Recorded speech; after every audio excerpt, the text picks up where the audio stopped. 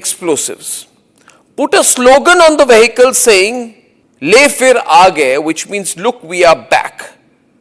And then they explode the van. And at that point of time, there are posters put, there's a lot of mayhem. It's also seen in the video that there are two people who are waving red flags before the blast. And the car is detonated mid-air amidst the spectators. There are videos from an Instagram account.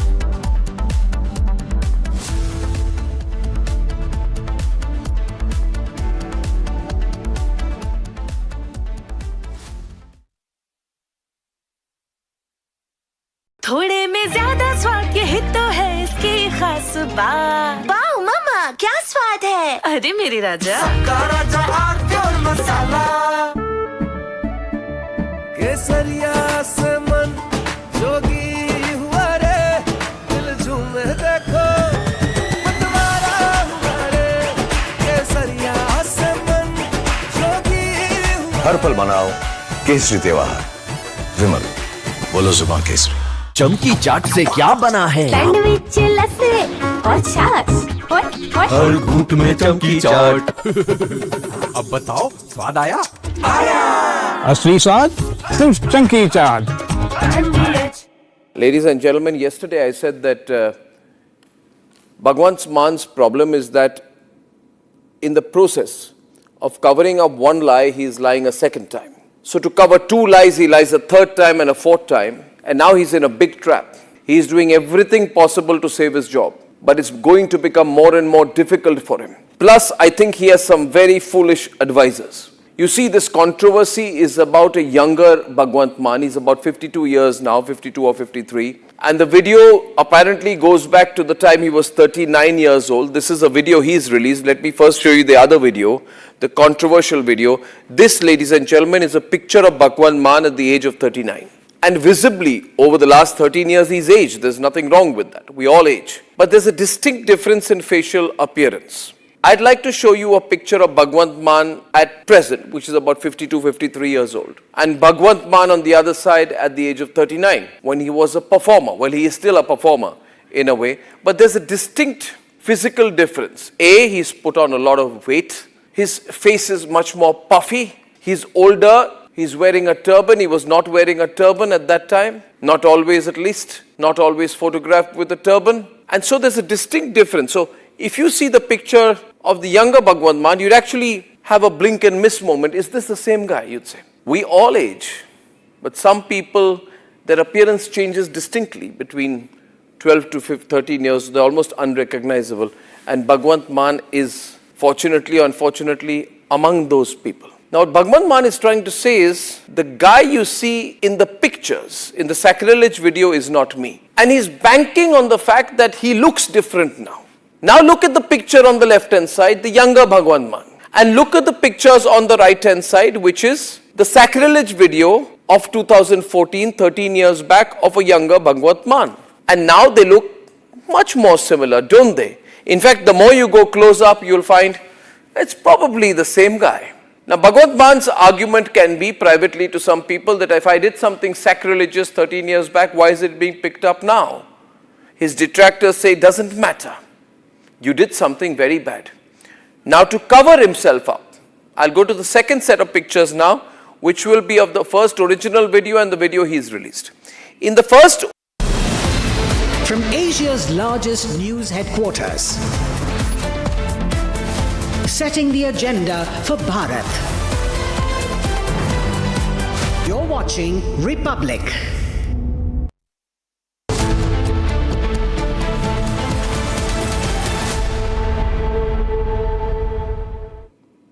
Good evening, welcome to Republic. Our top focus is going to be on the Ram Mandir trust theft that has taken place. There was donations that were being robbed. There were CCTV hidden cameras that were then installed, and this was caught on camera, viewers. Around 80 lakh rupees that was stolen, whether it was jewelry or now we are being told maybe even silver coins. Much more needs to be unearthed about what was happening at Ram Mandir. First, a look at our top headlines. Ram Mandir Trust General Secretary Champat Rai resigns after being asked to step down. Accused named in the FIR in the temple donation theft case are sent to 3 days of judicial custody.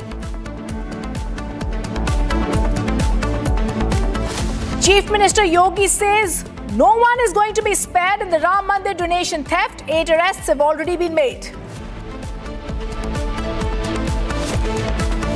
Big news from West Bengal. BJP government set to introduce the bill to implement UCC on Monday.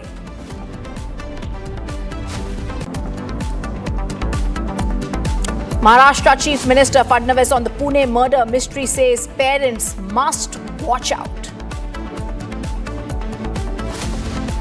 And Chief Minister Fadnavis approves setting up a fast-track court in the Pune Lohagar murder case. They appoint Ujjwal Nikam as the special public prosecutor.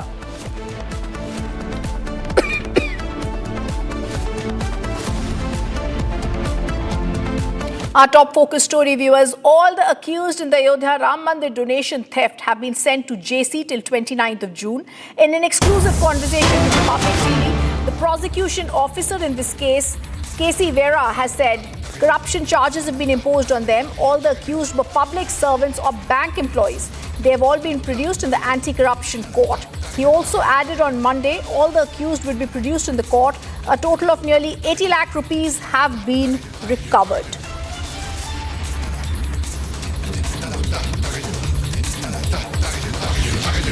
Let's look at that reaction coming in from KC Vera.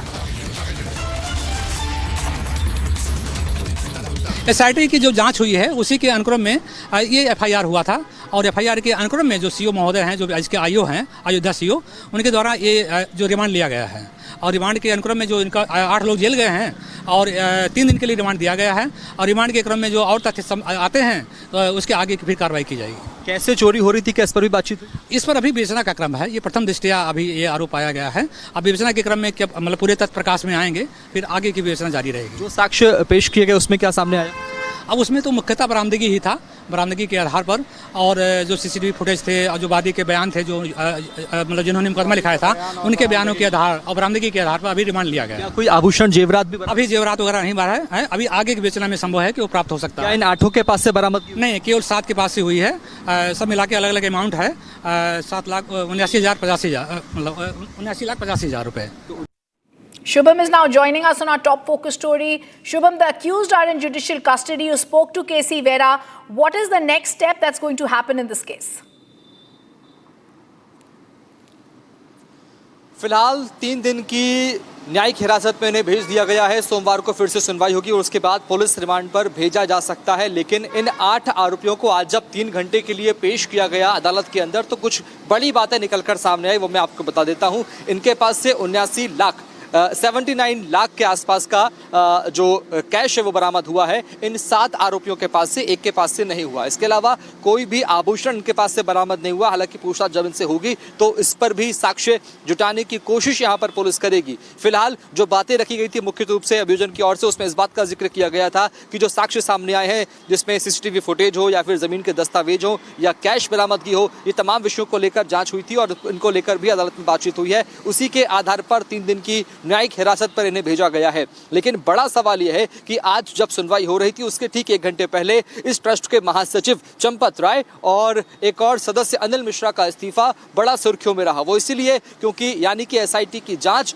की जो आंच है वो अब trust की तरफ बढ़ती हुई नजर आ रही है। यानी कि इन 8 आरोपियों के अलावा ऐसे कई बड़े नाम हैं जो इसमें शामिल हो सकते हैं, जिन पर भी अब गाज गिरना तय है, ये बिल्कुल कहा जा सकता है। कोर्ट ने इस बात का भी जिक्र किया है कि जब सोमवार को सुनवाई होगी तो हो सकता है कि SIT अपने जो जांच में जिनकी भूमिका उन्होंने तय की, जिन 17 नामों की, उनमें से भी किसी नाम को यहाँ पर फिलहाल चिन्हांकित कर सकती है, उन्हें भी बुला सकती है। इसको लेकर भी बात कही जा रही है। फिलहाल SIT की जांच लगातार जारी है। पुलिस कस्टडी में इन्हें भेज दिया गया है। सोमवार को एक बार फिर से सुनवाई होगी, उसके बाद में इन 8 आरोपियों से लगातार सख्ती से पूछताछ होगी। पूछताछ होना जरूरी इसलिए भी है क्योंकि मामला सिर्फ करोड़ों के गबन का नहीं है, बल्कि करोड़ों लोगों की आस्था से जुड़ा हुआ मामला है। ऐसे में जब इनसे सख्ती से पूछताछ होगी तो बिल्कुल ये बात सत्य है कि हाँ, कुछ बड़े नाम निकलकर सामने आ सकते हैं, क्योंकि विपक्ष लगातार हमलावर है। विपक्ष का यह कहना है कि छोटी मछलियों को पकड़ा जा रहा है। जो जिनके बड़े आका है, जिनकी शह पर ये सब कुछ हो रहा था, वो लोग अभी भी बाहर हैं, उन पर कोई प्रश्न नहीं उठ रहा है। ये एक बड़ा प्रश्न था। लेकिन अब जब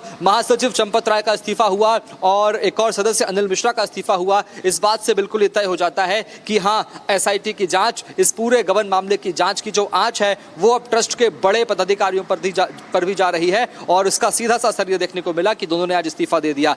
बातें ये भी कही जा रही है कि जो साक्ष्य सामने आए थे, जो जुटाए गए थे जांच टीम के द्वारा, जो सौंपी गई है 23 जून को रिपोर्ट, उसमें भी इस बात का जिक्र है कि हाँ, 17 नाम ऐसे हैं ट्रस्ट के सदस्यों को मिलाकर और इन 8 को मिलाकर जो बड़े पद पर हैं और उनसे भी पूछताछ की जा सकती है। आपको एक बात यहाँ विशेष रूप से बता दें कि जो 8 आरोपी तय किए गए हैं, जो बनाए गए हैं, जिनको आज कोर्ट में, अदालत में पेश किया गया और उसके बाद उन्हें जेल भेजा गया है, इन्होंने अन्य का नाम भी शामिल किया है। यानी कि अगर पूछताछ में कोई और नाम सामने आते हैं या ये कबूल करते हैं पूछताछ के दौरान, तो उन लोगों का नाम भी इसमें शामिल किया जा सकता है। ये सूची बढ़ाई जा सकती है, उन्हें भी नामजद किया जा सकता है, धाराओं में भी बदलाव किया जा सकता है। फिलहाल यही जानकारी सामने आ रही है कि सोमवार तक इन्हें न्यायिक हिरासत में भेजा गया है और उसके बाद एक बार फिर सुनवाई होगी। सोमवार को फिर से इन्हें पेश किया जाएगा। उसके बाद क्या निकलकर सामने आता है, ये बड़ा दिलचस्प होगा, क्योंकि जब उनकी पुलिस रिमांड होगी तो उनसे सख्ती से पूछताछ की जाएगी। क्योंकि करोड़ों के गबन का मामला है,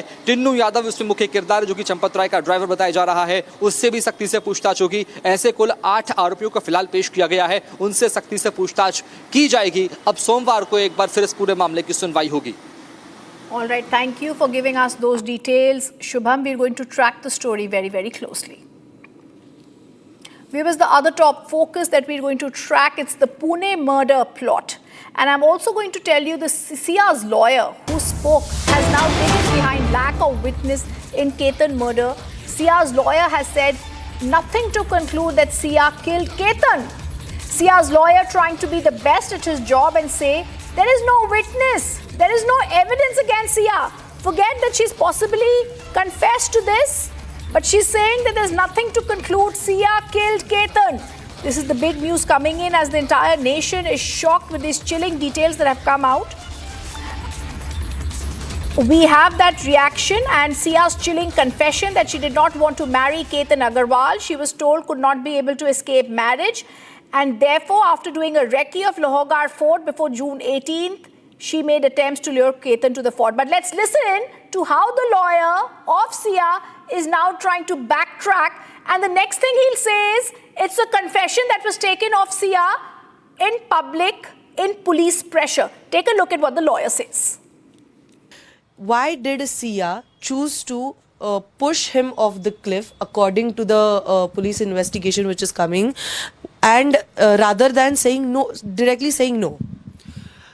See, as of now, the matter is under investigation, and whatever has been told by the police or anybody else as of now cannot be treated as a piece of evidence, as we know that there are certain provisions like Article 22 is there, then there are certain provisions like Section 25 of the Evidence Act. And these provisions say that anything, whatever is said before the police station during detention cannot be treated as a piece of evidence. Then, there are provisions in the Constitution as well, which clarifies that such confessions cannot be used as, evidence against the accused. And accused cannot be forced to become a witness against herself. So I think apart from that, there is no any concrete witness so far as I understand in this case.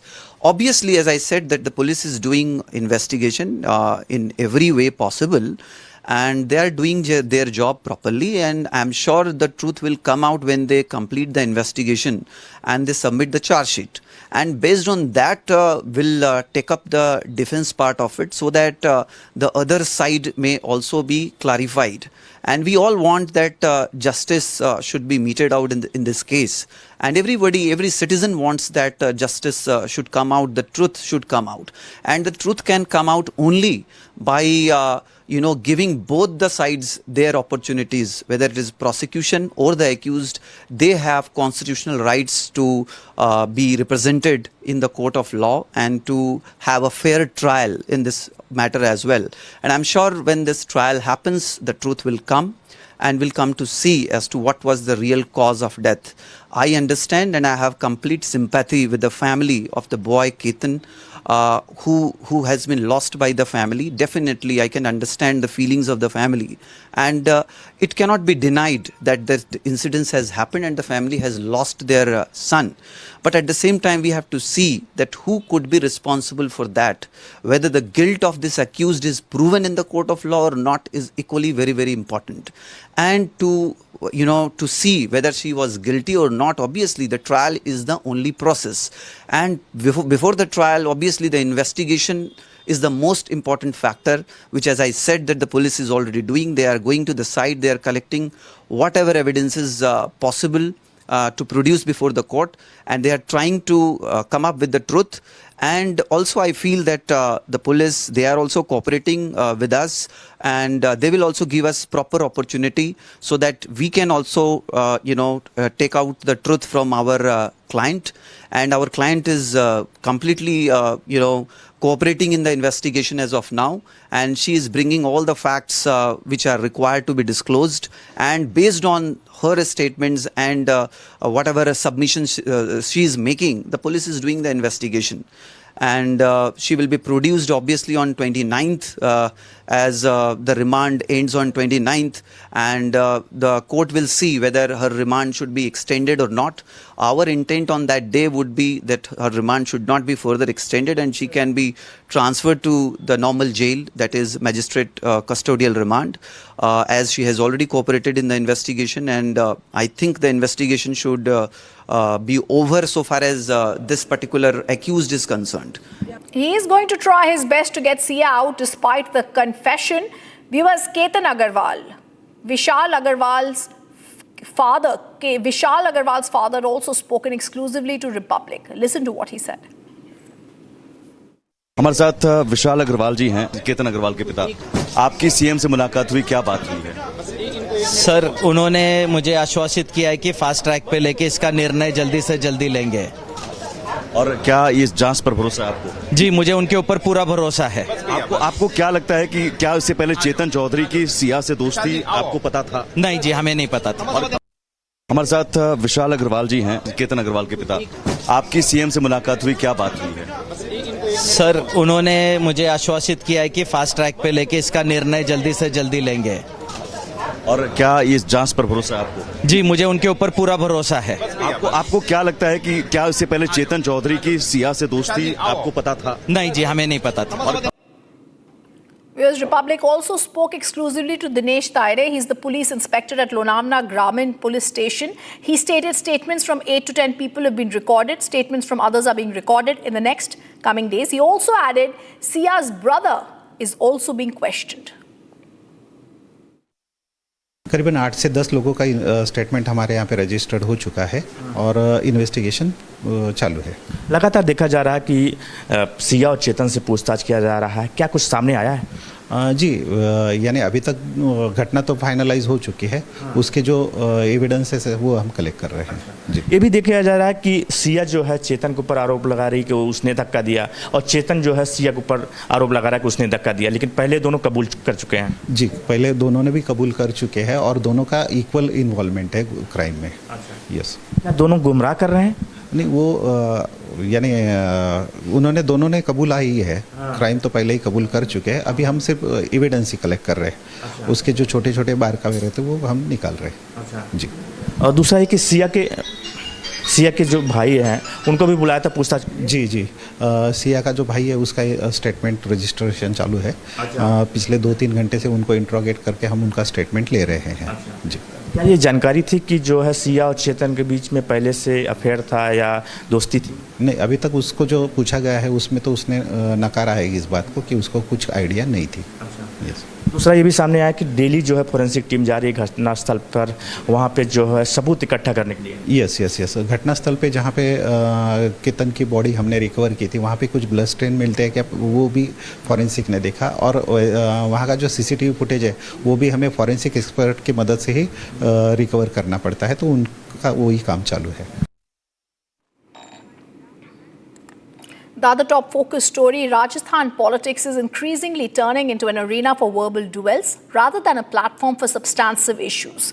Recently, viewers, all bounds of decorum were breached when State Education Minister Madan Dilawar launched an attack on State Congress President Govind Singh Dostara using a comparison that ignited a firestorm across political circles.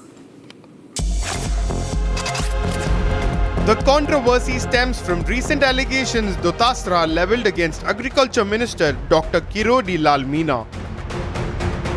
Dilawar labelled Dostara as dishonest and shameless, while defending Kirodi Lal Meena as being pure as gold. डोडासरा जी बेईमान और बेशर्म है और doctor Kirori जी मीना सोने की तरह खरे हैं, उनके ऊपर कोई भी आरोप टिकता नहीं है और उनके जो डोडासरा जी जो लाखट रूप से भ्रष्टाचार के दलदल में डूबे हैं, उससे उनकी राख हटाने के लिए इस प्रकार की ओछे हथकंडे अपनाते रहते हैं। जिसे मैंने पहले भी कहा, अभी कर रहा हूँ कि वैसे ही जैसे कि वेश्या पतिव्रता पर आरोप लगाती है।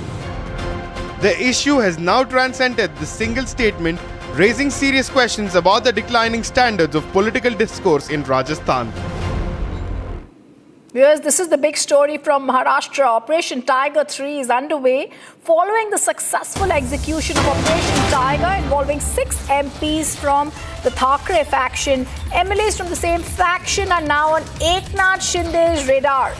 Yesterday, viewers, 14 of the 20 MLAs belonging to the Thackeray faction held a secret meeting with Deputy Chief Minister in Maharashtra Shinde at an undisclosed location. We're getting you the inside scoop. 14 MLAs from the same group are now in contact with Shinde. The results of Operation Tiger 3 are beginning to appear. Senior sources indicate this is the reason Deputy Chief Minister Eknath Shinde was absent from the legislature yesterday. Much more happening in Maharashtra.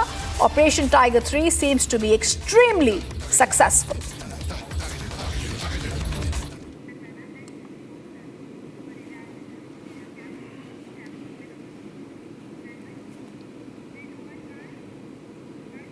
We also get you news from across the nation.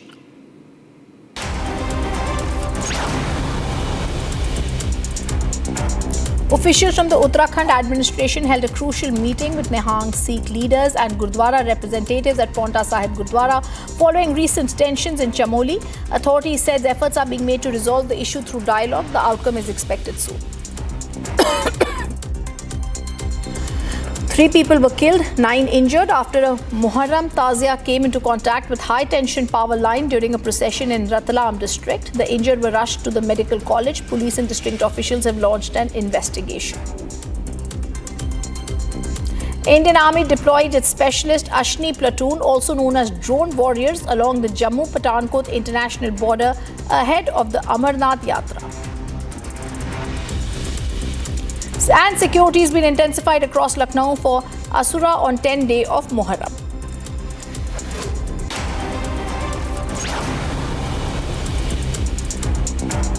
Coming up after a short break, the BJP government is set to introduce a bill to implement UCC in West Bengal Assembly on Monday. Much more on that after a short break. Stay on with us.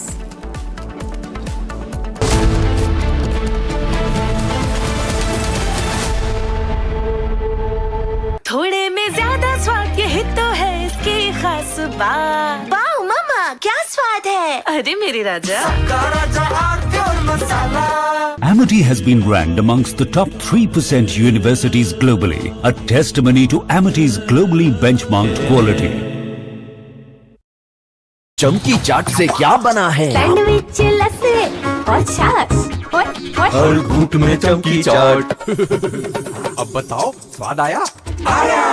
असली स्वाद सिर्फ चंकी चाट। रानी, इस घर में कुछ है जो टूटता नहीं। ये पिलर कभी नहीं टूटेगा।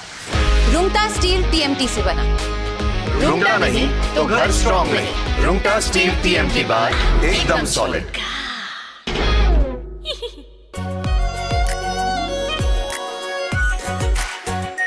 Are pure shahi paneer masala, delicious, healthy every day.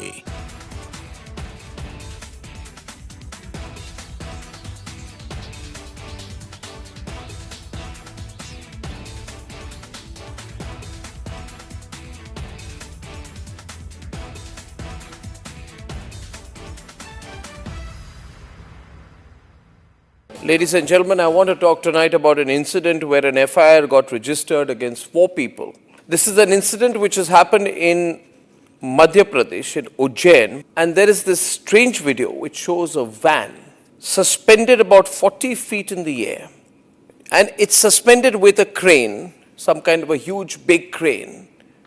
And there are explosives which are put inside this van, and then the van is detonated. Watch this very carefully, ladies and gentlemen. This is apparently during a Muharram procession, where the organizers fill a car with explosives, lift it 40 feet in the air with explosives, put a slogan on the vehicle saying, "Le fir aage," which means, "Look, we are back." And then they explode the van. And at that point of time, there are posters put, there's a lot of mayhem. It's also seen in the video that there are 2 people who are waving red flags before the blast. And the car is detonated mid-air amidst the spectators. There are videos from an Instagram account which also show a young man performing other explosion-related stunts, such as filling a drum with explosives and blasting it. And there are intense explosives used out there. This is all a celebration of explosions. These are not fireworks, let me tell you this, viewers. Now, the police arrested the accused, and there was a procession of the accused also taken out. The accused identified as one Shoaib, Zahid Khan and Taslim. Shoaib organized the event, and Zahid and Taslim were the ones waving the flag while standing on the vehicle before the vehicle was blown up. This is what has happened. And this is the strangest and most dangerous incident that has happened, because we don't know what is the message that they were trying to.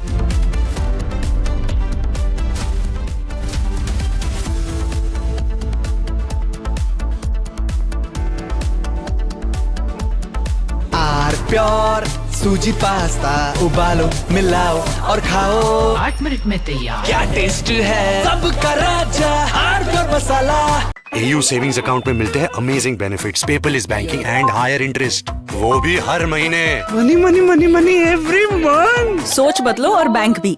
चमकी चाट से क्या बना है? Sandwich, लस्सी और छाछ। हर घूंट में चमकी चाट, ड्राई फ्रूट और दही बड़े। चमकी चाट से स्वाद बढ़े। असली स्वाद सिर्फ चंकी चाट। केसरिया से मन जोगी हुआ रे, दिल झूमे देखो मतवारा हुआ रे। केसरिया से मन जोगी हुआ। हर पल मनाओ केसरी त्योहार। विमल, बोलो जुबान केसरी। थोड़े में ज्यादा स्वाद, यही तो है इसकी खास बात। वाओ मामा, क्या स्वाद है? अरे मेरे राजा। Ladies and gentlemen, yesterday I said that Bhagwant Mann's problem is that in the process of covering up one lie, he is lying a second time. So to cover 2 lies, he lies a 3rd time and a 4th time. And now he's in a big trap. He is doing everything possible to save his job, but it's going to become more and more difficult for him. Plus, I think he has some very foolish advisors. You see, this controversy is about a younger Bhagwant Mann. He's about 52 years now, 52 or 53. And the video apparently goes back to the time he was 39 years old. This is a video he's released. Let me first show you the other video, the controversial video. This, ladies and gentlemen, is a picture of Bhagwant Mann at the age of 39. And visibly, over the last 13 years, he's aged. There's nothing wrong with that. We all age. But there's a distinct difference in facial appearance. I'd like to show you a picture of Bhagwant Mann at present, which is about 52, 53 years old. And Bhagwant Mann on the other side at the age of 39, when he was a performer. Well, he is still a performer in a way. But there's a distinct physical difference. A, he's put on a lot of weight. His face is much more puffy. He's older. He's wearing a turban. He was not wearing a turban at that time. Not always, at least. Not always photographed with a turban. And so there's a distinct difference. So if you see the picture of the younger Bhagwant Mann, you'd actually have a blink and miss moment. Is this the same guy, you'd say? We all age. But some people, their appearance changes distinctly between 12 to 13 years. They're almost unrecognizable. And Bhagwant Mann is, fortunately or unfortunately, among those people. Now, what Bhagwant Mann is trying to say is, the guy you see in the pictures, in the sacrilege video, is not me. And he's banking on the fact that he looks different now. Now look at the picture on the left-hand side, the younger Bhagwant Mann. And look at the pictures on the right-hand side, which is the sacrilege video of 2014, 13 years back, of a younger Bhagwant Mann. And now they look much more similar, don't they? In fact, the more you go close up, you'll find it's probably the same guy. Now, Bhagwant Mann's argument can be privately to some people that if I did something sacrilegious 13 years back, why is it being picked up now? His detractors say it doesn't matter. You did something very bad. Now, to cover himself up, I'll go to the second set of pictures now, which will be of the first original video and the video he's released. In the first original video, Bhagwant Mann is seen doing something terrible, disrespectful, and sprinkling alcohol on pictures of Sikh gurus. And that's the original video. Today, for some strange reason, Bhagwant Mann has come out with his own video. And God knows where he's got this actor from. It seems he's got an actor who's shown in doing some of the same kind of things. And then he's saying that this person in the video is not me. Hello, wake up, Bhagwant Mann, wake up. This is your own video. You made this video.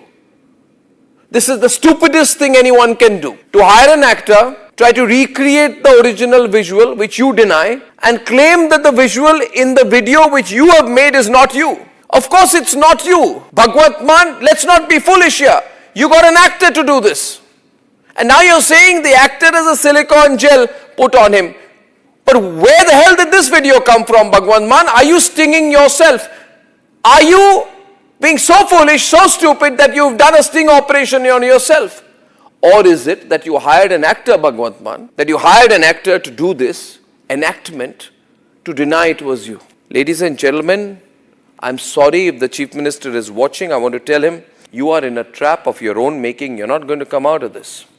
You have released 2 videos today to torpedo the cover-up story that has come out of a Haryana police investigation that found that Bhagwant Mann sent the Punjab police to manufacture certain forensic reports to help himself. Unfortunately for Bhagwant Mann, because these kind of pictures have now come out, you can put these silicone masks, make somebody look like somebody else. It's like a Hollywood trick. Did someone tell Bhagwant Mann that I'll pull out a Hollywood stunt to help you? And I want to ask Bhagwant Mann, why the hell have you put out some own videos of yourself? Who does that? You deny that the original video is not you, it's fine, then we'll debate that. But why the hell are you, Bhagwant Mann, releasing videos of actors who are behaving like you? These are actors, we know that. And there are other distinct differences. In the 2 videos, in one video there is a long glass of champagne or liquor or something. In the other video, there is a shorter glass. In one video, there are sunglasses. In the other video, there are no sunglasses. In one video, there is a table lamp. In the other video, there is no table lamp. In one video, the person is in shorts. In the other video, the person is in trousers. This proves that Bhagwant Mann has probably done the stupidest cover-up in political history. Or that he has hired somebody to do a video so that he can deny the video. Now, who gave you this bright idea, Bhagwant Mann, to create a video and get a video done so that you can deny it? The nation wants to know. So my point is, I'll end with this again. Unfortunately for Bhagwant Mann, in the process of covering up one lie, he's ended up with the second and third lie. Now let me say, he's in political quicksand. The way he's going, he'll go down and he'll take the Aam Aadmi Party with him. At least in Punjab. Read my lips, watch this space.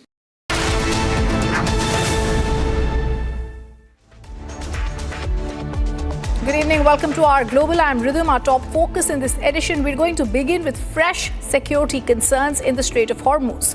The UN has suspended plans to evacuate stranded vessels after a cargo ship was attacked on the coast of Oman, raising new questions about maritime security.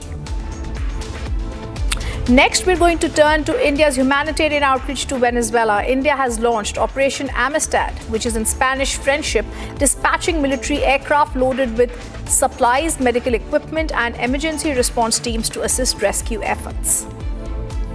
And viewers, after that, we're going to stay with Venezuela, where rescue teams continue a desperate search for survivors following devastating twin earthquakes as emergency crews are racing against time in the hardest hit areas.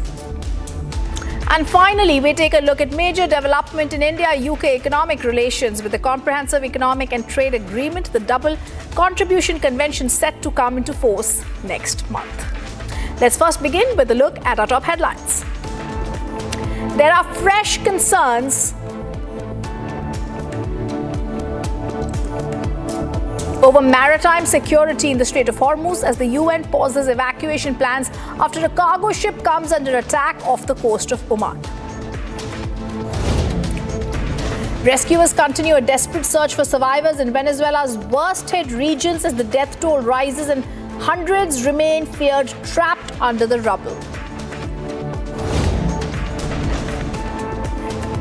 India launches Operation Amistad for earthquake-hit Venezuela, dispatching relief supplies, teams and emergency equipment to support rescue efforts.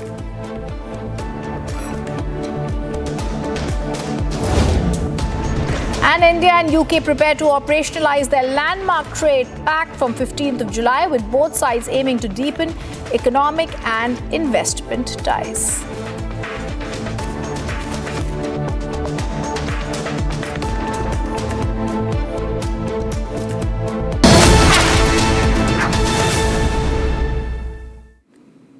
Because fresh concerns have emerged over maritime security in the Strait of Hormuz despite the ongoing US-Iran peace process. UN has suspended its plan to evacuate stranded vessels through the strategic waterway after a cargo ship was attacked off the coast of Oman.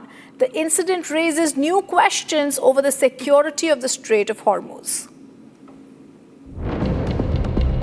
The United Nations has paused its evacuation plan for stranded ships through the Strait of Hormuz after a cargo vessel was attacked off the coast of Oman. The decision came after the United Kingdom Maritime Trade Operations reported that a merchant vessel was struck by a projectile while sailing near Omani waters.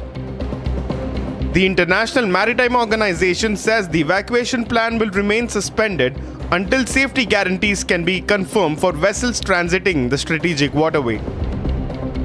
According to the UN agency, the attacked cargo ship was not part of the evacuation convoy, but the incident has prompted an immediate review of maritime security. Reportedly, a US official has told that the vessel was allegedly struck by an Iranian drone operated by the IRGC. The reported attack came just hours after Iran warned vessels against using routes through the Strait of Hormuz without Tehran's approval. Iran's newly established Persian Gulf Strait Authority later stated that ships traveling outside its designated transit routes would not be covered by its guarantee of safe passage. The latest incident has cast fresh uncertainty over efforts to restore normal navigation in the region, even as diplomatic negotiations between US and Iran continue. Joining us live is Ambassador Deepak Vohra, former diplomat. Deepak ji, a very good evening. The bigger question that we want to understand, Deepak ji, on the Strait of Hormuz, does this incident also expose the limits of American deterrence, sir? Despite a ceasefire, despite international assurances, commercial shipping is still under attack. Isn't this also therefore questioning Washington's credibility? It's also on trial. Well, thank you very much. Always a pleasure to be with you. By the way, I must tell you that I have passed through the Strait several times. I've served in that region. Iran has discovered a weapon that it wishes to use, which is the Strait of Hormuz. It can, 20% of global trade passes through there. It's that you have all the figures. You can look it up on Google. United States says that that has to be kept open because it's an international waterway. And in terms of the convention, on international waterways, Iran has no right to close it. It doesn't belong to Iran's grandfather. So what I'm seeing now, ma'am, because there is absolutely no trust between the United States and Iran, there is a feeling in the United States that they left Iran unbeaten. without bringing it totally to its knees. And so they were looking for a moment they can go back and complete the job. That's my feeling by talking to my American friends. So what you've just mentioned in the Strait of Hormuz, they've hit a ship, we don't know what the nationality was. But if it had been a vessel that was Western, from a Western nation, or maybe from the United States or whatever, all hell would have broken loose. Ma'am, let me put it to you like this. Neither side seems to be willing to give in. I believe that President Trump is itching for an occasion to say, look, I tried, I did my best, I spent a lot of time in wherever I met these characters. I've met them in Geneva, I've met them here, there, everywhere. They're not willing to listen. So the only language, according to the American perception, that Iran understands is a solid thrashing. And I think America is determined to do that. Donald Trump's rating, by the way, if you look very carefully, is actually not as bad as we would think. His tough stance on Iran is effective. People say, well, great guy. I mean, you've proved that you can't kick America around. America is a great part, and that is the way it should be. That's my understanding, beta. And having served in that region for 20 years, may I just say that Iran is playing with fire. All these attacks that it is doing are more for domestic consumption that I can take on the mighty United States. But when the mighty United States hits back, the IRGC won't know where to hide. And I also wanted to mention that we know what has happened in Gaza. It's pretty much game over for the fellows over there who were fighting the Americans. We know what is happening in Yemen, where the Houthis occasionally let fly something, but they are also quite happy to come to terms with the United States. Hamas is finished. Now that leaves us with Hezbollah. I've also heard stories, and I don't know if that is true, that there are several Hezbollah commanders who are stuck in Lebanon. And the Iranians therefore keep saying that, we must get Lebanon involved. You can't do this. You stop your attacks on Lebanon. Why? Are they your uncles, your aunties, your grandfathers? Because if your people are stuck there, many of your commanders, then it's possible that you want the conflict there to halt. Americans are not going to stop. Israel is not going to stop, because Israel sees Hezbollah as a primary threat to its existence, as an existential threat. I have served in that region better. Let me put it to you like this, that after whatever has happened since February of this year, trust levels are minus 50. I thought 0 was the lowest level. They are now at minus 50. Nobody trusts the other. America doesn't trust Israel. America doesn't trust Iran. Iran doesn't trust Israel. Iran doesn't trust America. Iran doesn't trust Russia. Iran doesn't trust China. All these fellows are trying to make hay while the sun shines. And I know what the Chinese would be saying, look, sell me your oil at $1 a barrel and I'll carry it away from there. Kind of nonsense are we talking. Yes. We did this, let me just tell you, I think it was in 2012 when there was all these things going on about American sanctions and so on. So we asked the Iranians that whatever oil you give us, we'll pay for it in Indian rupees and it will be kept in an Indian bank, United Commercial Bank. So all their money was kept there, and then they used it to import stuff from India. This kind of barter deal that ended in 2019 when the United States said no more waivers for trading with Iran. So it's a mess. The Middle East at the moment is a feast for anybody who wants to create trouble. That is my understanding, having spent over 20 years in that godforsaken, volatile region. All right, Deepak Vohra-ji, there would have been many other questions, but I think in that one breath, that eloquence, you've actually answered several of them. Peace deal is under strain. We're going to keep a watch on what happens next. Thank you, sir, for joining us. Viewers, India has stepped forward to assist earthquake-hit Venezuela, launching a major humanitarian mission named Operation Amistad.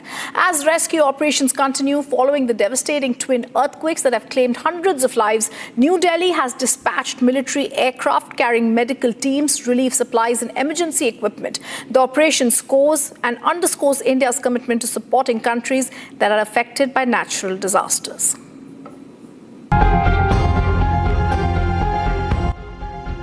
As Venezuela battles the aftermath of its deadliest earthquake in decades, India has swiftly moved to support the relief efforts. New Delhi has launched Operation Amistad, a humanitarian mission aimed at assisting the quake-hit South American nation. Amistad, which means friendship in Spanish, reflects India's message of solidarity with the people of Venezuela. Two Indian Air Force C-17 Globemaster aircraft have taken off carrying urgent relief material. The aid package includes an Indian Army field hospital unit, medicines, medical equipment, and more than 35 tons of humanitarian supplies. India has also dispatched 2 Bisham cubes, rapidly deployable modular medical facilities designed for emergency response operations. External Affairs Minister Dr. S. Jaishankar announced the operation, affirming India's commitment to stand with Venezuela during the crisis. The assistance comes as rescue teams continue to search for survivors across the worst-hit regions, where buildings have collapsed and critical infrastructure has suffered extensive damage. India's response adds to a growing international relief effort as countries across the world rally to help Venezuela recover from the disaster. And viewers, we're going to give you breaking news that's just coming in. We're also going to stay on the Venezuela as rescue teams in Venezuela are continuing. But first, we're going to get you news that's coming. The breaking story, just a day after a massive earthquake killed hundreds in Venezuela, there's a magnitude 6.7 quake of southern Philippines, according to the United States Geological Survey. The quake struck at 7:42 p.m. as a depth of 65.7 kilometers was there. This comes less than 3 weeks after a major tremor in the same area left more than 80 dead. There is no immediate tsunami warning, viewers, that was given. Now, I'll also give you the other news that's coming in, viewers, in Venezuela. There are rescue teams in Venezuela that are continuing an intense search for survivors after devastating twin earthquakes struck the country, leaving widespread destruction in their wake. The hardest hit region of La Guaira has witnessed dramatic rescue operations, with survivors being pulled from collapsed buildings, even as families mourn those who could not be saved. The authorities say thousands and hundreds remain trapped while the death toll continues to rise. There are fears many are still buried under the rubble.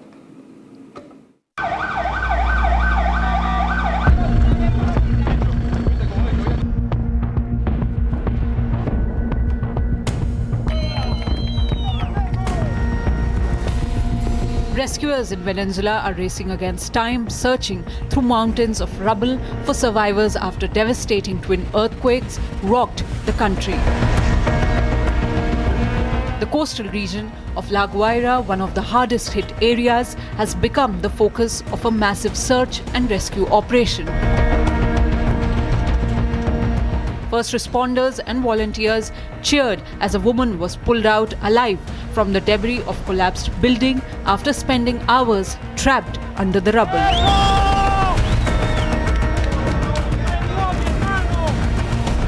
Cuando empezó el temblor, me agarré durísimo. Ahí tiene uno al lado, al marco de la puerta. Tanto que me partí el brazo, el dedo. Me agarré duro al marco de la puerta. Hasta que cayó todos los pisos. Y después le vi la mano a ella así. La agarré. Como si fuera acompañada. No me dio chance de llorar. Y todavía no me da chance de llorar. Officials say hundreds of people remain trapped, with death toll that continues to rise, raising fears of an even greater humanitarian disaster. Across La Guaira, heartbreaking scenes are unfolding as families search for missing relatives and mourn the loss of the loved ones. Rescue crews continue to dig through the collapsed apartment blocks, with children among those recovered from the debris, some alive, others not.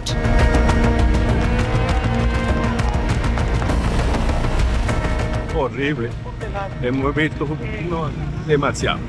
Y luchando para sacar a los niños con la esperanza de conseguirlo vivo. Sacamos a uno, eran los tres, pero sacamos uno que salió vivo, gracias a Dios, pero ellos no llegamos.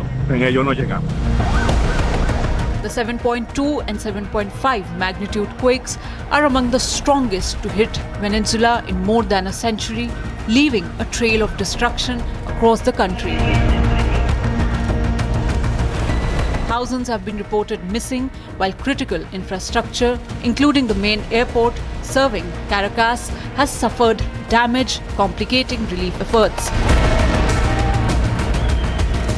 With rescue teams working round the clock, hopes of finding more survivors remain alive, even as the scale of the tragedy continues to grow.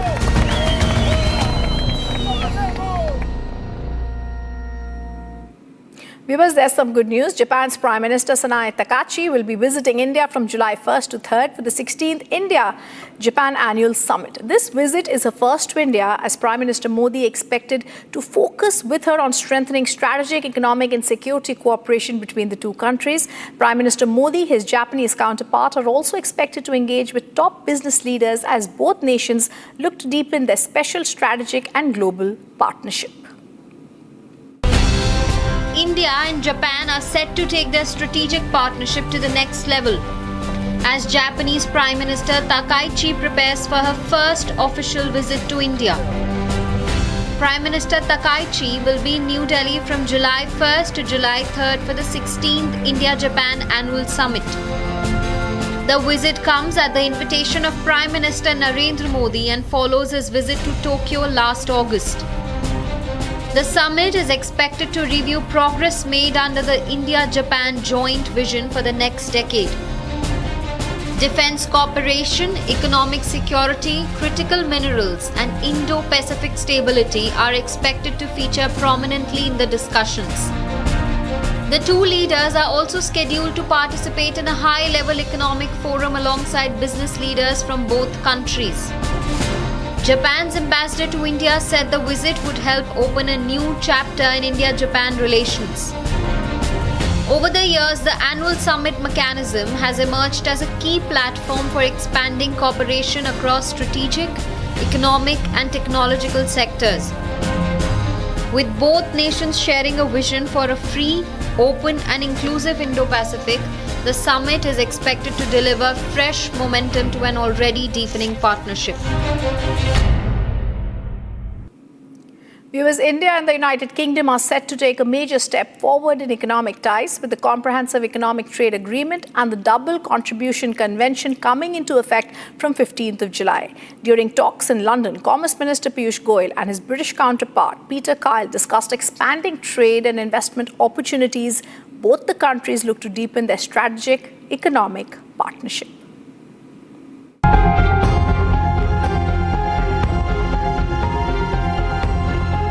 India and the United Kingdom are preparing to enter a new phase of economic cooperation with a landmark trade agreement set to come into force next month. Commerce Minister Piyush Goyal held talks in London with UK Business and Trade Secretary Peter Kyle to discuss ways to further strengthen the bilateral trade ties.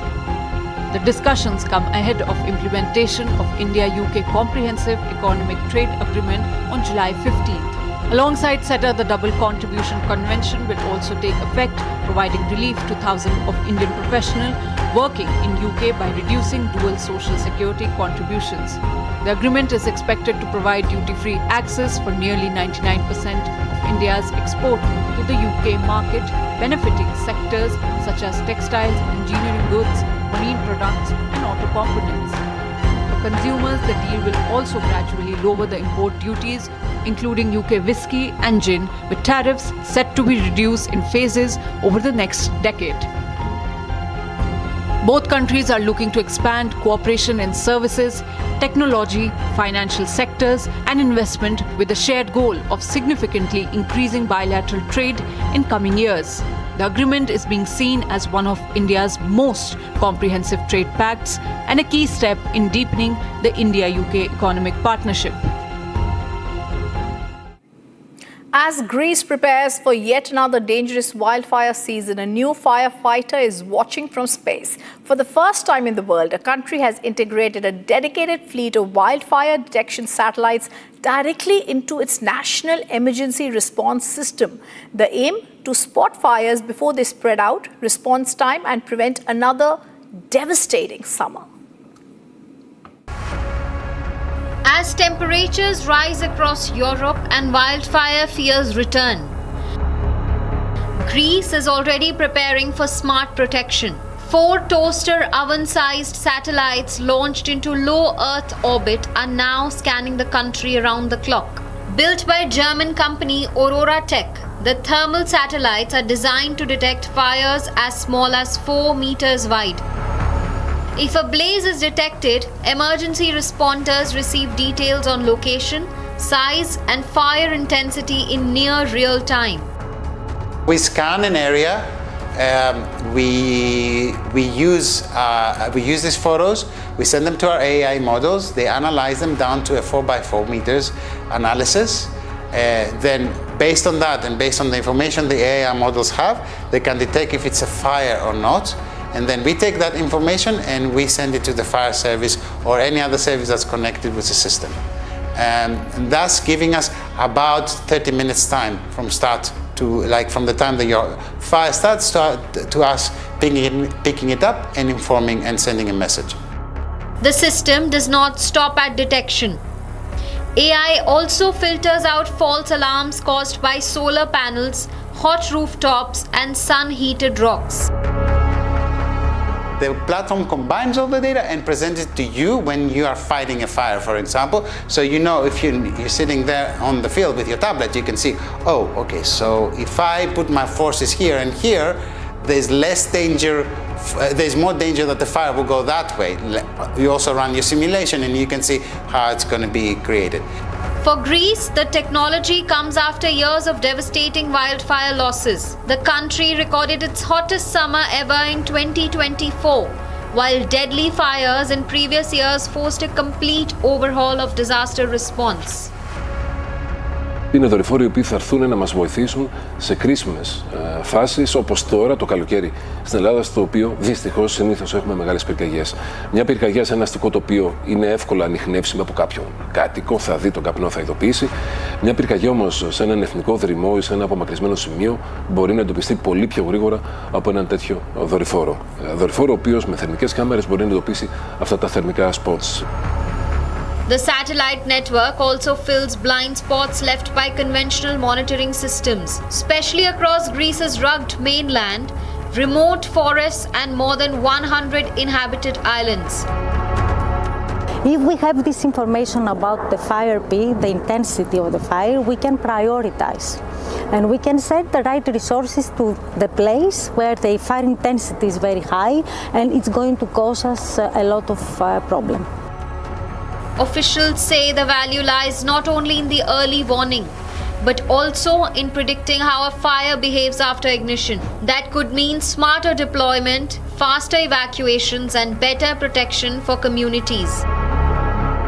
Now, with the 4 nanosatellites that Aurora Tech has launched in May, we will have every hour this kind of information. There will be no gap, but it's important not only for the early detection, but also for the fire spread model. So we will know what the fire is doing every 1 hour.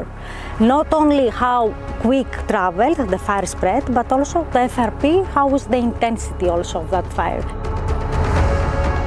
Backed by European funding worth 200 million euros, Greece is building a larger observation network combining thermal, radar and optical satellites. Future systems are expected to support border monitoring, crop planning, heat wave management and disaster response. And as another scorching summer begins, this orbiting fire shield is about to face its biggest test.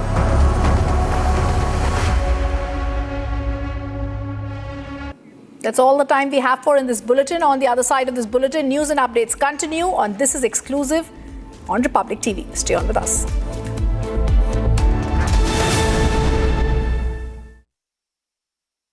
Co-powered by Crystal Crop Protection. देश का किसान, देश का hero.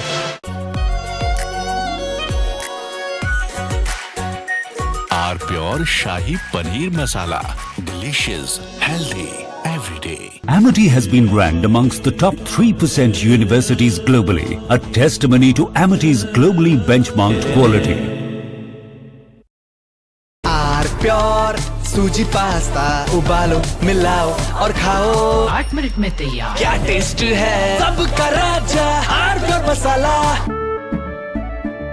केसरिया से मन जोगी हुआ रे दिल झूमे देखो मतवारा हुआ रे केसरिया से मन जोगी हुआ हर पल मनाओ केसरी त्योहार विमल बोलो जुबान केसरी थोड़े में ज्यादा स्वाद यही तो है इसकी खास बात। वाओ मम्मा क्या स्वाद है। अरे मेरे राजा Raja R pure masala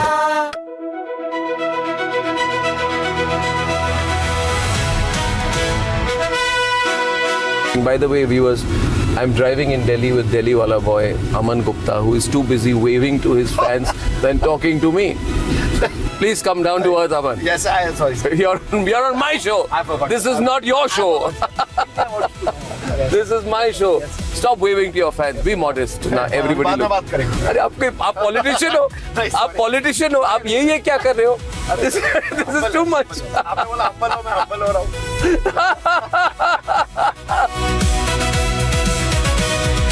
You became very famous during Balika Badhu. At that time, there was a huge amount of fame and focus, right? There was. People must be writing about you. The paparazzi would have written about you. There were no paparazzis at that time. You're not that old. Don't No, I mean it. There were no paparazzis. You were no paparazzi at that time. There were no paparazzis. This has happened now? There was no Viral Bayani then? Back then, it was just, What do you mean back then? No, if you keep talking, I'm over a decade older to you. If you keep saying back then I'll stop driving the car here. No, I'm sorry. I don't mean... What am I then? Back then.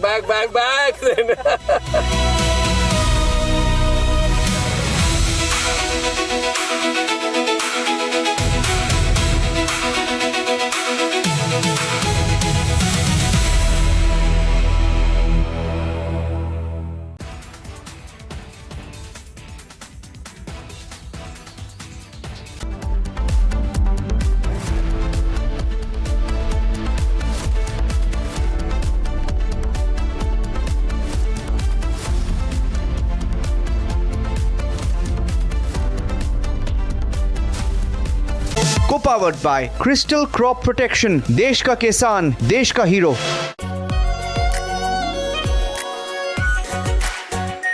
Are pure shahi paneer masala, delicious, healthy everyday. AU current account के साथ मिलता है free UPI QR overdraft facility और एक ही app से bank के सारे काम. AU सोच बदलो और बैंक भी.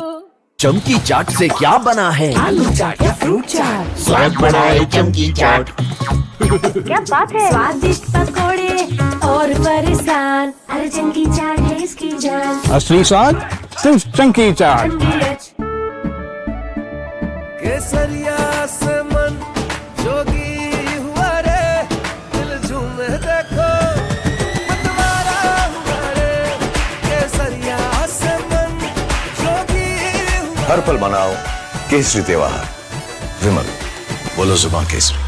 आर प्योर सूजी पास्ता उबालो मिलाओ और खाओ. 8 मिनट में तैयार. क्या टेस्ट है सबका राजा R pure masala.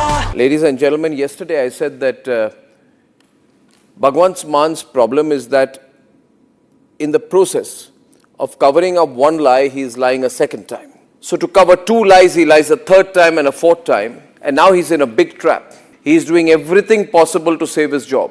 But it's going to become more and more difficult for him. Plus, I think he has some very foolish advisors. You see, this controversy is about a younger Bhagwant Mann. He's about 52 years now, 52 or 53. And the video apparently goes back to the time he was 39 years old. This is a video he's released. Let me first show you the other video, the controversial video.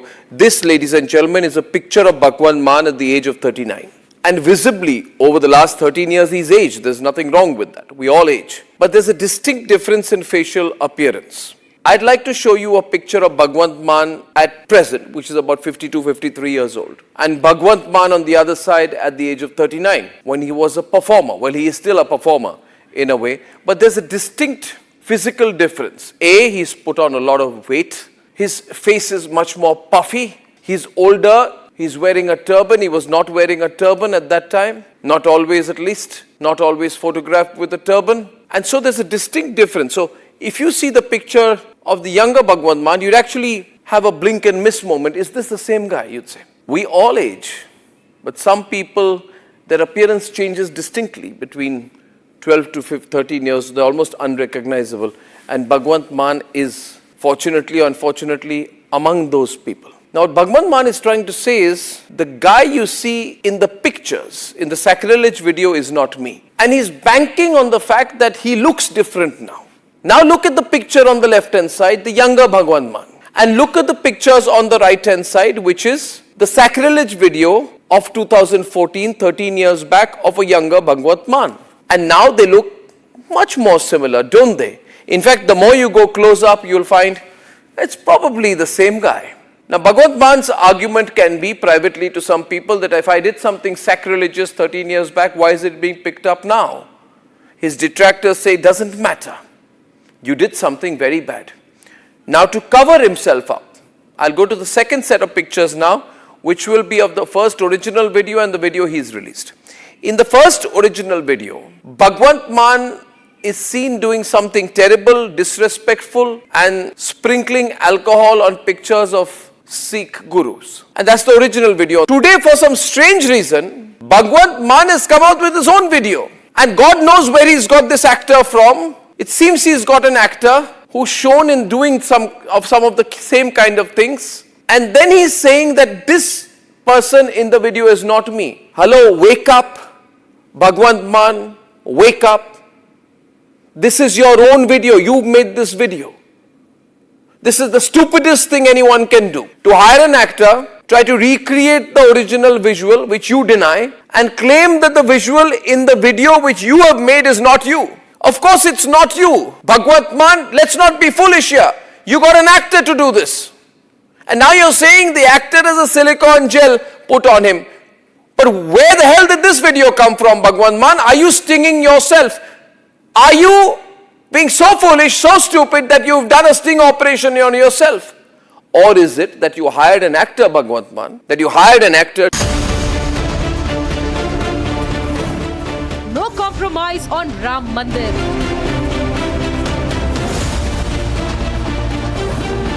Zero compromise on Mandir theft. Yogi government's zero compromise approach. Debating tonight at 9 p.m. Presented by Amity University, ranked amongst the top 3% universities globally. Co-presenting by Borger Paints, paint your imagination. Powered by RP Sanjeev Goenka Group, growing legacies since 1820. TVS iQube, India's favorite family EV.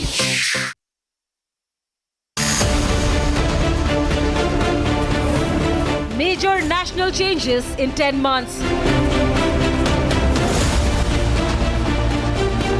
From Mission 362 MPs to Uniform Civil Code. India braces for big political moves. Debating tonight at 8 p.m. Present.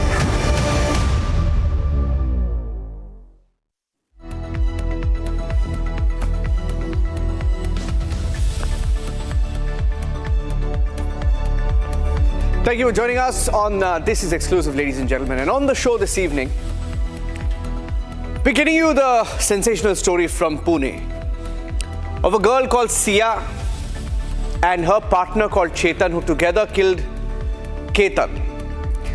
Now, on this story, there are many twists and turns that are breaking into the newsroom in the last 3 to 4 days. Every single day, there's been a new update, a new twist and a new turn as they now try to blame each other for what happened in Pune.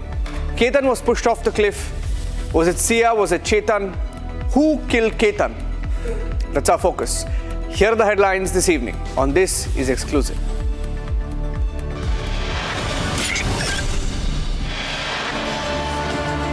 Maharashtra Chief Minister meets the family of Ketan Agarwal, the boy who was killed in Pune, says parents must be more careful and keep a watch on their children.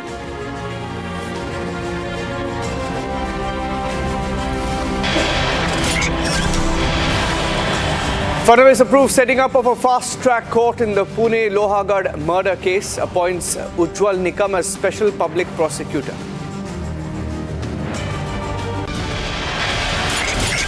Ram Mandir Trust General Secretary and top official Champat Rai has resigned after being asked to step down in the donation theft case.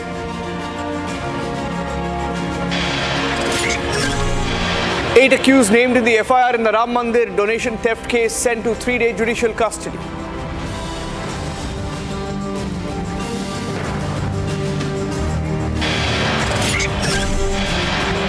Yogi Adityanath, the UP Chief Minister, says he will not spare anyone.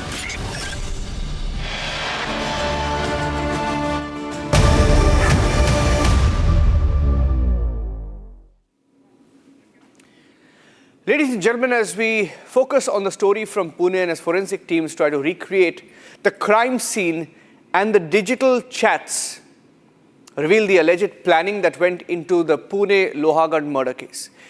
The accused have started turning on each other. Both Sia, the girl who was engaged to Ketan, and her boyfriend Chetan are blaming each other.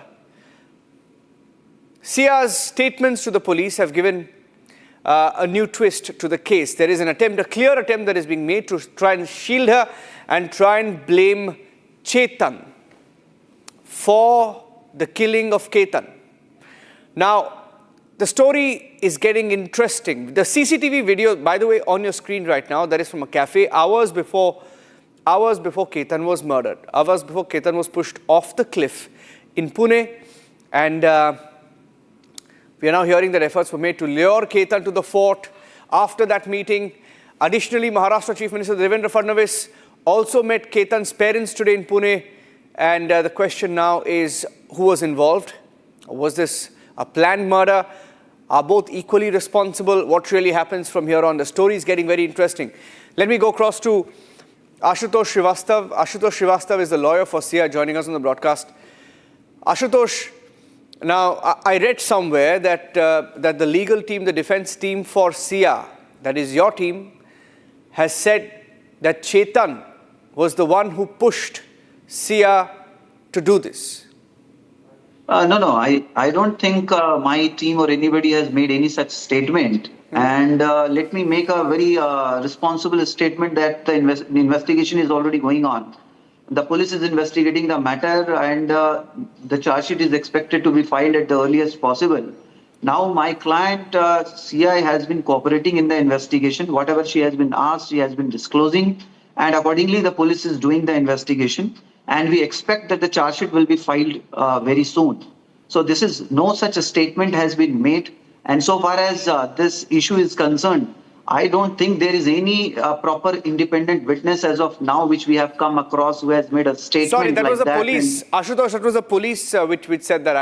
That was the police, sorry. I see, the police, whatever statement or confession or any sort of such submissions made by accused in police custody during detention, as per section 23 of BSA, it prohibits it to be taken as a evidence before the court. It cannot be treated as an evidence because it is considered that all such statements or confessions or any such of submissions are made during detention or under pressure. So this is what the law says. Okay. Now we understand that as per Article 22 of the Constitution and such other provisions, and even Article 21, where the Supreme Court has clarified that every accused in this country has the right to have a fair trial. Now she also No, has 1 a minute. fair trial. You're saying she was not even there. Are you saying she was not even there, or are you saying she didn't kill Ketan? No, I'm not saying. It is up to the police what they submit in the charge sheet. What I say at present is that I have not come across any independent witness who can make such a statement. Merely by saying that she was present there and she committed the offense, it is difficult because we understand. See, if it is an NDPS case, I have to prove that I am innocent. If it is a money laundering case, I have to prove that I am innocent. But if it is an allegation of murder, heinous crime like murder, the prosecution has to show and prove that I am guilty. So whether prosecution has got certain concrete evidence to prove in the trial court that, my client has committed such an offense, that is what, will come before the trial court after the investigation when the charge sheet is filed. So we are awaiting that. At present, I can assure that she is cooperating in the best way to the investigating agency so that all the truth can come out. Okay, can I ask you then, in your view, sir, in your view, did Ketan go to the cliff and slip and fall? That could be a possibility. Wow. That could. But I cannot say anything. But possibility cannot be decided. Possibility could be anything. Right, and that is why the investigation is happening. But the trial court will not decide the matter on the basis of probability. The trial court has to be convinced for the offense whether committed or not committed. As I said, that the prosecution has to prove the guilt, and let them prove the guilt. and if they have some, concrete evidence what they can bring to prove what they are saying, obviously then the court may go into that direction. So far as, the boy Ketan is concerned, yes, I do completely understand that it is a very big loss to the family, and the family must be under depression, and it is a very, very big loss. But whether this loss has happened because of the conduct of my client or not, that is what the court has to look at. And the court can only decide when the matter is properly investigated in a free and fair manner, in an impartial manner, which I think it is happening at the moment. And let them come up with whatever they are filing before the court in the form of charge sheet. No, but you're right? 1 minute, 1 second. Now you're almost claiming that this was a case of accident. Now, of course, you're the lawyer. It's your duty to do that. No, 1 minute. No. Because from what you're saying does not match what the police is saying. The police is convinced it's a case of murder. Police is convinced. Look at that video. Will you deny that this is Sia and Chetan meeting at a cafe hours before the murder? No. It is not 1 day prior video what you are showing. That's true. Nobody is denying that she met him. But just by meeting him in the open daylight at a public place, at a public restaurant where so many people are available, where CCTV cameras are available, if she had to plan anything like that, there were many other secluded places or many private places also. She could have gone there also. She's not denying that she met him maybe. That doesn't mean that meeting somebody can lead to only to a heinous crime like that. Right? So now the family has also claimed that it happened, such certain incidents happened on 14th. This is what they are claiming. Have they filed any complaint? Have they notified the families to any witness or anybody who is coming out and saying that this has happened? And if it happened on 14th, then what was the need to go again on 18th at the same place? See, even as a matter of fact, when we go to one place, we generally don't go to that place. We go to some other place if we have to go out for outing or anything. We take some break to that particular place because we have already gone. So you're right. Some other place. Yeah. They'll go to a different place. So why did Sia then go back with Ketan to the same fort 3 or 4 times? Because we're hearing they tried to bump him off not once, twice, 3 times. That could have been refused by Ketan if he had any doubt what he's saying that 14th what happened. If it really happened, then there must be some sort of complaint or some sort of information to some or the other person. And if that really happened, what was the need to go on 18th? This is what I'm asking. No, there was no need. If I have doubt on somebody's conduct, why will I go with the same person on 4th day at the same place where I'm claiming that something happened to me? I'm telling you, okay. Here's what the police is saying, okay? Here's what the police is saying. Police is saying they can say whatever they want. No, 1 minute. She has said, today we broke the story that she had cold feet about the marriage because she had this relationship going with Chetan. Chetan is not just a friend. Let's play the cafe video there. You can see Sia and Chetan in that cafe video. Can we please put the cafe video there? There they are, right? That's Chetan and that's Sia, right? So it's not coincidental that Chetan and Sia are seen everywhere.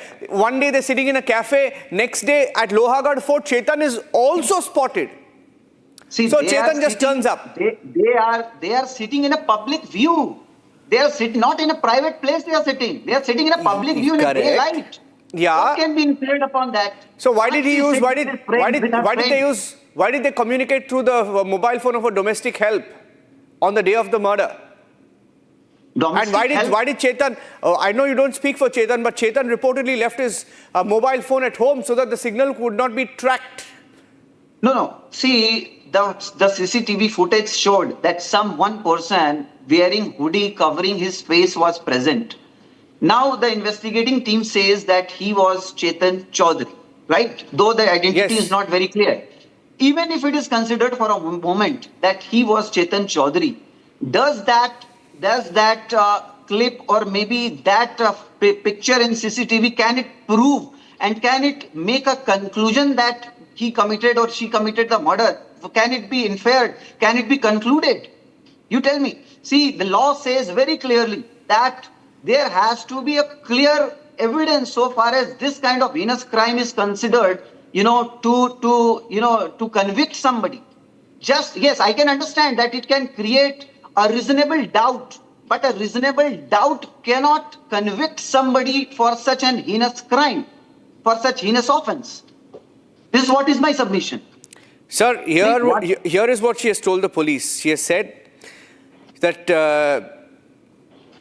she found Ketan's hair loss and his wig off-putting, and that he had a stammer which bothered her, and that she wanted to call off the wedding a long time back, but she was very afraid because her parents would not take it well. That's what I said. Is it admissible in the eyes of law what she stated to the police? No, how do you know she's not? 23 of BSA How do you know she won't say the same thing in front of a magistrate? If she says so in front of the magistrate, then of course that can be considered. But even before the magistrate, under section 164 of the CRPC earlier law, you know, it has to be spoken in the absence of any police official in the closed room before the magistrate. Then only after following that process it can be said that it is her confession. Otherwise not. What was the relation? Apart from that, if you have any concrete evidence what you want to show to the people, to the nation, you can produce it. What is the relation? What was the relationship? What was the relationship between Chetan and Sia? They were friends. She has admitted that they were friends. How come nobody knew about their friendship? Ketan's family didn't know about their friendship. See, I may have 40, 30, 20 friends. Will my family know about each one of them? And if they are aware or not aware, the family's statement has not been taken. Maybe when the family's statement is taken, that time they may disclose about it. That's a different issue. If she had that sort of what you are trying to prove, then they would not have met in the... Sir, I'm not trying to prove. The police has said it. I don't know, Ashutosh. I feel you're trying to defend the indefensible because the police has said Chetan has confirmed that he was at Lohagarh Fort. See, as per the law, what police says has to be recorded in the form of charge sheet. Now, let the charge sheet be filed. If the police is coming to such a conclusion in the charge sheet, of course, we know we will defend it in the legal manner, whatever possible. See, we all want justice. We all want the truth should come. We want that both the families and every citizen of this country should come to know about the truth and the justice should be meted out. And I am also saying that as a defense counsel, I will also try to help and assist the trial court so that the trial court reaches to the right conclusion. And I'm duty bound to do that. Yeah, and we all are doing that. Why did Sia take Ketan there again and again? 4 times. Why? That, see, either the family can answer or what statements have been gathered by the concerned family members or the witnesses, that can answer. And this will also come in the charge sheet. Right? That cannot be, as a defense counsel, I cannot make any comment to that because the families would know it better because it is a matter of fact and not law. And the matter of fact will come in the charge sheet, as I said, when it is filed after the proper investigation. No, it's really sad because, you know, a lot of people are shocked with... It is sad. The level of cover-up is also sad because now there is the news that, you know, you're saying Chetan pushed her to do this. She was under pressure from Chetan. Nobody has said like Police that. has said Nobody from my team has said like that. No statement has been made like that. Police has said it. If you have any such statement, you can produce. Police has said it. The police can say anything. There is no interaction with the police so far as this issue is concerned. Lover instigated. The police has said the lover instigated Sia to kill Ketan Agarwal. Now they are saying that the Chetan planned it with Ketan. Sorry, Chetan planned it with Sia to kill Ketan. If the police is saying so, on what basis? Who is the witness that the police has testified and whose statement the police is relying upon? The police cannot become the witness by itself, right? They have to bring the witness before the court. No, I'm finding it a little difficult. See, Ashutosh, you're the defense lawyer. It's your duty to defend her. It's okay. You're doing your job. But you know what? What you're saying is completely different from what Sia's father is saying. Sia Goel's father has said push her from the same fort. No. Father has said that if she is found guilty, please, there is a difference. If she is found guilty, of course, everyone, even I, or you or the entire country for that matter, if she is found guilty, obviously she has to face the law. Nobody is denying that. But whether she is guilty or not, that is the part of trial. And she has the right to have a fair trial as per Article 22 of the Constitution, as I mentioned. Okay, let's see where the story goes. Thank you for joining us. That's Sia's lawyer, Ashutosh Srivastav, joining us live from Pune, defending Sia in this very, very, very, very sensational case. Ladies and gentlemen, we're taking a break now, but when we come back, we're getting the headlines. And the big story, of course, will remain the theft in Ayodhya. Arrests have happened. We're getting out more details of the extent of that theft, even as some political parties try to make it political, try to make it about religion. The fact is, it was theft, yes, but there is no religious spin that can be given in this particular case. And especially those who are giving that religious spin, Samajwadi Party, Aam Aadmi Party, will have to be questioned. Back on the story after the break.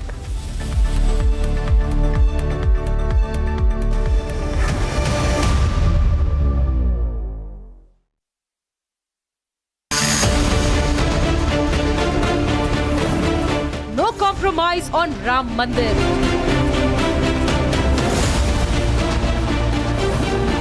Zero compromise on Mandir theft. Yogi government's zero compromise approach. Debating tonight at 9 p.m. Presented by Amity University, ranked amongst the top 3% universities globally. Co-presenting by Borger Paints, paint your imagination. Powered by RP Sanjeev Goenka Group, growing legacies since 1820. TVS iQube, India's favorite family EV. Amity has been ranked amongst the top 3% universities globally, a testimony to Amity's globally benchmarked quality. Jindal Saathi seal है तो असली stainless steel है।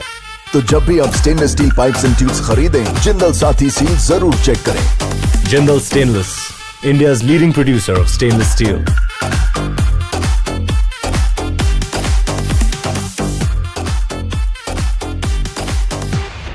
चमकी चाट से क्या बना है? Sandwich, लस्सी और छाछ। हर घूंट में चमकी चाट।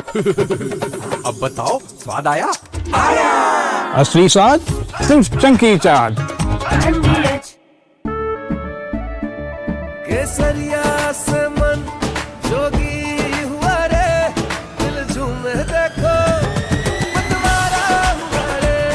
केसरिया से मन जोगी हुआ। हर पल मनाओ केसरी त्योहार। विमल, बोलो जुबान केसरी। चमकी चाट से क्या बना है? आलू चाट या फ्रूट चाट। स्वाद बढ़ाए चमकी चाट। क्या बात है? स्वादिष्ट पकोड़े और फरसान, अरे चमकी चाट है इसकी जान। असली स्वाद सिर्फ चमकी चाट।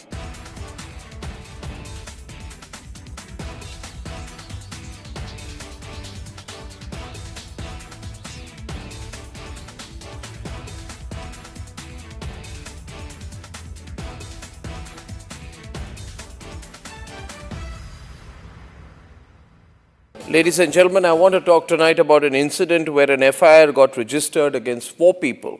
This is an incident which has happened in Madhya Pradesh, in Ujjain, and there is this strange video which shows a van suspended about 40 feet in the air. And it's suspended with a crane, some kind of a huge big crane. And there are explosives which are put inside this van, and then the van is detonated. Watch this very carefully, ladies and gentlemen. This is apparently during a Muharram procession, where the organizers fill a car with explosives, lift it 40 feet in the air with explosives, put a slogan on the vehicle saying, "Le fir aage," which means, "Look, we are back." And then they explode the van. And at that point of time, there are posters put, there's a lot of mayhem. It's also seen in the video that there are 2 people who are waving red flags before the blast, and the car is detonated mid-air amidst the spectators. There are videos from an Instagram account which also show a young man performing other explosion-related stunts, such as filling a drum with explosives and blasting it. And there are intense explosives used out there. This is all a celebration of explosions. These are not fireworks, let me tell you this, viewers. Now, the police arrested the accused, and there was a procession of the accused also taken out. The accused identified as one Shoaib, Zahid Khan and Taslim. Shoaib organized the event, and Zahid and Taslim were the ones waving the flag while standing on the vehicle before the vehicle was blown up. This is what has happened. And this is the strangest and most dangerous incident that has happened because we don't know what is the message that they were trying to send by carrying out a car explosion. Please look at these pictures with concern. A crane hoists a car 50 feet into the air and a mock terrorist attack is carried out. A hanging enacted with little purpose connecting the act to the occasion. There was an attempt at some kind of messaging. And ladies and gentlemen, remember what happened in Red Fort. Just 8 months back, there was a blast at Red Fort. And today, 8 months later, some people are celebrating with a mock terrorist attack. What kind of provocation is this? Why should we accept this provocation? Look at the visuals very clearly and ask for sensitivity here. Is there some signaling some people are trying to do? And what is the way these people should be dealt with who talk like that, who do these kind of things? If this is an attempt at trying to project a mindset of conflict and combat in our society, where is the rule of law? No compromise on Ram Mandir.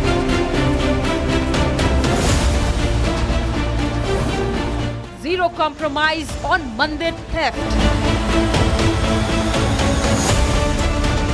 Yogi government's zero compromise approach. Debating tonight at 9 p.m.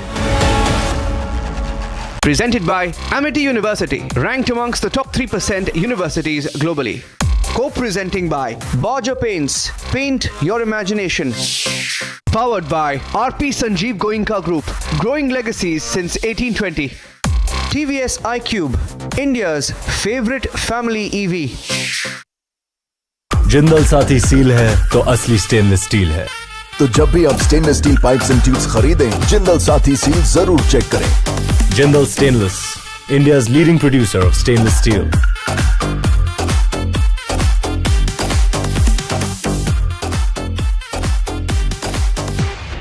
चमकी चाट से क्या बना है? Sandwich, लस्सी और छाछ।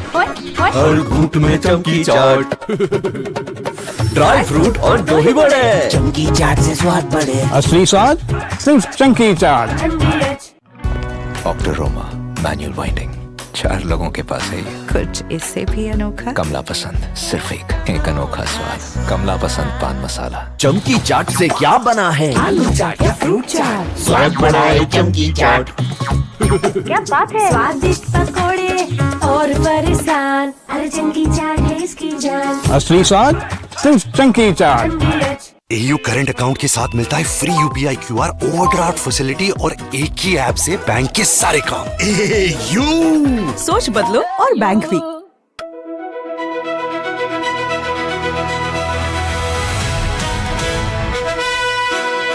By the way, viewers, I'm driving in Delhi with Delhi wala boy Aman Gupta, who is too busy waving to his fans than talking to me. Please come down to earth, Aman. Yes, I am sorry. You're on my show. I forgot. This is not your show. This is my show. Stop waving to your fans. Be modest. Now everybody. बाद में बात करेंगे। अरे आप politician हो, आप politician हो, आप ये क्या कर रहे हो?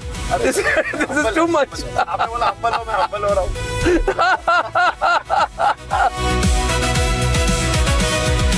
You became very famous during Balika Badhu. At that time, there was a huge amount of fame and focus. Right? There was. People must be writing about you. The paparazzi would have written about There were you. no paparazzis at that time. You're not that old. Don't No, I mean it. There were no paparazzi. You were no paparazzi at that time. There were no paparazzis. This has happened now? This is There was no Viral Bayani then? Back then, it was just, What do you mean back then? No, if you keep talking, I'm over a decade older to you. If you keep saying back then I'll stop driving the car here. No, I'm sorry. I don't mean. What am I then? Back then.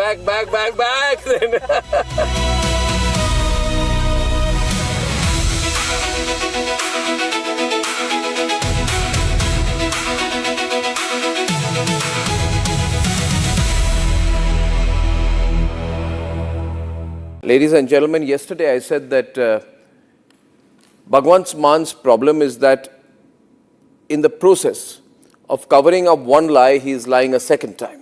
So to cover 2 lies, he lies a 3rd time and a 4th time. And now he's in a big trap. He is doing everything possible to save his job. But it's going to become more and more difficult for him. Plus, I think he has some very foolish advisors. You see, this controversy is about a younger Bhagwant Mann. He's about 52 years now, 52 or 53. And the video apparently goes back to the time he was 39 years old. This is a video he's released. Let me first show you the other video, the controversial video. This, ladies and gentlemen, is a picture of Bhagwant Mann at the age of 39. And visibly, over the last 13 years, he's aged. There's nothing wrong with that. No compromise on Ram Mandir.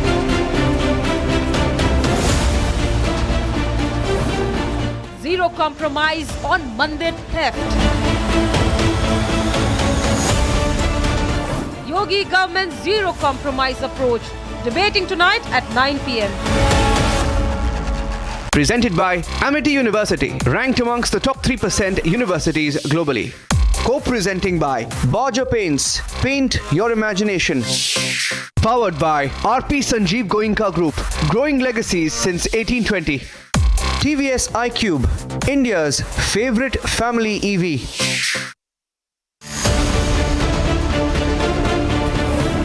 Major national changes in 10 months. From Mission 362 MPs to Uniform Civil Code.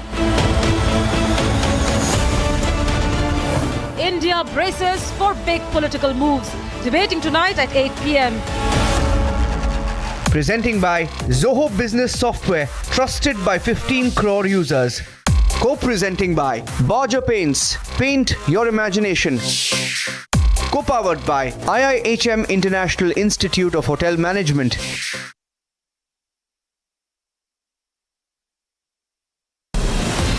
From Asia's largest news headquarters,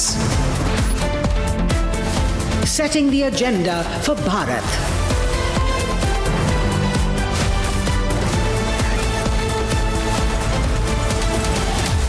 You're watching Republic.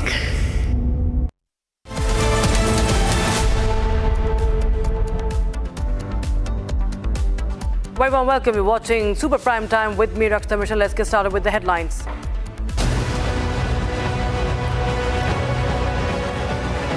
Ram Mandir Trust General Secretary Champat Rai resigns after being asked to step down. Anil Mishra, another trust member, also resigns as 8 accused are arrested. Accused named in the FIR in temple donation theft have been sent to 3-day judicial custody. Yogi Adityanath says no one will be spared in the case. The BJP government set to introduce a bill to implement the Uniform Civil Code in West Bengal Assembly on the 29th of June. CM Fadnavis approved setting up a fast-track court in the Pune Lohagarh murder case, appoints Ujjwal Nikam as a special public prosecutor. India launches Operation Amistad for earthquake-hit Venezuela, dispatching relief supplies, medical teams and emergency equipment to support rescue efforts. Indian Army leads the operation.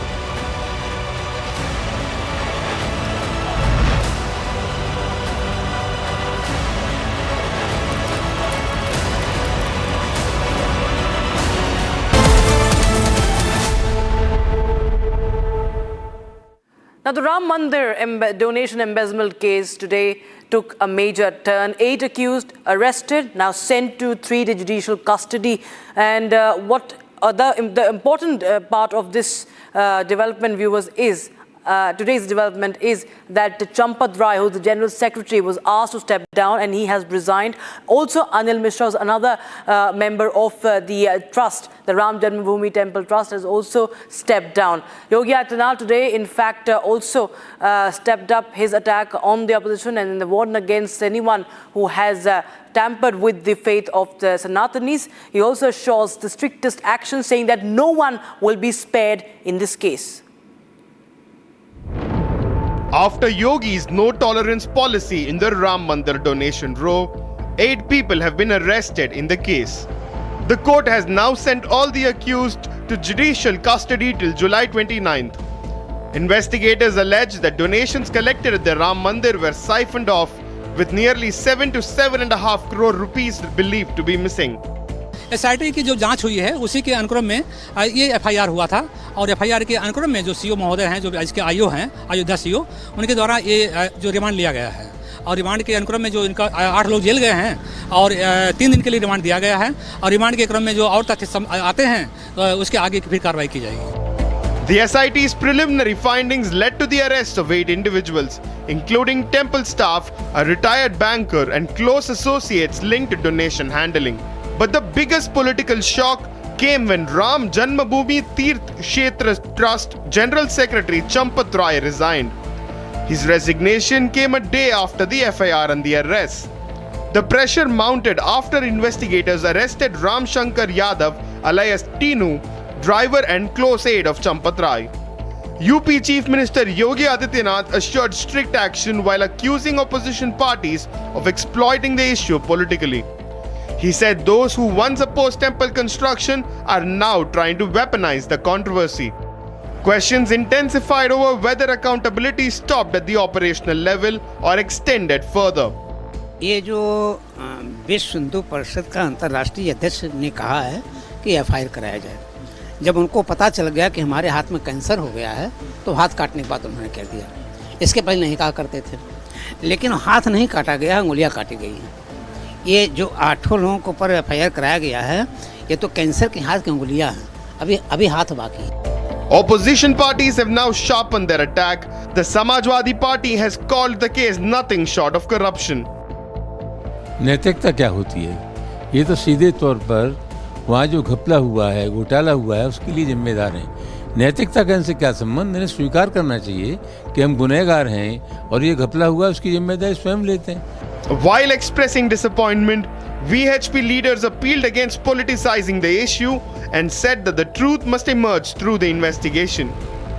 ये तो स्पष्ट है कि trust में कुछ समय से ये होता रहा और इसकी अनदेखी हुई, तो मैं ये मानूंगा कि ट्रस्ट में अपनी जिम्मेवारियों का ठीक से निर्वाह नहीं कर सका और ये अनदेखी हुई है जो दुर्भाग्यपूर्ण है। मैं ये भी मानूंगा कि राम जी के चढ़ावे में से चोरी होना, इसने हम सब हिंदुओं को लज्जित किया है। Adding to the political pressure, Aam Aadmi Party chief Arvind Kejriwal claimed that only small players would face action while influential names may escape scrutiny. ये जो फर्जी SIT बनी, अब कल फर्जी FIR हुई, उस फर्जी FIR में 8 छोटे प्यादों को आरोपी शामिल किया गया, कोई बड़े नाम नहीं है। तो फर्जी FIR, फर्जी SIT, तो एक तरफ तो इतनी बड़ी महा डकैती हुई और दूसरी तरफ इसमें जितने बड़े बड़े राक्षस शामिल हैं उनको बचाने की कोशिश की जा रही है। ये एक तरह से सभी हिंदुओं के जले पे नमक छिड़कने वाली बात है। Champat Rai remains one of the most influential figures associated with the Ram Mandir temple movement. Rai spent decades at the center of the Ram Mandir movement before becoming the trust's most visible face. Now, with arrests made, resignations tendered and all accused behind bars till the 29th of July, the larger question remains, will justice be served to the Ram Mandir devotees?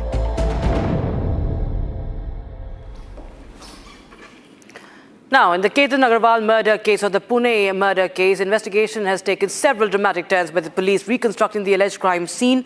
And in fact, new forensic findings and conflicting statements from the accused have brought in new turns. Now, the victim's family is also demanding the harshest punishment. In fact, Maharashtra Chief Minister today met the father of the deceased Ketan Agarwal, assuring a fast-track trial and also appointing senior advocate Ujjwal Nikam, who is the 2611 prosecutor as well.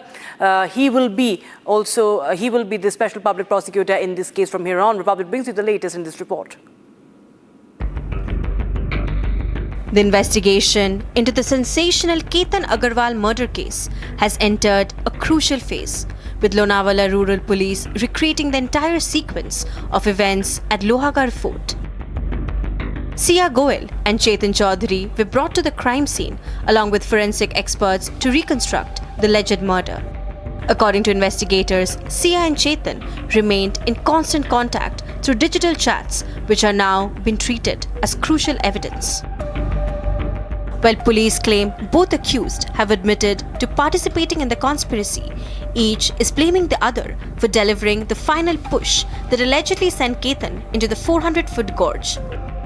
Republic has also accessed key investigation details suggesting that the accused carried out multiple recce visits to Lohakar Fort before the alleged murder. Digital analysis shows repeated searches related to Lohakar Fort, Vichukata and Fort's dangerous ghost point prior to the incident. Sia told investigators that she did not want to marry Chetan. Chats recovered from the devices portray the couple as affectionate and preparing for marriage, raising questions over Sia's latest claims. Another Republic exclusive reveals that investigators are questioning Sia's brother to determine whether she had ever expressed reluctance about the marriage before the incident. Chetan deliberately left his mobile phone elsewhere to conceal his location and allegedly communicated with Sia using hand signals at the fort. Chetan's father met Maharashtra Chief Minister Devendra Fadnavis seeking justice, an SIT probe and a fast-track trial. The Chief Minister assured the family the strictest action against those found guilty. हमारे साथ विशाल अग्रवाल जी हैं, केतन अग्रवाल के पिता। आपकी CM से मुलाकात हुई, क्या बात हुई? सर, उन्होंने मुझे आश्वासित किया है कि फास्ट ट्रैक पे लेके इसका निर्णय जल्दी से जल्दी लेंगे। और क्या इस जांच पर भरोसा है आपको? जी, मुझे उनके ऊपर पूरा भरोसा है। आपको क्या लगता है कि क्या इससे पहले चेतन चौधरी की सिया से दोस्ती आपको पता था? नहीं जी, हमें नहीं पता था। The Maharashtra government has also accepted the family's demand to appoint senior advocate Ujjwal Nikam as a special public prosecutor and to move the case to a fast-track court. Meanwhile, Sia's father has publicly stated that if his daughter is found guilty, she should receive the same punishment as the victim. Republic spoke to Sia Goel's advocate, Ashutosh Srivastav, who says there is a lack of witness in the scene. As we know that there are certain provisions like Article 22 is there, then there are certain provisions like Section 25 of the Evidence Act, and these provisions say that anything, whatever is said before the police station during detention cannot be treated as a piece of evidence. Then there are provisions in the Constitution as well which clarifies that such confessions cannot be used as evidence against the accused. Investigators continue to examine forensic evidence, digital records, and witness statements as they work to establish the complete sequence of events leading to Chetan Agarwal's death. Meanwhile, 14 UBT, that is Uddhav Thackeray's party's MLAs, are set to follow the 6 rebel MPs and join hands with Maharashtra Deputy Chief Minister Eknath Shinde's Shiv Sena. Now the blow comes as even a greater one for Uddhav Thackeray as Operation Tiger 3.0 takes shape. With this exclusive report. After 6 UBT rebel MPs joined hands with Eknath Shinde, 14 MLAs are now on the Deputy Chief Minister's radar. Operation Tiger 3.0 has begun to take shape as 14 MLAs of Uddhav faction entering into talks with Eknath Shinde. 14 out of 20 MLAs of the Uddhav faction held a secret meeting with Shinde at an undisclosed location. Reaching this 14 MLA mark is critical as it represents the 2/3 majority required to safely split the legislative party without triggering the anti-defection law.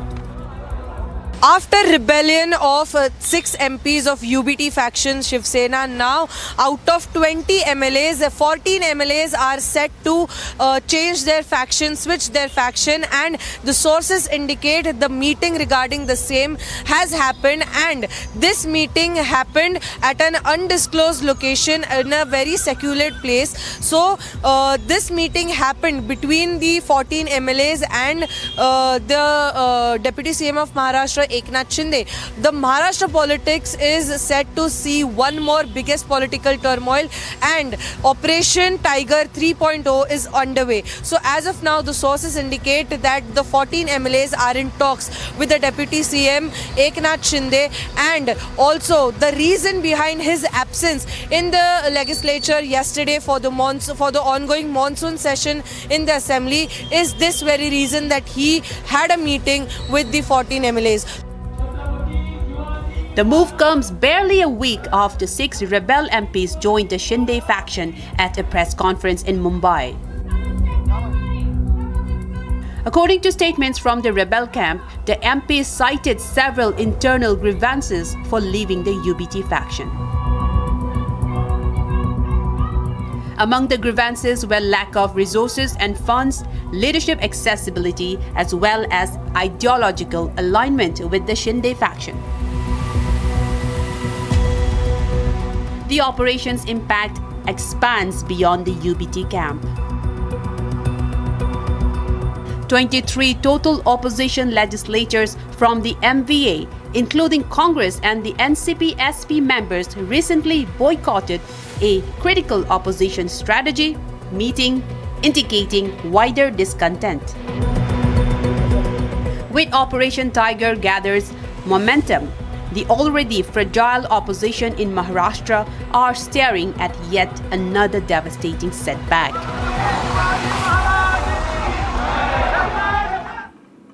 And the Uniform Civil Code has become the latest political flashpoint in West Bengal now. Chief Minister Shubhendu Adhikari has announced that the BJP government is set to introduce the bill in the Assembly on the 29th of June, saying that Bengal will follow the same model adopted by the BJP in other states that it rules.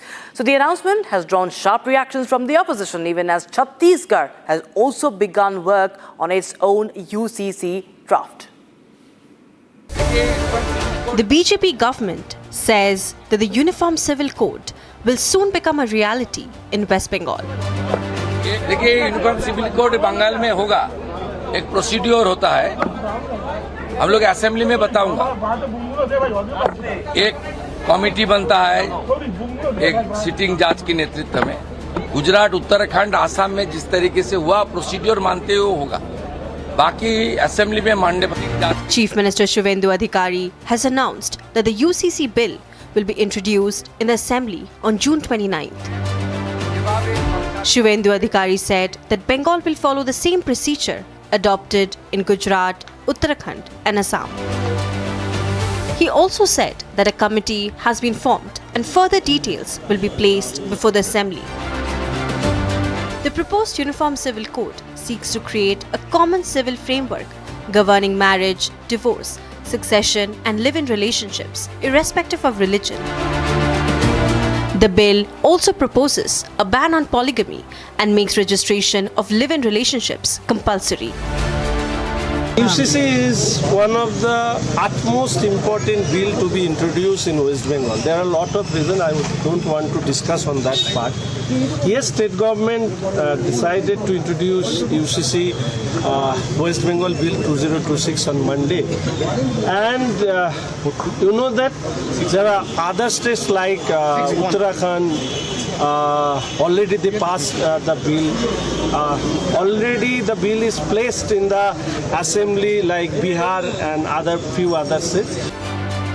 The announcement comes as Chhattisgarh has also constituted a 5-member committee to prepare a draft for the implementation of the Uniform Civil Code. The panel will be headed by retired Supreme Court Judge Justice Ranjana Prakash Desai. The move has triggered strong political reactions, with the TMC opposing the proposed legislation. CPIM has also questioned the need for a uniform civil code, saying it must be examined carefully before implementation. Law commission ने कहा कि अभी क्योंकि हमारे देश में इतनी विभिन्नता है, तो इसलिए इस समय यूसीसी की न कोई ज़रूरत है और न उसको सही तरीके से अमल में ला सकते हैं। With the bill set to be tabled on June 29th, the Uniform Civil Code is now set to become the next major political battle in West Bengal. And a fresh political debate has erupted over NCERT, another NCERT textbook lesson. Now, NCERT has introduced a section on the Election Commission's special intensive revision. It has lauded the process, it has lauded Election Commission, it has explained the process of the SIR. This is for the Class 9 Social Science textbook, the new textbook. So while the chapter describes India's electoral process as unparalleled, saying SIR helps ensure no eligible voter is left out, the opposition is questioning the timing and the content of the inclusion. Here's more. A fresh political row has broken out over NCERT's new chapter, Elections, in Class 9 Social Science textbook. The new chapter introduces a section explaining the Election Commission's special intensive revision. देश के लोकतंत्र के लिए चुनाव एक बड़ी प्रक्रिया है। सरकारें बनती हैं, बिगड़ती हैं, हर 5 साल में जनता को निर्णय करने का मौका मिलता है, तो ये तो पाठ्यक्रम का हिस्सा होना ही चाहिए। एनसीईआरटी ने ये पाठ्यक्रम में शामिल करके बहुत बड़ा काम किया है। हमारे बच्चे प्रारंभिक दिनों से ही देश के लोकतंत्र के ढांचा को जानेंगे, चुनाव प्रक्रिया को समझेंगे और चुनाव आयोग की भूमिका को समझेंगे, तो हमारे देश के लोकतंत्र के लिए बहुत अच्छा होगा। The chapter says SIR updates, verifies and corrects electoral rolls to ensure no eligible voter is left out and no ineligible voter is included. It also says the exercise helps add young voters who have just turned 18 while removing names due to death, change of residence, duplicate enrollment or permanent untraceability. The chapter describes India's electoral process as unparalleled and highlights the Election Commission's role in conducting free and fair elections. It also explains how electoral rolls are revised before claims and objections are settled ahead of publishing the final voter list. The BJP has welcomed the move, saying students should understand India's electoral system before they become voters. The inclusion, however, has drawn criticism from the opposition amid the continuing political debate over SIR.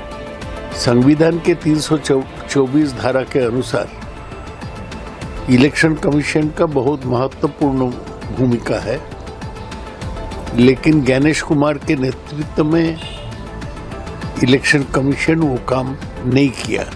The development comes a day after NCERT also introduced a new section on the 1975 emergency in the same Class 9 textbook.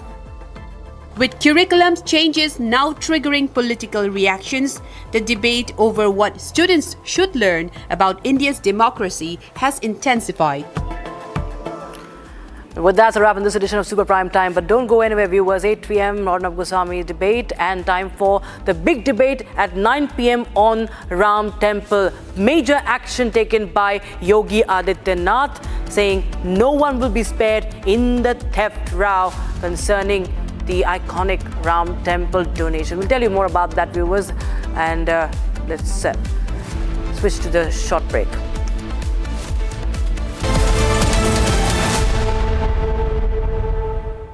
Co-powered by Crystal Crop Protection, देश का किसान, देश का hero.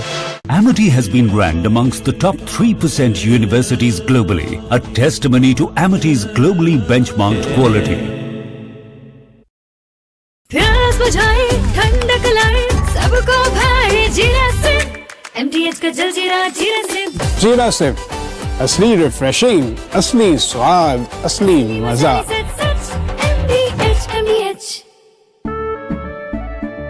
केसरिया से मन जोगी हुआ रे, दिल झूमे देखो मतवारा हुआ रे. केसरिया से मन जोगी हुआ. हर पल मनाओ केसरी त्योहार. विमल, बोलो जुबान केसरी. चमकी चाट से क्या बना है? सैंडविच, लस्सी और छाछ. हर घूंट में चमकी चाट. अब बताओ, स्वाद आया? असली स्वाद सिर्फ चंकी चाट। जिंदल साथी सील है तो असली स्टेनलेस स्टील है। तो जब भी आप stainless steel pipes and tubes खरीदें, जिंदल साथी सील जरूर चेक करें। Jindal stainless, India's leading producer of stainless steel.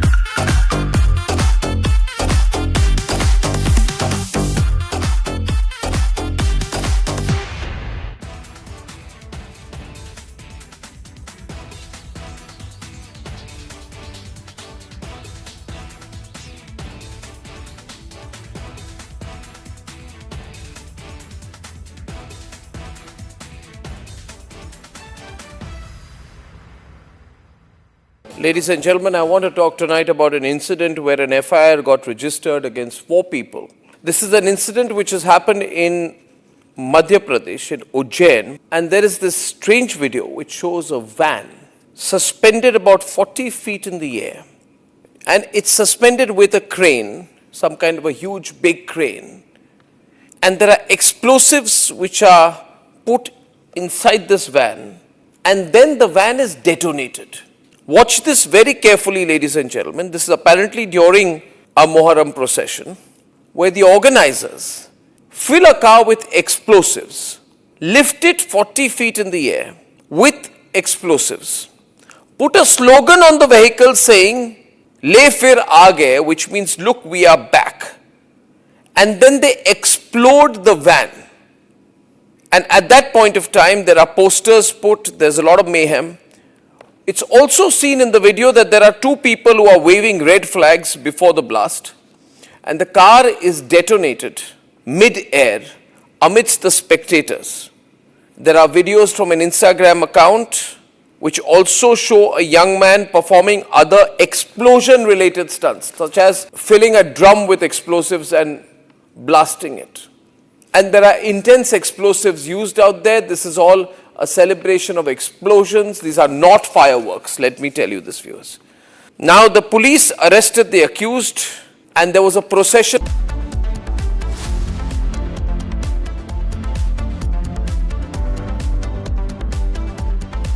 Co-powered by Crystal Crop Protection, देश का किसान, देश का हीरो।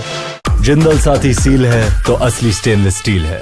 तो जब भी आप stainless steel pipes and tubes खरीदें, जिंदल साथी सील जरूर चेक करें।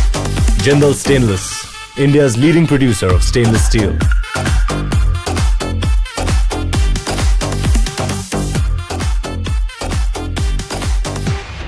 प्यास बुझाए, ठंडक लाए, सबको भाए जीरा से। MTH का जलजीरा जीरा से। जीरा से असली रिफ्रेशिंग, असली स्वाद, असली मजा। AU सेविंग्स अकाउंट में मिलते हैं amazing benefits, paperless banking and higher interest, वो भी हर महीने। Money money money money every month. सोच बदलो और बैंक भी। प्यास बुझाए, ठंडक लाए, सबको भाए जीरा से। MTH का जलजीरा जीरा से। जीरा से असली रिफ्रेशिंग, असली स्वाद, असली मजा। जब तक लाजवाब न बन जाए, उसे नहीं इत्मीनान है। तभी तो रिचमैन बनना नहीं आसान है। चमकी चाट से क्या बना है? सैंडविच, लस्सी और छाछ। हर घूंट में चमकी चाट, ड्राई फ्रूट और दही बड़े। चमकी चाट से स्वाद बढ़े। असली स्वाद सिर्फ चंकी चाट।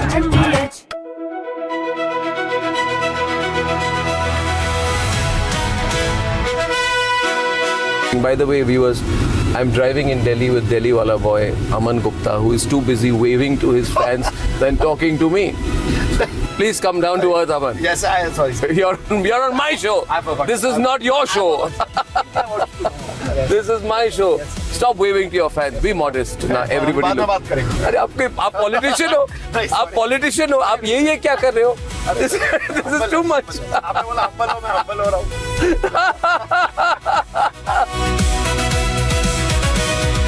You became very famous during Balika Badhu.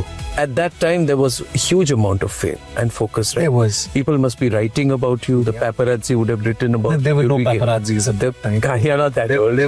Don't No, I mean it. There were no paparazzi. You were no paparazzi at that time. There were no paparazzis. This has happened now? This is There was no Viral Bayani then?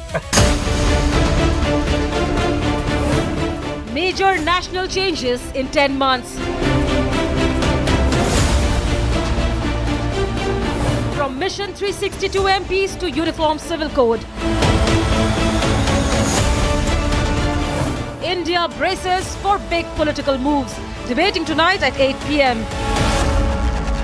Presenting by Zoho Business Software, trusted by 15 crore users.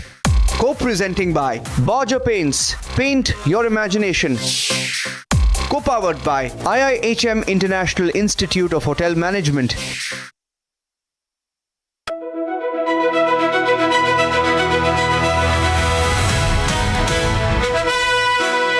I remember I went and came back very proudly with a Radiohead cassette. Okay. And the rewind button. Yes. And I would know exactly how to rewind to the first first note of Radiohead and the Creep. Yeah. I don't know. Some songs just lift you up. And I like songs that are a mix of soulful and at the same time very strong lyrics. No, and Radiohead's Creep is the best song for introverts because it actually defines what an introvert is, you know. Thank you. Thank you. And I know that Ricky Cage just called me introvert. No, absolutely true. Slow heat always works wonders. With everything? With Indian food. With Indian food. Slow heat. Slow heat, always. What is the dish that can take the longest time to cook to deliver the ultimate perfection? Kyali pulao. Sorry. Kyali pulao.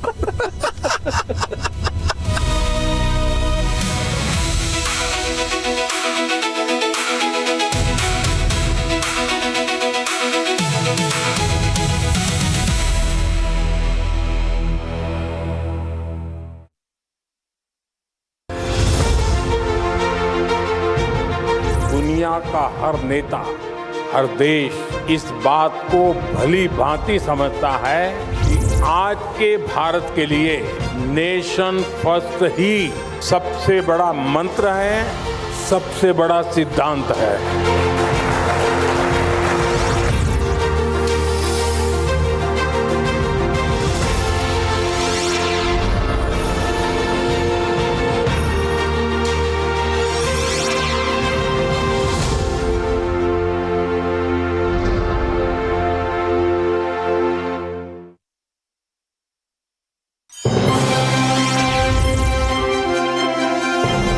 This jointness which we saw in Op Sindhu, it's something not new to the defense force. We just executed our plans. So it was like a bread and butter for us, and we did what we had. So this was a coordinated action. The reach, the persistence, and the threat of the carrier battle group and the entire fleet resulted in the fact that all the elements of the adversary were very, very close to the coast, and which is what we wanted them to be. Getting everybody together into a multi-domain operation, it continued. Operation Sindoor has not ceased as yet, it continues. It will continue till the time we have the scourge of cross-border terrorism in our country.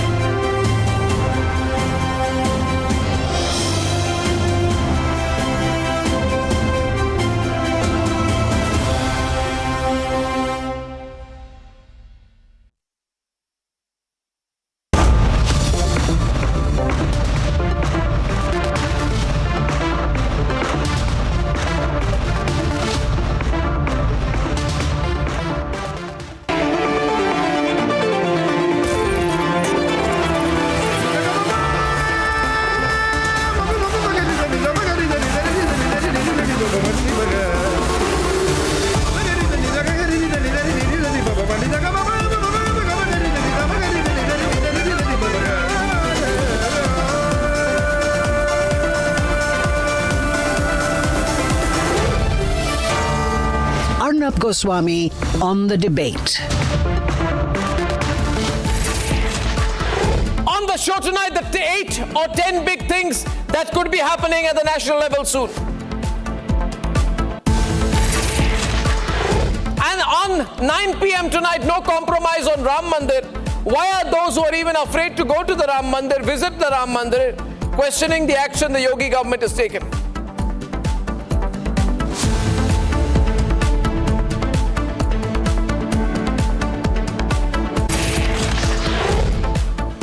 Ladies and gentlemen, there are 10 big things the government may do, and I believe that all of this could happen in the next 10 months.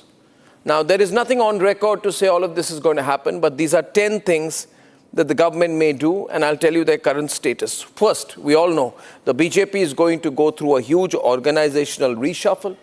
You have a new BJP president. The BJP will be restructuring its organization from top down, new central leadership, new teams, major state level reshuffles, and this is aimed at strengthening the party before the 2027 assembly elections and the 29 Lok Sabha elections.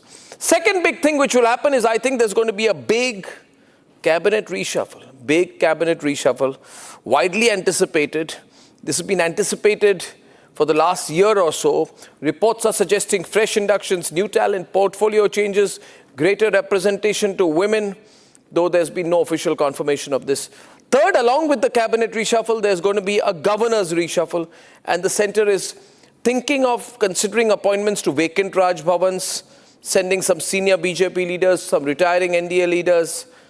But this is going to complement the cabinet reshuffle. And then there's going to be a huge push for a 2/3 majority. It's already there. The NDA continues to improve the numbers. They're pushing hard to 360. In fact, if some abstain, then even 350. If more abstain, even 340 can be a 2/3 mark. But if they get these numbers, remember this is securing a key political objective before major reforms. And what are those reforms? Comes to number 5. Delimitation bill, one thing that the Modi government wants to push through, the Constitution 131st Amendment bill, the delimitation bill. What does this do? This changes the size of the Lok Sabha. It needs widespread parliamentary support.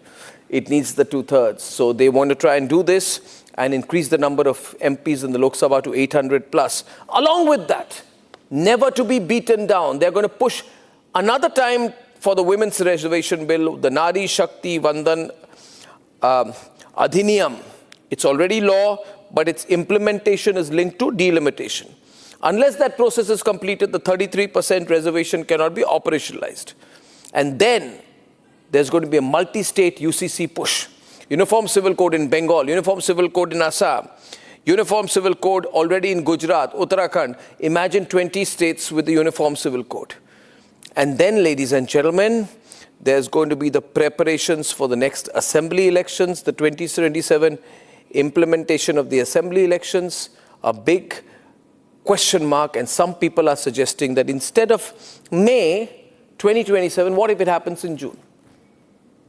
I'm not saying I have anyone on record on this, but I'm hearing things.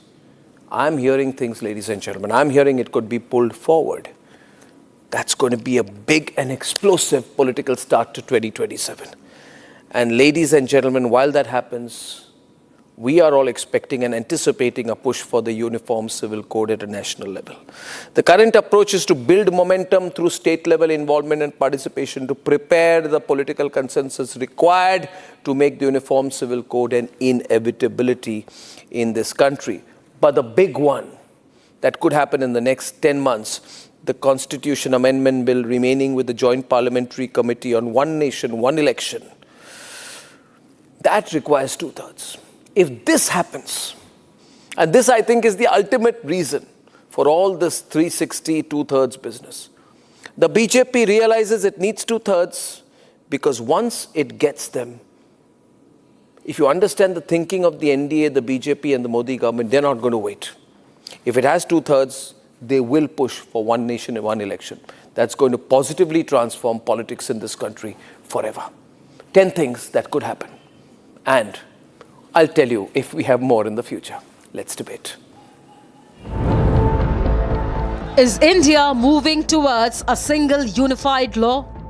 From the push for a uniform civil code to the debate over one nation, one election. The next 10 months could witness some of the biggest structural changes in India's political landscape. In a big push, after Uttarakhand, Gujarat and Assam, West Bengal is all set to implement the Uniform Civil Code. Chief Minister Suvendu Adhikari confirmed the state is going the same way. देखिए, uniform civil code Bengal में होगा, एक procedure होता है, हम लोग assembly में बताऊंगा, एक कमेटी बनता है, एक सिटिंग जज के नेतृत्व में, गुजरात, उत्तराखंड, आसाम में जिस तरीके से हुआ प्रोसीड्योर मानते हुए होगा, बाकी असेंबली में मानने बताऊंगा मैं. Not just West Bengal, but Maharashtra, Madhya Pradesh, and several other states are drafting their own civil code. On top of that, in the next 10 months, India is bracing for more political upheavals. The idea of a single national framework is also being discussed in the electoral space. With one nation, one election back on the reform agenda and a second push for the women's reservation bill, the argument is simple. One law for all citizens, greater legal uniformity across India, but whether it is UCC or one nation, one election, the big question tonight is, are we seeing the first steps in India's path towards a unified national framework?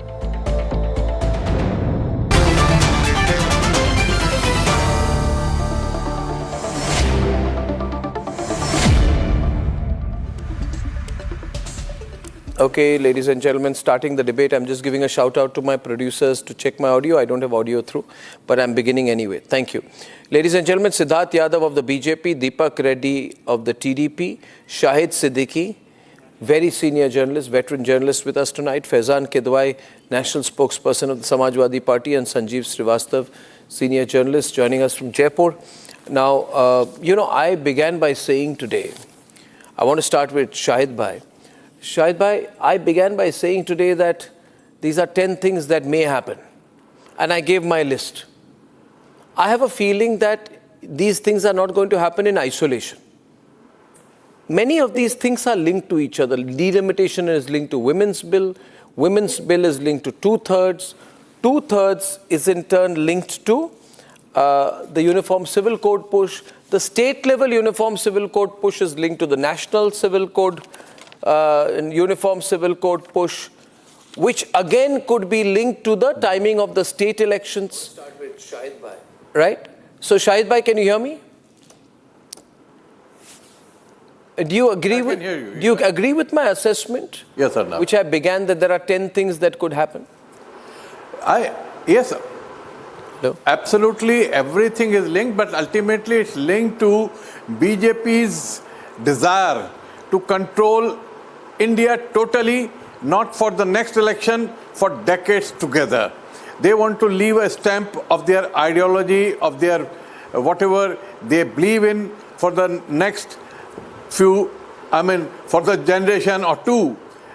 The way Congress left its stamp when the Constitution was made, the way the other political parties left their stamp, now BJP realizing that they may never get two-thirds majority by democratic process. So they have to manipulate it, they have to manage it, and they are trying to manage and manipulate the political system in order to get two-thirds majority and have the constitution the way they want, to have the political system the way they want, and that's by whatever means.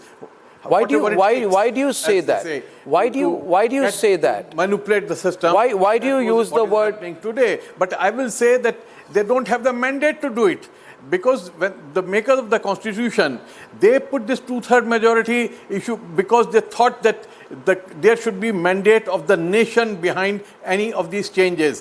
When a party which got 240 seats in the last election tries to manage two-thirds majority by other means, then I don't believe that they have the moral or the political authority to do it. But anyway, they will do it because legally they will have rewrite if they are able to manage that two-thirds majority. Mr. Siddiqui, that I believe is a very cynical view.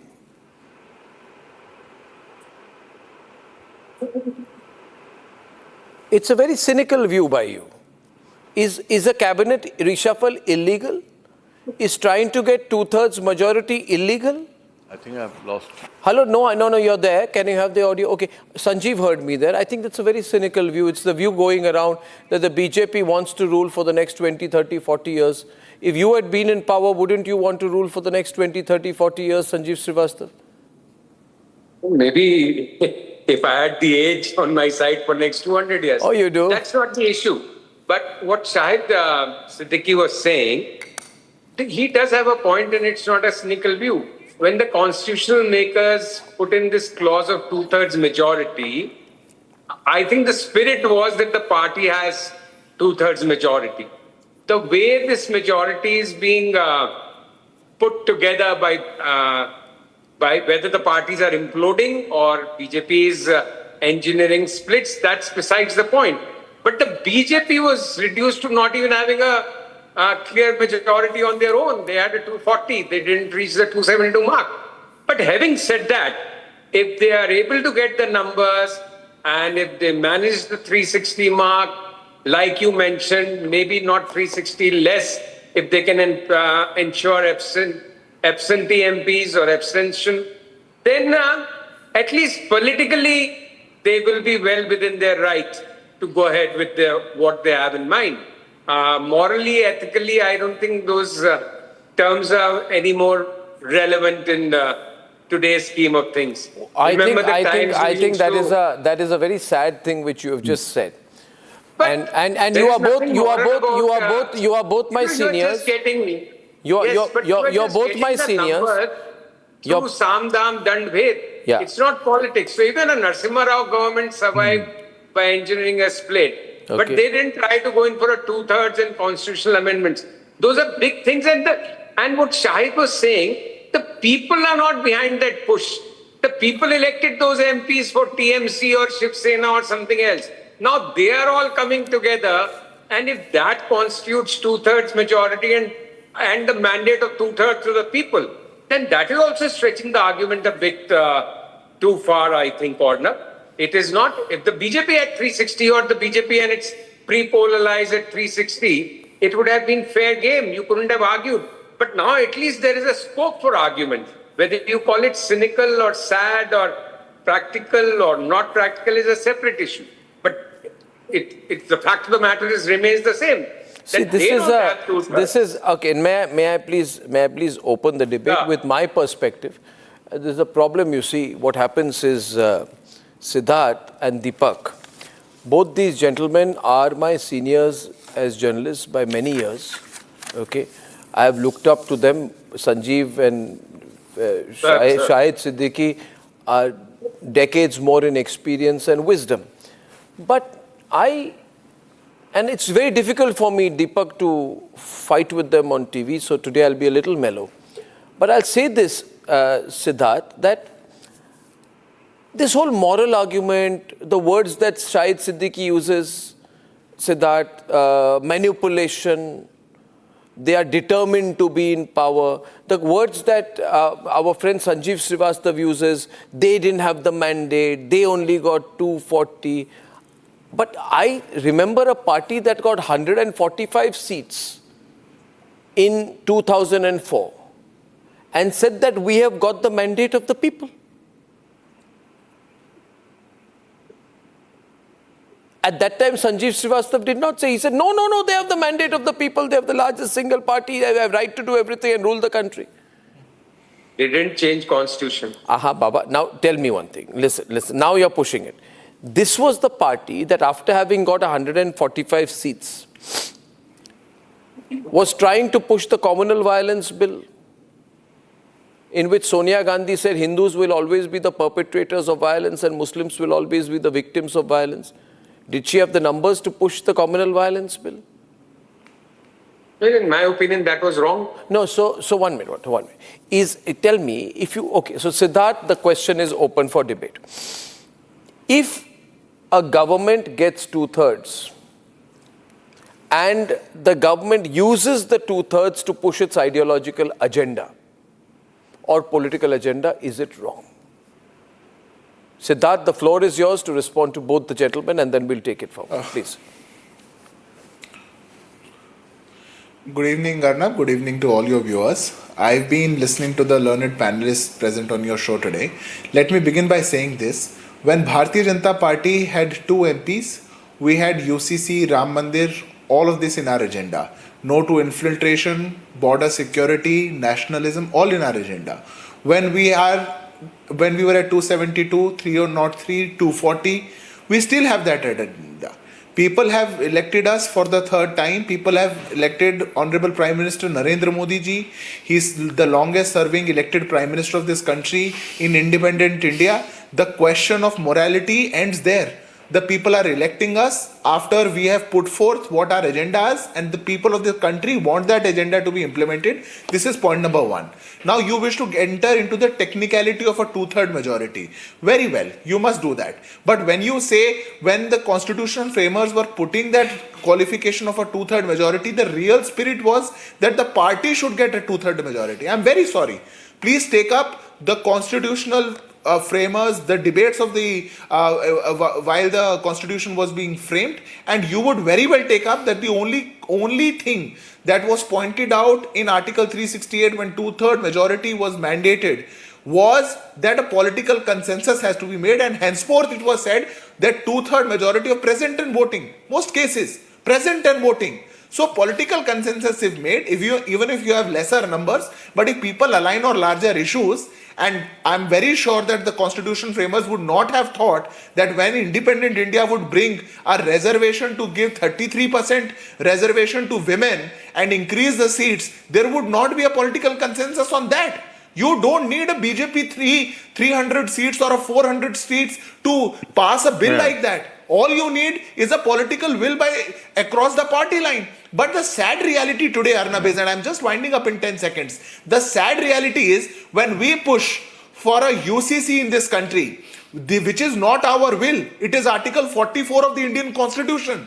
When we push for the Indian Constitution to be implemented in spirit, they say, no, you don't have the numbers because there was a 2/3 majority, and only if you get a 2/3 majority you have to do it. I'm very sorry. You are definitely cynical. And what you are saying, your argument does not stand, because this is the people's will.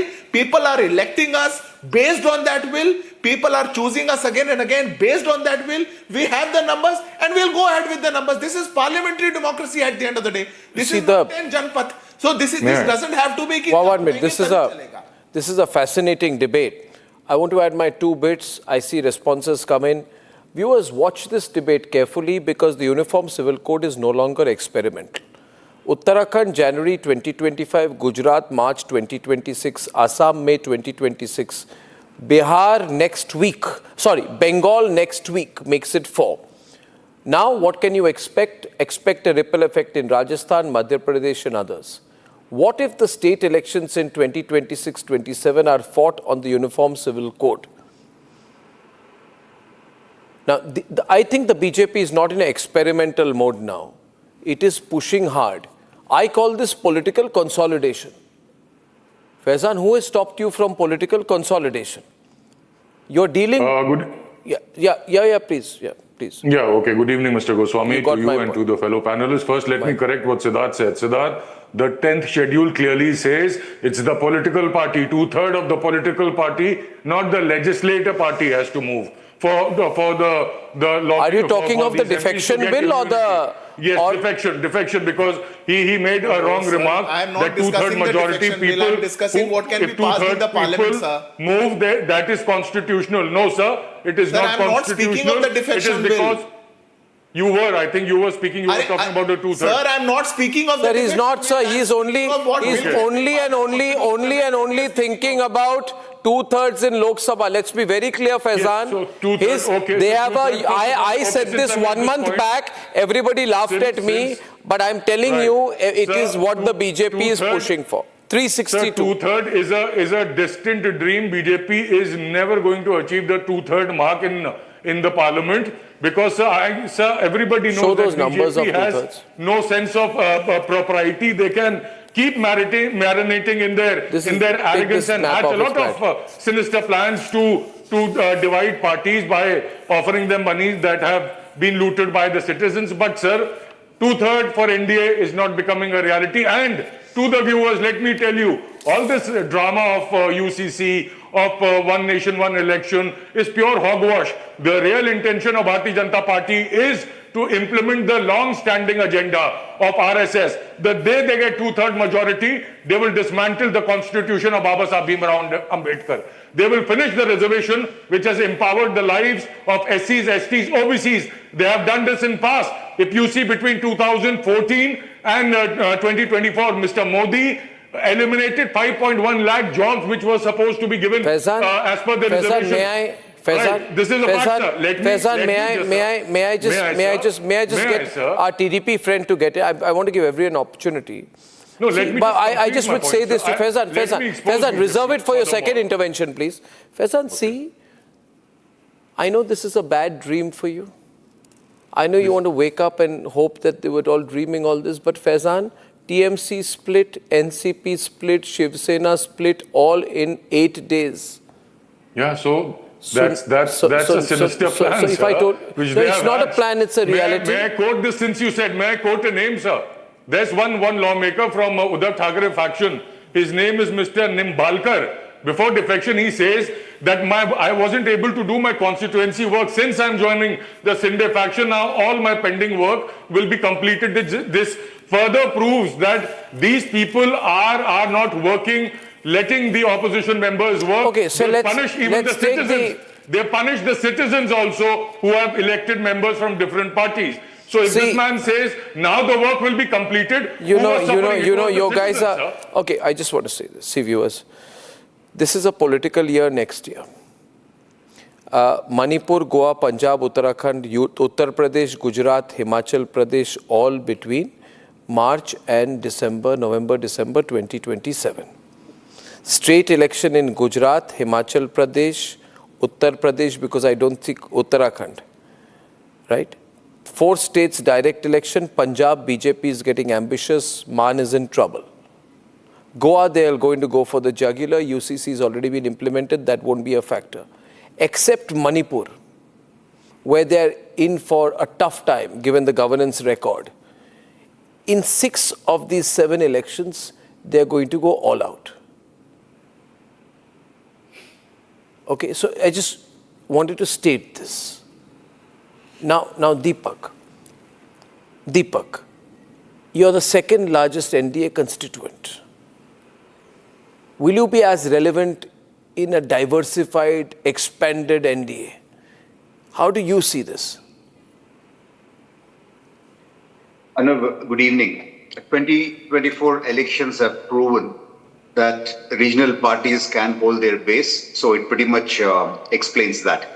But I would like to start off with the first panelist whom you introduced as Shahid a senior Siddiqui, please. person. Shahid Siddiqui, Yes. he will be Mr. on the screen Mr. with you right Siddiqui's now. words, Yes. Yeah, Mr. Siddiqui's words, I mean, listening to him, it actually made me happy that, you know, somewhere it's dawning upon a lot of people in India, including Mr. Siddiqui, that BJP and the NDA is going to stick around for a long time, and they're also coming to terms with that. So it feels nice, to hear that. So let me come to the point here. New India is being built on reforms, national integration, constitutional equality, and government efficiency. UCC is going to come because that's been waiting for 75 years. And Supreme Court has urged a number of times, and it is suggested that it is a need of the hour. But if you look at the Congress, for 70 years, they built their politics on dividing this nation on the basis of religion, caste, Article 370, and we have suffered too much. But now, NDA is very clear. Nation comes first, and the process of integration has started with one election and one nation coming up, Article 370 abolition, women's reservation, triple talaq, all these things are coming up, and we are building up national integration. So I would like to come to 2 other points. Article 14, that gives the civil rights, the right to equality. So the members of the India ecosystem are trying to confuse the people by quoting Article 25 and religious freedom. These are 2 different things. So that is not right to compare them and to stamp on the rights of the other article which is being provided. UCC covers only marriage, divorce, adoption, and inheritance. But the fear-mongering India ecosystem is trying to scare people. It does not touch religion. It does not touch worship. It does not touch festivals and rituals. It does not touch religious institutions. It does not touch places of worship. So kindly stop peddling fear and trying to scare people. One thing I would like to point out, Arnab, which is very important. 1955 Hindu Marriage Act was gotten by Jawaharlal Nehru. 1956 Hindu Succession Act was gotten by Jawaharlal Nehru. But the 1937 Muslim Personal Law Act was not touched and no reforms was brought in. What is the intention behind that? I mean, this is something what we need to ask. What is important here? In the 1937 Muslim Personal Act, the minimum age for marriage for a girl is not mentioned. I mean, is that something which is acceptable in this day and age? Are Muslim sisters, if they are not getting a fair share when they're during a time of divorce, can we accept that in this day and age? And our Muslim sisters don't get a fair share in inheritance, can we accept that in this day and age? So here NDA is trying to correct the historic mistakes, and we are building a nation which is going to be a power in 2047, and nobody can stop us. Shahid Siddiqui, I object to the use of your word manipulation. I would say that the BJP is not manipulating anything. The BJP is a very quick learner. And when they realized they had 240, they decided they had to build a coalition. On the other hand, the opposition is divided, unprepared, and leaderless. The BJP realized that it has to live with a mathematical reality in this country. And what is the mathematical reality, Mr. Siddiqui? When the Constitution Amendment Bill 2026 could not become a reality on 17th April, when they failed to get the mandatory two-thirds, they collapsed at 298, opposition was 230. The opposition could have increased its numbers. The BJP was 54 votes short of the required 352 votes threshold. But you see, Mr. Siddiqui, you are not giving credit where it's due.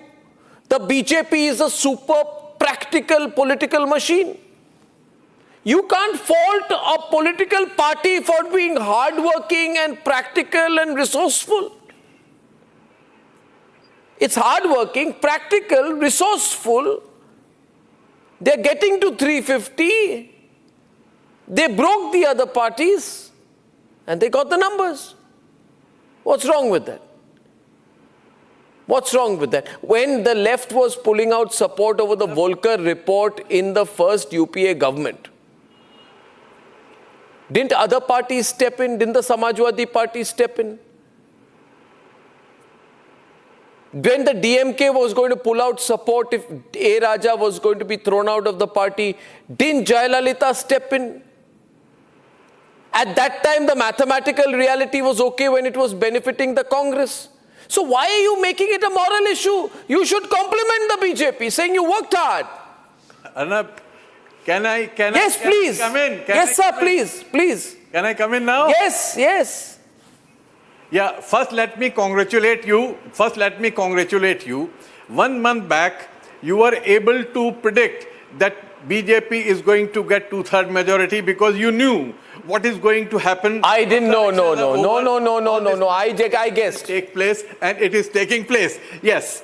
So let me give you the credit for that. One. And number two, yes. Now let me finish, Arnab. Let me finish because I am not watching all of you. So I have a bit of a handicap, not being able to see your faces and everything. But anyway, the second thing is that if you remember correctly, I was the only person who resigned from Samajwadi Party when Samajwadi Party changed its stand on the nuclear deal and started supporting UPA government. I was the only one who resigned from the Rajya Sabha and from my Samajwadi Party. But apart from that, you see, there was no constitutional change, no constitutional amendment. We are talking of constitutional amendments right now. We are not talking of, simple amendment to laws or passing a few laws. We are talking of the fundamental changes in the constitution. And there, it is very important that those amendments should come from a mandate of the people. Yes, it is fine that those who are sitting and voting should be 2/3. But if you are able to break other parties, you're breaking other parties. The nation knows that this breaking is not taking place on ideological grounds. This is not taking place on principles. The way suddenly, just immediately after the election, one person who was seeing Makkah, Medina in her eyes suddenly changes over and comes to this side, and the Yusuf Pathan comes to this side because they are change of heart. It is not a change of ideology. It is not their belief in one nation or one constitution. It is their fear that they are coming here. It is because of various kind of manipulation. The nation knows that. You understand the nation more than anyone, Arnab, and the nation knows that the manipulation is taking place on a big scale, and this is unfortunate. What you may agree with me or not, but that is unfortunate. No, I don't know why I should disagree with you, but my point is, can you tell me how many state governments did Congress party sack since 1947? Absolutely wrong. Absolutely wrong. No. So you are saying that following the rule, following the anti-defection. No. I'll tell you. I asked this question. Shahid bhai, like you, I'm a student of politics. I would like to tell you that the great Democrat. I would like to tell you that the Congress party sacked 91 elected state governments using Article 356, right? One minute. Even your mild-mannered, very nice, very nice. I'm not a congressman. Even the mild-mannered, very nice Manmohan Singh used it 10 times. Even P.V. Narasimha Rao used it 11 times. Indira Gandhi used it 50 times. Jawaharlal Nehru started by sacking the elected government in Kerala. One minute. I'm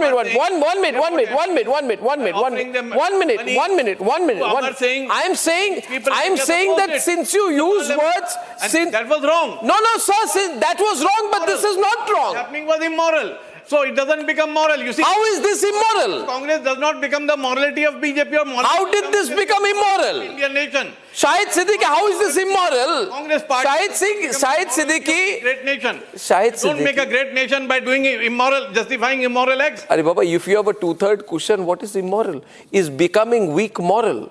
Becoming strong immoral? Siddharth, I'm getting confused. This is a hot debate tonight, and I'm telling you 10 things are going to happen in this country. I said this a month back. I didn't have some great information. I had limited experience and common sense.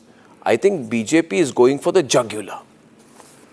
BJP has realized this time is good for us. Let's make the most of it. Now, however, Siddharth, are you doing too much of it too soon?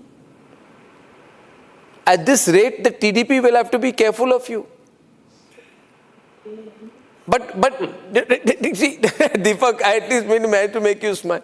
At this rate, the TDP will have to be careful of you, and people, no, because it's very, it's a very harsh game you're playing. Look at Faizan. He's lost the color on his cheeks, the humor in his words. He doesn't know what to do. He's thinking when they break Samajwadi Party, which side should I go? Oh, they can't. Oh, sir, they can't. Samajwadi Party is drawn by an ideology. They can't break us. As for the TDP spokesperson, as for the TDP spokesperson, let me just warn him, sir, the leverage you and Mr. Shinde had within NDA, you people have lost it with these turncoats coming into your faction. I'm sure you remember in 2019, BJP poached 4 of your MPs, Rajya Sabha members. So very soon they're going to destroy whatever little is left of you. So all the best. Be happy till BJP finally destroys your party. And as far as Samajwadi is concerned, as I said, Mr. Goswami, we have nothing to worry. BJP ko 10 janam lene padenge to even think of touching Samajwadi Party. Our ideology is very strong. Those who are with us are because of we share a common Okay, let's ideology. understand the numbers with Siddharth. Siddharth, take me into confidence. Take me into a little bit of confidence tonight. You are presently, you had 293, then you got 20 of Trinamool. You got 313, right? Now, all I need to know is how you're going to go from 319. Then you got UBT 6, okay? Akali Dal will go with you. You guys are more or less agreeing with each other in Punjab. ZPM Independence 324. Now, you need to break the Samajwadi Party or get the DMK. Let me talk. No, what is your thing? It's your nightmare. I'm saying you have to break either Samajwadi Party or get DMK. Could you take 1 minute? Could you take me into confidence and explain how you're going to go about it so that this is an informative session for all our viewers tonight? Yes, Siddharth, please. Arnab, before I answer you that, I would just want to make a very brief comment on the morality lecture that we are getting on the show tonight. Again, Shahid Siddiqui gave that lecture. I didn't give the lecture. It was Shahid Siddiqui. Yes. Yes, obviously from Shahid Siddiqui, and the kind of morality lecture that I was hearing, I was remembering the 1996-1997 Indian government, wherein we were 161 and Congress was 140, and rest everybody all together, they didn't have an absolute majority. Congress said we'll support from outside, we'll not get into the government. The number went up to 305 and they formed the government. Who had the people elected? It was BJP. We got 161. We were the largest. We were the highest majority party. Were you amending the constitution? Were you amending the constitution? You were not. CPI. You are talking of the constitution. Shahid is countering you. Shahid Siddiqui is countering you. Become so versus. Shahid has countered you. Siddharth, he's very senior. He's countering you. Siddharth, as a very senior journalist, he's countering you. Listen to his counter and then respond. What's your counter, Shahidji? No, what I'm saying is that, running a government, getting a majority to have a majority to run a government is different from with the idea which we are discussing today, that they are trying to manipulate this two-third majority in order to amend. Why manipulate? Why do you use the word manipulate? Something different from running government. You can't do it, so why are they manipulating? I mean, it is nothing else. I'm sorry, but it's a positioning thing. It's a positioning thing. No, one minute. When recently the Congress party, after 5 years of infighting in Karnataka, Rahul Gandhi said, okay, I will back DK Shivkumar. At that time, the entire, not you Shahid Bhai, but the entire Lutyens lobby said, Rahul Gandhi has come of age. The standard headline came again, Rahul Gandhi has come of age. If you're not going to come of age at 57, when will you come of age? But if the Rahul Gandhi does that, then you say he's come of age at the age of 57. But if the BJP says, we're going to try and get two-thirds, you say they're manipulating. This is wrong terminology, Mr. Siddiqui. You're being biased tonight. I mean, I don't understand. Absolutely, everyone is biased, and everybody should be biased for the right of the constitution and the democracy of the nation. I'm biased towards India. I'm biased towards the democracy of this wonderful nation. It is a constitutional, the uniform civil... What a hypocrisy, Arnab. Hypocrisy. The party which has changed the constitution most number of times, 47 times Jawaharlal Nehru changed the constitution, 27 times Indira Gandhi changed the constitution, most number of attacks, most number of state governments collapsed by the center, most misuse of 368, and you're telling us attack on the constitution. You changed the entire constitution, you locked up judges, and you locked up the opposition in emergency, and you changed the preamble of this country, and you're saying हम संविधान थोड़ी बदल रहे थे, और क्या कर रहे थे आप? Okay, so there is a, suppose we say, मैं तो जेल में था, आप कहाँ थे? जब emergency लगी थी, where were you? People like us were opposing and were in jail. Where were you? Siddiqui Saab, it was my party, my parent organization, my student organization which was fighting on the forefront. आप कहां थे वो आपको पूछना पड़ेगा, पर हमारे नेता थे सबसे ज्यादा जेलों में जाने वाले और सबसे ज्यादा जेल में गए थे इमरजेंसी। मेरे फादर और मैं 25 जून को जेल में गए थे, उनके साथ आज खड़े दोस्त इमरजेंसी, और माफी नहीं मांगी थी इंदिरा गांधी से। इंदिरा गांधी ने माफी मांगी थी, हमने नहीं मांगी थी। If you go logicless now, obviously I was not born when the emergency was there. Now I can't fix your logic अगर आप logicless हो जाएंगे तो। But I am representing an ideology. मेरे नेता ज्यादा गए थे कि आपके गए थे, बता दीजिए। Don't question us. So don't question us on this. Don't question us on this morality, that why did you not oppose the emergency? Don't justify the wrongs of today by quoting the wrongs of the past. Sir, you are standing with the people who have killed the constitutional spirit of this country. You are standing today against which the Honorable Supreme Court would have to come up with a basic structure of the Constitution. You are supporting the people who have attacked the Constitution. You are supporting the people who changed the preamble. What morality? Where are you standing and talking about? Congress के साथ? संविधान की I would say that we should. I'm sorry, sir. We should hit pure hypocrisy. Okay, 1 minute. We should hit the streets and celebrate if the Uniform Civil Code is coming, Sanjeev Srivastava, because let me tell you, we have one constitution, we have one Supreme Court, we have one tricolor, but we do not have one civil law. This is very wrong. A Muslim man can have 4 wives. A Hindu man goes to jail for bigamy and polygamy. But a Muslim man invokes personal law and walks free. And Mr. Faizan says this is pluralism. And if I say that you would say it's pluralism? Yeah, you would say it's pluralism. You would say, are you against polygamy? Are you against polygamy? Is the Samajwadi Party opposed to bigamy and polygamy? Mr. And trigamy.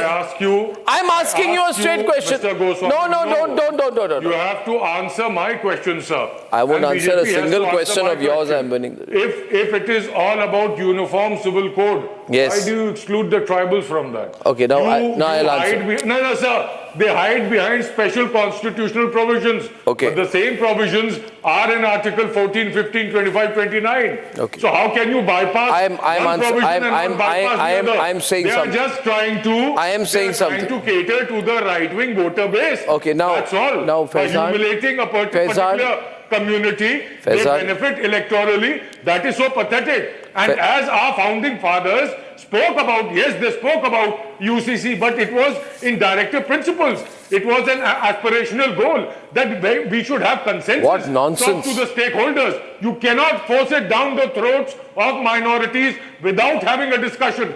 This is dictatorial, and this should not have happened in India. Now, and this is not going to happen. Okay, but I'll tell you one thing. I'll tell you. When you listen to me now, when you and the pro-Muslim Congress Party and the Indian Union Muslim League and the All India Majlis-e-Ittihadul Muslimin get a 2/3 majority. So you just tell me, are you against the exemption of tribal community or not? Okay. Now, if you don't interrupt me, I'll tell you something. Please, sir. See, you remember the Shahbano case? Yeah. Good. Now everyone in, okay? In the Shahbano case, at that time, Chief Justice Y.V. Chandrachud, 1985, said, it's a matter of regret that Article 44 has remained a dead letter. That is a constitutional bench judgment citing Article 34 and calling out the government's failure to frame a uniform civil code. Shame on you for questioning the Supreme Court. Just to appease the radicals. Who's appeasing the radicals? Your name is Faizan Kidwai, and you are doing radical appeasement on my program. I never support. You are a radical yourself. Vote base is majority of the vote base of Bharatiya Janata Party comes from the radicals. The more you humiliate Muslims, the better it is electorally. Oh, Ambedkar was humiliating Muslims. Ambedkar humiliated Muslims. BJP. Are you saying Ambedkar humiliated Muslims? On a daily basis, you spoke to me about Shahbano. I want to ask about Bilkis Bano. It was the Bharatiya Janata Party Gujarat government who wrote to the central government. Bilkis Bano is not a uniform civil code case. To release, sir, those who raped her. Bilkis Bano. Could you just please tell me, BJP, would you condemn that? And TDP, would you condemn that? Please tell me, and also tell me, would you exclude tribals also? Would you include tribals also in UCC? Or you'll keep excluding them? One minute. What is your stance? Please tell me. What is your stance? Who are you asking? And would you do away with Hindu... why are you looking at the book and saying? Why don't look at your notes? Family provisions, would you do away with that? Because Hindus get a lot of tax benefits from that. Just tell me all these things. Are you with Hindu undivided family benefits that the Hindu families get for tax? You're getting confused now. You're correct. No, sir. There is no uniformity. See, Sanjeev. There is no uniformity. Sanjeev, please explain to young Faizan Kidwai Sahab that we are living in a democracy where if you have 2/3, you can do some things. You know, it's not a moral science lesson. Please explain to him. No, please tell me, sir. Answer my questions. So I do agree it is not a moral science lesson. And I would concede that if the BJP reaches that mark of 360, then in any case, this moral science lesson or moral argument will be thrown out of the door or window or whatever. And they will do what they are doing. The only point which this side has been trying to make last 45 minutes, 40 minutes is that there is one thing to get a majority and assemble a majority and get numbers on your side to pass some important bill or to run a coalition government or to have a stable government. It's quite another to enforce fundamental changes in the government. What is the fundamental change? Majority which you never actually won from public. Oh, so when you get 140, you can do what you want, that is legal. Which is being, no, it is not illegal. So if the BJP gets 360 and does it, it won't be illegal. But you cannot just rubbish others for calling it immoral also. It would be immoral because they haven't got the public mandate of a 2/3. So they're broken parties or the parties have imploded themselves. On the issue of UCC, I have a slightly different view. If there is some discussion and UCC is implemented, I would be the one, I at least will be supporting it. I'm not so sure about delimitation and one nation, one election, where truly 2/3 will be required. But all these things, like you said in your intro, they are all connected. So you can't pick and choose. What? The bottom line remains, if the BJP gets to the 360 number, all these debates will become meaningless. They will do what they want to do. Deepak, how soon will the BJP get 2/3? I doubt whether they'll be able to get it. Unless they but if some parties abstain, they could, right? But who will abstain? Can DMK afford to abstain? At least on the face of it, doesn't look like that. But maybe they do. Maybe there is some other kind of plan, agreement or arrangement, or maybe let me come in here. DMK find it very difficult, and I concede that to break SP right now ahead of UP elections may not be as easy as breaking a Shiv Sena or a TMC. I agree with you on that. Deepak wanted to come in. We are going to look in the next few minutes ahead. Deepak, looking ahead, what's likely to happen? Arnab, I love Mr. Siddiqui's smile and his take of what's coming. And now let me come to our Samajwadi colleague. I mean, his Shakuni tricks, and he's talking about, the division between TDP and BJP. So in Andhra Pradesh, we have announced that the current government of all the three parties is going to be in power for the next 15 years. And we're going to work for the welfare of the people and strengthening the nation. So no Shakuni can ever come between us and get a division between us. And Lokesh ji treats the Prime Minister as a fatherly figure, and he guides us, and we are taking the nation forward. And one more thing, how our Samajwadi spokesperson, gentleman, speaks with a little loud voice. I've seen when ships are sinking politically, these are the people who jump from the ship first. So, I mean, you are saying he's like Sayani Ghosh. So, so he's going to be one of the first to be jumping from the ship. Those who are very loud are the ones who are quick in their movement. So here, stop blaming BJP for every mistake or every party which is falling apart. If a ship is sinking, any sensible person would like to jump off and save their life. No. So that's something. What is done by them? Let me give my counter argument. If Trinamool has committed n number of crimes, they have done anti-national activities. They have done corruption. They have played with the lives of women. And you guys turn around and blame BJP and the NDA. It will be better for you, sir. I'll just enlighten you. I'll enlighten you. I heard what you said. It's your mistakes which are costing you guys your political career and your party's future. Gentlemen, let me respond. Your mistakes are strengthening the NDA. It is sensible for people to switch sides. So this is the reality one has to accept. It's not sensible for people to switch sides. When a ship is shrinking, only rats run away. So if you feel that's nice for you to become a rat, then it's perfectly all right for you to leave. And you said somebody in your party considers Mr. Narendra Modi as his father figure. So your party leader, when he requested Muslims to remember the Gujarat riots and not vote for Mr. Narendra Modi, and Mr. Modi called your TDP chief, Ballal Dev. He insulted him. I am sure you're very happy with that.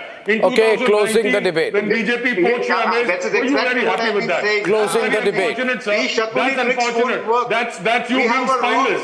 That's you being spineless, sir. Have some self-respect, sir. Have some self-respect. Have some self-respect and dignity. And where you have to take a call, please do that. Now, I for one will not.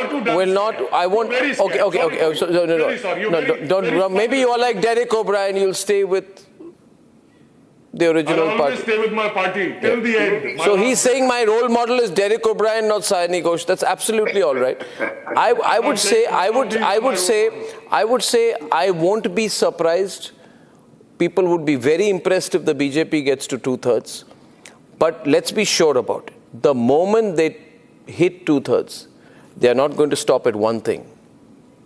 Don't rule out them doing delimitation, women's bill, UCC, one nation, one poll in one go, if that happens. Why should they give up an opportunity? 2/3 is not something that may stay. And remember, viewers, it's 2/3 and voting in the House. So mathematics. On the other side tonight, is there any point in criticizing the UP government for acting tough in the Ram Mandir donation controversy? When we are back.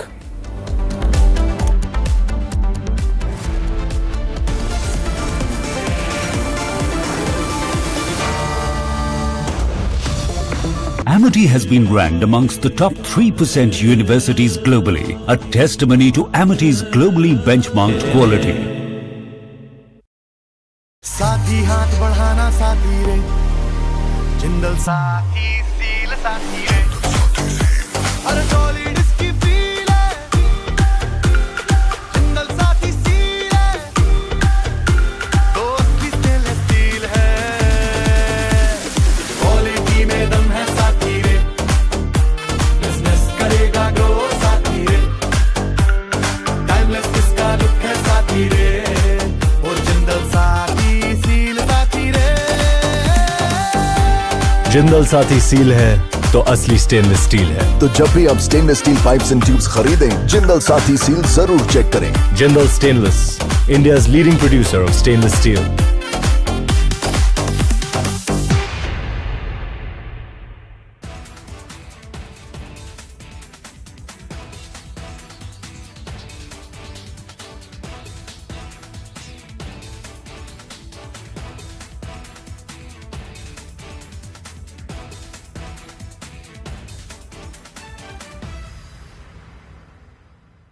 Ladies and gentlemen, I want to talk tonight about an incident where an FIR got registered against 4 people.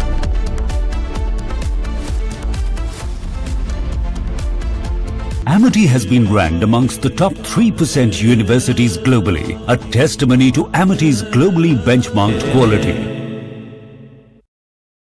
Jindal Saathi seal है तो असली stainless steel है। तो जब भी आप stainless steel pipes and tubes खरीदें, Jindal Saathi seal जरूर चेक करें। Jindal stainless, India's leading producer of stainless steel.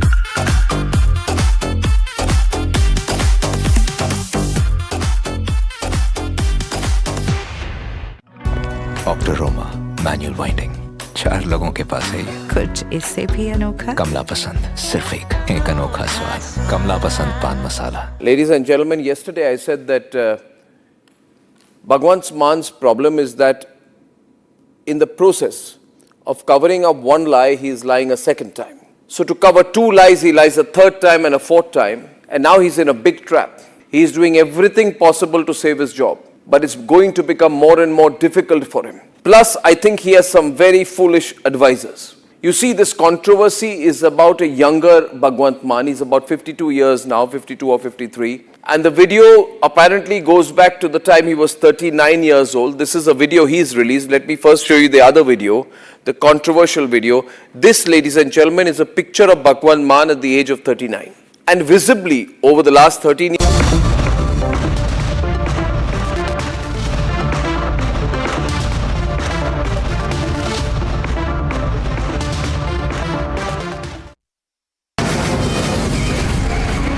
From the Republic Media Network headquarters, it's time for Arnab Goswami on the debate.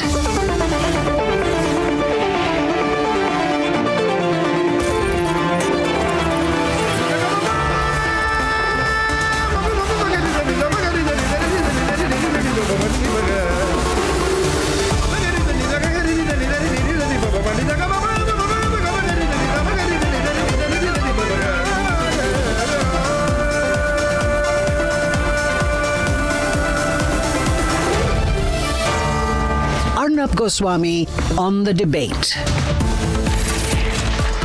Yes, ladies and gentlemen, there has been theft from the coffers of the Bhavya Ram Mandir. It is true. It is unfortunate. But it is also true that there has been very strong and effective action, sackings and arrests and resignations, immediate action by the Yogi government, the BJP government. But it is also true that some people are looking at this opportunity to target the Ram Mandir itself. People who say, let's divide Hindus, are the people who are passing many comments on it. These are people who say Jats are not Hindus, people in Tamil Nadu are not Hindus, tribals cannot be Hindus. They are the ones who are getting overactive. People who did not want the Ram Mandir itself are getting overactive. People who said Lord Ram did never exist are getting excited about this. People like Arvind Kejriwal, who said that his Nani told him that it was very bad that the Babri Masjid was brought down to build the Ram Mandir. And same Arvind Kejriwal who said that his Nani told him that Lord Ram would never be, Ram Lalla could never be placed in a Ram Mandir built on the site where the Babri Masjid once stood. And obviously Kejriwal agreed with his Nani at that time. Now he is in Ayodhya to do politics on this. And Akhilesh Yadav, who's now saying all kinds of things, who's asking for answers. The same Akhilesh Yadav who declined the invitation to the inauguration of the Ram Mandir, saying we do not accept invitations from those who do not know. Same Akhilesh Yadav is saying, I'm concerned. Ladies and gentlemen, what hypocrisy. People like Akhilesh and Rahul Gandhi who don't even want to visit the Ram Mandir, decline invitations to visit the Ram Mandir, are concerned about the theft from the coffers. And they are questioning Yogi Adityanath, who's proved that there is zero tolerance for any form of corruption, including the corruption by low-level functionaries in the Ram Mandir Trust, some cashiers. All of them have been arrested. The pictures are there. Yes, there were irregularities. There was a theft, but action was quickly taken by the Yogi government, based on a letter written to the government by the Ram Mandir Janmabhoomi Trust itself. And the state government took the action. Now they are saying, why was the action taken? I mean, I don't know. You're damned if you do, you're damned if you don't. Yes, it is terrible. Terrible that there was a theft. But let me tell you, there is no religious angle, there is no political angle, there is no government angle in this controversy. Some people who want to make it political but don't have the guts to visit the Ram temple. Not a question of guts, don't have the astha to visit the Ram temple. Ladies and gentlemen, the reality is this, that Arvind Kejriwal received an invitation for the inauguration of the Ram temple in 2024 but did not go. Akhilesh, by the way, does anyone need an invitation to visit the Ram temple? No. Akhilesh, whose father publicly said, I killed car sevaks. And if required, I would have killed more car sevaks. And the waters of the Sarayu river turned red. It was a genocide of car sevaks. And now you're saying you're concerned about theft from the Ram temple. Ladies and gentlemen, they're politicizing this matter. It's very unfortunate. I believe action has been taken.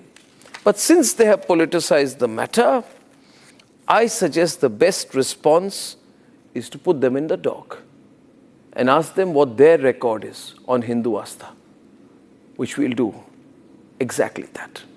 Let's debate.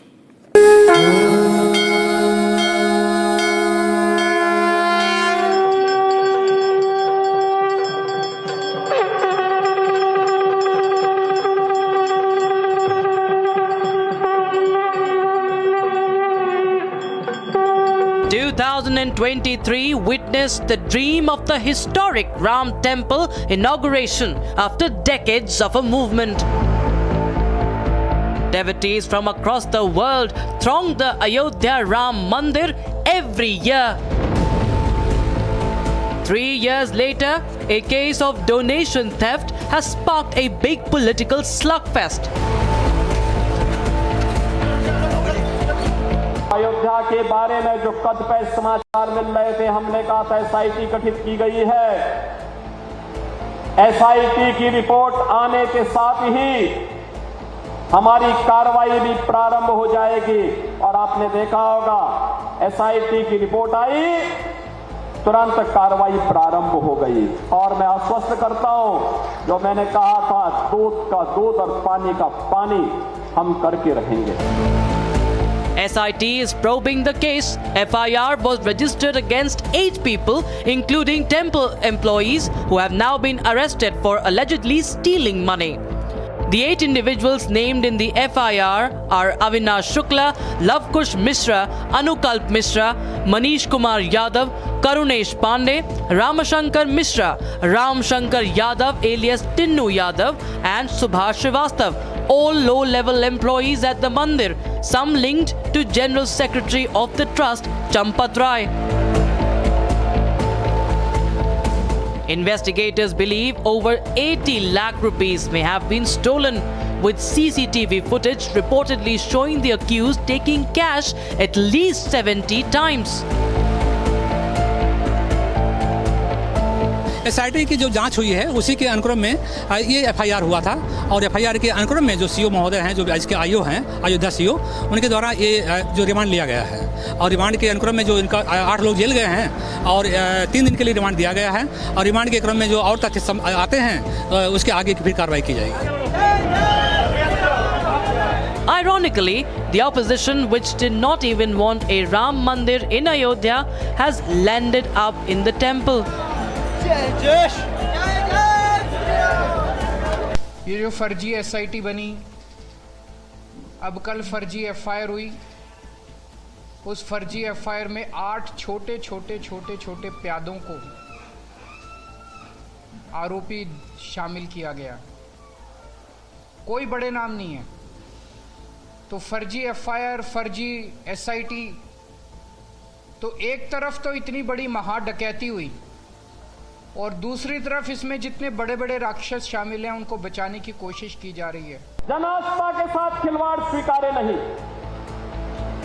सनातन आस्था के साथ जो भी खिलवाड़ करेगा, उसका भुक्तभोगी होगा। किसी को छूट नहीं दी जा सकती। Yogi is ensuring there is no compromise in the investigation. I really condemn this whole that happened. At the same time, it is also now ये परीक्षा हमको भी हो रहा है अभी regarding the faith with the Ram.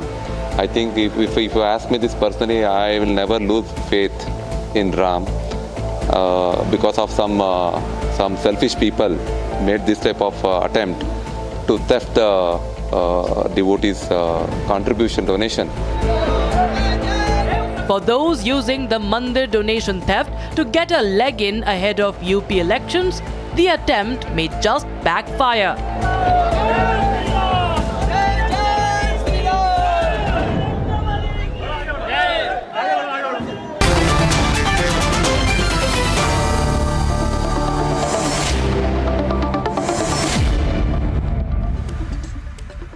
Without the slightest intention to hurt the sentiments of Priyanka Kakkar, I would like to place on record Nalin Kohli as we all know, Shantanu Gupta, Major Ashish Chaturvedi and Vivek Srivastav, that a change of heart is always welcome. Nalin Kohli, a change of heart is always welcome. Arvind Kejriwal was opposed to the construction of the Ram temple at the site where the Babri Masjid once stood. And he said that his grandmother had said to him, he said, मेरी नानी ने मुझे कहा कि ऐसे जगह राम लल्ला कैसे हो सकते हैं. And I'll get the exact quote in just a minute. He said that the Ram Mandir should never have been built, according to his grandmother, in a place where the Babri Masjid once stood, which means that he was opposed to the construction of the Ram temple at the site, right, of the birthplace of Lord Ram. Now he's having a change of heart. I'm just putting this on record before we begin the debate, Nalin, right? I mean, it's always welcome. Well, there's something more important, Arnab. Yes. Something far more important than just a change of heart. Okay. Let's leave the Nani or Nani Yaad Aa Gayi out of the picture. Okay. What did Lord Ram or Bhagwan Ram stand for? He stood for the truth, and whatever he said, he abided by it without flinching. Now let's take Arvind Kejriwal. He is the first politician that I am aware of, perhaps in 5,000 years of written history, who said, मैं बच्चों की कसम खाता हूं, कांग्रेस के साथ नहीं जाऊंगा, in the very first moment formed the government with the Congress party in Delhi to become chief minister. True. So what are the ideals of Lord Ram is very important. What are the ideals of Arvind Kejriwal have nothing to do with Lord Ram. So when he goes to the Ram temple, it's welcome. It's a time to atone for one's sins. It's a time to pray for forgiveness. That's what one should do before God. Yes. Because whatever Arvind Kejriwal has done has been opportunistic. It has never been on a principle. And today, by doing what he's doing in Ayodhya, he's showing that there is no depth to how deep he can fall for the sake of power and politics. So I think when he goes to Lord Ram, instead of raising questions on an investigation that is moving at breakneck speed, and in 3 days, you've got 8 arrested, an SIT report, no one will be spared. No one will be spared. Yeah. But certainly, he would do well to answer for the track record of himself personally and the government that he supports on a daily basis. Yes. That government's chief, the chief minister of Punjab, is facing serious questions being raised on him by no less than the Jathedars of the Akal Takht. So he has enough to worry in terms of Punjab.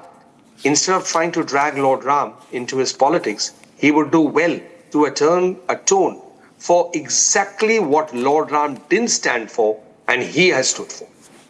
I would like to give the opportunity to Priyanka Kakkar to deny, if indeed she can deny, that her party leader Arvind Kejriwal had opposed the construction of the Ram temple at the site of the Babri Masjid, quoting his own nani or maternal grandmother. Let me first begin by congratulating Nalinji that finally BJP has decided to show its face on the issue of Chanda Chori, even though the SIT report, which was only submitted to the trust and upon trust instructions an FIR has been registered, does not name the main perpetrators. The SIT has not been made public. The FIR does not name anybody influential. So I hope Nalin Kohli ji, who is very bothered about Arvind Kejriwal ji, who also ensures that Ram Bhakts are able to visit the Ram Mandir free of cost and taxpayer money is spent on the taxpayer itself. So I asked Nalin Kohli ji whether he will reveal the names of those people who Brij Bhushan Charan Singh was scared of. Because I recall Brij Bhushan Charan Singh could not divulge names of people because they were very big people. I also hope that Nalin Kohli ji will be able to answer that despite Pradhan Mantri Modi summoning Champat Rai, why Champat Rai was able to refuse his summons and why they are so quiet about it. I also hope Nalin Kohli ji will answer that why Champat Rai is being shielded And what raz does he have of Pradhan Mantri Modi that no further summons were sent to Champat Rai? I hope Nalin Koliji would have read the SIT report and he will divulge what it said in its entirety, and whether the Raju Marwani of Sindhi Samaj, who gave 200 kgs of silver to Champat Rai and asked for a receipt back then, and Champat Rai had assured that he will once verify whether the silver is pure and only then issue a receipt. I hope Nalin Koliji will be able to answer about that too. It's easy to sit here and abuse Arvind Kejriwal, because that is what BJP politics has been, to defame its leaders, to put them in false fabricated cases, and we have been honorably discharged by the courts to the extent that the allegations of BJP were so hollow that it did not even merit a trial. So because Nalin Koliji is an advocate as well, so I'm hoping he will be able to answer on those allegations too. I also want Nalin Koliji to please answer, what is it, ऐसी क्या मजबूरी है कि चंपत राय का नाम लेने से, अनिल मिश्रा का नाम लेने से आप घबरा रहे हैं? Does their resignation absolve them of the करोड़ों का चोरी, अरबों का चोरी that they did? Does it not matter to you that you made all of this mandir? You made the mandir. आपने लोगों की आस्थाओं के साथ खेला है. You took donations from them and then you do this chanda chori. A lot is to be answered. आप जा सकते हैं, मुद्दे को digress कर सकते हैं, Punjab, Delhi. But since the debate on this very issue, I won't let you digress today. But if you want to have a debate on Punjab, if you want to have a debate on Arvind Kejriwal, I challenge you, sir. We will have an open debate about Modi ji's promises, about how he said 15 lakh सबके खाते में आएंगे, dollar will be equal to rupee. I will remind you how he said about 2 crore jobs. You can talk about that, sir. But the issue today is, why are you shielding Champat Rai and the bigger chores? Why should they not be publicly executed? So I hope you won't digress and be able to take these direct questions. Publicly executed. You are calling for the public execution. Yes. Public execution. These are the Aam Aadmi Party has called for the public execution. The Aam Aadmi Party has called breaking news for the public execution of Champat Rai. They call for the public execution. My God, this is Taliban. Imagine, this is the party that swears by the Constitution. The Aam Aadmi Party calls for the public execution of Champat Rai. This is going to be very controversial. Don't digress. No. Nalin Kohli, this is another level. Public execution when they never went to the temple. Publicly फांसी दे. No, you asked for the public execution. I'm repeating you have asked for the public execution, and that is against the constitutional norm. I'm saying it also confirms that you are willing to go violence. You have just asked for public execution. You don't ask it for a rapist. You don't ask it for murderers. You don't ask it for terrorists. But you say someone who's associated with the Ram temple. They come out, you target them and take them in your party. Don't digress, sir. My question is on Champat Rai. This is your faith in Lord Ram. Champat Rai, Anil Mishra, Champat Rai. That someone who is associated for 40 years with Ram temple, you say execute him publicly. Would you ask that for any other religion? I ask you, would you have the guts to take the name of another religion and say someone who was there for 40 years with that religion, you want him or her executed publicly? Publicly. This is your stand. Not for a rapist, not for a terrorist, not for a criminal, not for drug dealers, but for someone who's associated for 40 years with Ram Temple, his public execution.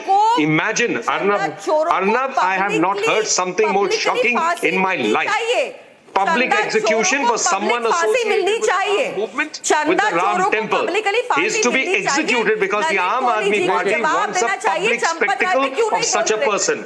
Someone associated with Ram. I can't believe it. This is your hatred for Ram.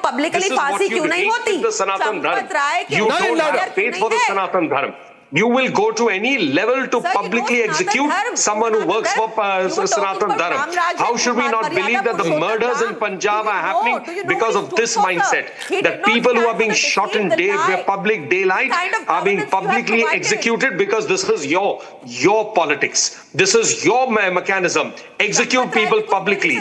And we are seeing it happen in Punjab now today. And I say that if anything happens to anyone who's a Ram Bhakt, with the Aam Aadmi Party is going to be directly, absolutely, unequivocally responsible for it. Because you have asked for violence in the name of Lord Ram. You have asked for public execution of a functionary who was in the trust who for 40 years has worked for it. And it is your responsibility, Arnab, save this state. Because if anything happens tomorrow, I must say this, I condemn it. This is indeed breaking news, but I am quite shocked, ladies and gentlemen. The Aam Aadmi Party has called for the public execution of 79-year-old prominent leader of the Vishwa Hindu Parishad. Someone who for 40 years has worked for that, maybe more. I request you to take back your words. You agreed, na? You agree, na, Arnab? Today you agree that this is crossing the line. This is breaking news. But you said for the AAP calls for the public execution of VHP leader Champat Rai. I have been critical of Champat Rai. One minute. I have been critical of Champat Rai, but I must say one thing to you. I'm requesting you, Shantanu, I'm requesting her to take back her words. Because while I say that low-level functionaries, including cashiers, have carried out theft, and it is unfortunate and sad, I have mentioned here the names of the people. There are 8 people who have been arrested, but they are cash-counting staff. I am shocked that the Aam Aadmi Party on my program has called for the public execution of a 79-year-old Vishwa Hindu Parishad leader. A man who's worked tirelessly for the Ram Mandir. For the execution of a 79-year-old man means you're agreeing, right? You are agreeing he's Chanda Chor? No, but this is now, I would not allow this. I would not allow this. I request an apology. I request an apology and for you to take back your words. I am saying... I request you to take back your words calling for the public execution of a VHP leader. No sir, no ma'am, you said Champat Rai must be publicly executed. You repeated it in Hindi. You did not say jo bhi. You did not say jo bhi. You called for the public execution of Champat Rai and I condemn that. And I request you to take... You are also... Listen, now Shantanu, she must take back her words. This is a call for violence. File a case against me. I am saying it is very No, this is not an innocent call. This is a direct attack on the Ram They can do it. All I'm saying is they will not get away. They will not get away this time. Publicly executed. This is their inherent hate from the Ram Mandir movement. This is their inherent hate from the Ram Mandir movement, and it's coming up. It's coming up. See, it's very bad. See, they had no concern for Ram temple. They tried every bit. They tried every bit that the temple should not be. All of them together. Whole of Kabal. Why are you lying, someone sent the lawyer. Arvind Kejriwal ji went with his family, with his parents, something even Modi ji can't. Everyone tried every bit for the Ram Mandir. Now they want to fish in troubled waters. Sir, it doesn't जैसे FIR हो जाएंगे, they will go back to another issue. Be lying. इनको कुछ मतलब नहीं है. They have no concern of Ram temple. क्या हो रहा है अयोध्या में? I am saying here. Mean what you say. What is this? See, let me say one thing. No, 1 minute. We are now. It's a very controversial territory. You see, Champat Rai is the General Secretary of the Sri Ram Janmabhoomi Tirth Kshetra Trust. This has happened under his watch, no doubt. Vivek ji, 1 minute. But... No, Arnab, it is more than that. No, but you have asked for his public execution, which is not going to be an easy matter unless you must apologize for this, Priyanka. Maybe she's...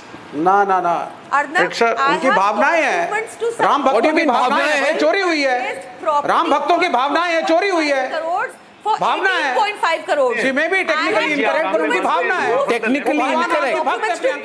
Nalin, उनकी भावना आ गई है Nalin, louder Nalin. मतलब ये राम भक्तों की आप भावनाओं की बात कर रहे हैं विवेक जी आप तो उस पार्टी से जो भगवान को नहीं मानते और आप उसके बाद राम भक्तों के she is asking for the public execution of Champat Rai ji Champat Rai ji, whose face and name is synonymous, as so many others for working all their life for Sanatan Dharma. You think they should be publicly executed? Have you asked for public execution of anybody else associated with any other religion? Come on, give me one name. You name any religion that you have asked for the public execution of someone who follows that religion. Tell me, a terrorist, a criminal, anyone from any religion. But you have asked for the public execution of someone associated with Ram Temple, with the Ram movement, with Sanatan Dharma. This is how you look at it. Execute the Ram Bhakt, execute the Sanatan Dharmis, execute anyone associated with the Ram Temple. This is what you're saying. What do you mean? You tell me. Priyanka ji, how can you ask for the public execution of someone? And tell me, which religion have you also spoken of? This is your content for Lord Ram. And you say Ram Bhakto ki baat kar rahe hain aap. Ram ki Shraddha ki baat kar rahe hain aap. This is what your leader has sent you with. Publicly execute Champat Rai ji. On whose instruction are you saying that? No, please tell us on whose instruction are you saying that? Tell us right now. Is it Arvind Kejriwal or is it somebody else who has asked you to demand for Champat Rai ji's public execution? You are a spokesperson of the party. You act on instructions of the party command. Who in your party command has asked you for the public execution of Champat Rai ji? Tell us, who has asked you for the public execution of someone who works for Sanatan Dharma? Who in your party has asked you for public execution of a Ram Bhakt? Who in your party has asked you for public execution of someone who has spent all their life working for Lord Ram? You tell us who is that? Who is the real mastermind asking for this public execution, or take the responsibility yourself? Give it a rest. I got it. Don't repeat your question. The question. What do you mean don't repeat it? You tell me who has given that. Answer it. I am telling you. No, who has? Give me a name. I don't need an answer. Give a name to the people of India. People of India need to know that name of the person who has asked you to today stand and say publicly execute Champat Rai ji. Mohan Yadav को भी बचा लो, धर्मेंद्र प्रधान को भी बचा लो. One minute, you tell me now. See, Arnab, we have a serious problem. We have a situation here. We have a situation here. We have an emerging situation here where on a live television program, Priyanka Kakkar, Shantanu, you have asked for the public execution of 79-year-old Champat Rai, who I have myself questioned in my Hindi program, and I said maybe he is not skilled administratively in governance. He did not look at the details.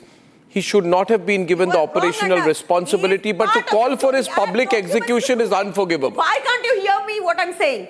I heard what you said. You called for the public execution of Champat Rai. I have documents to prove that he did Chanda Chori. Yes, Major Ashish Chaturvedi, you're defending that. He did Chori. You're defending that, Major? I have documents to prove that he did Chori. As a Samajwadi Party spokesperson, you're defending that? He has submitted those documents at the SIT. In the year 2020, a private audit was ordered. It was conducted. Do you support the call for the public execution of Champat Rai? Why don't you condemn her? Let's not divulge from the topic. No, I'm not divulging. I'm not diverting. In the year 2020 itself, the irregularities were found. There were no records being maintained of the donations being received. In the year 2020, loot has been going on. SIT is examining exactly the same. Property worth crores. How come Champat Rai louder for Ashish, yeah. Investigating exactly the same. Louder for Ashish. There are many BJP leaders who are involved probably in this. That is why they are trying to save all these people. And here the BJP gentleman was telling, why aren't you asking for public execution of rapists and murderers? 8 people are 30% of BJP louder, yeah. Kindly check the background. Government, take it from me. Kindly check the background. The BJP spokesperson should know that 30% of BJP will be behind bars if we start asking for people involved in rape and murders. Or anyone who has done anything in Shantanu. Ram Mandir, no one will be spared in Yogi Adityanath government. Be it your friends like Atiq Ansari or Mukhtar Ansari or Atiq Ahmed, or be anyone who has done anything illegal with Ram Mandir. No one will be spared. This is not the government. 2 versus 2. Everyone on. This is not the government. What about Champat Rai? What about Nipun? This is the government where mafia ko mitti mein mila dunga. This is not the time of He was principal secretary to Narendra Modi. Those times are over 2017. This construction committee. Those times were over, sir. Those Samajwadi times were over. Samajwadi times of ladke hain, galti ho jati is over in Uttar Pradesh. Uttar Pradesh runs on mafia ko mitti mein mila dunga.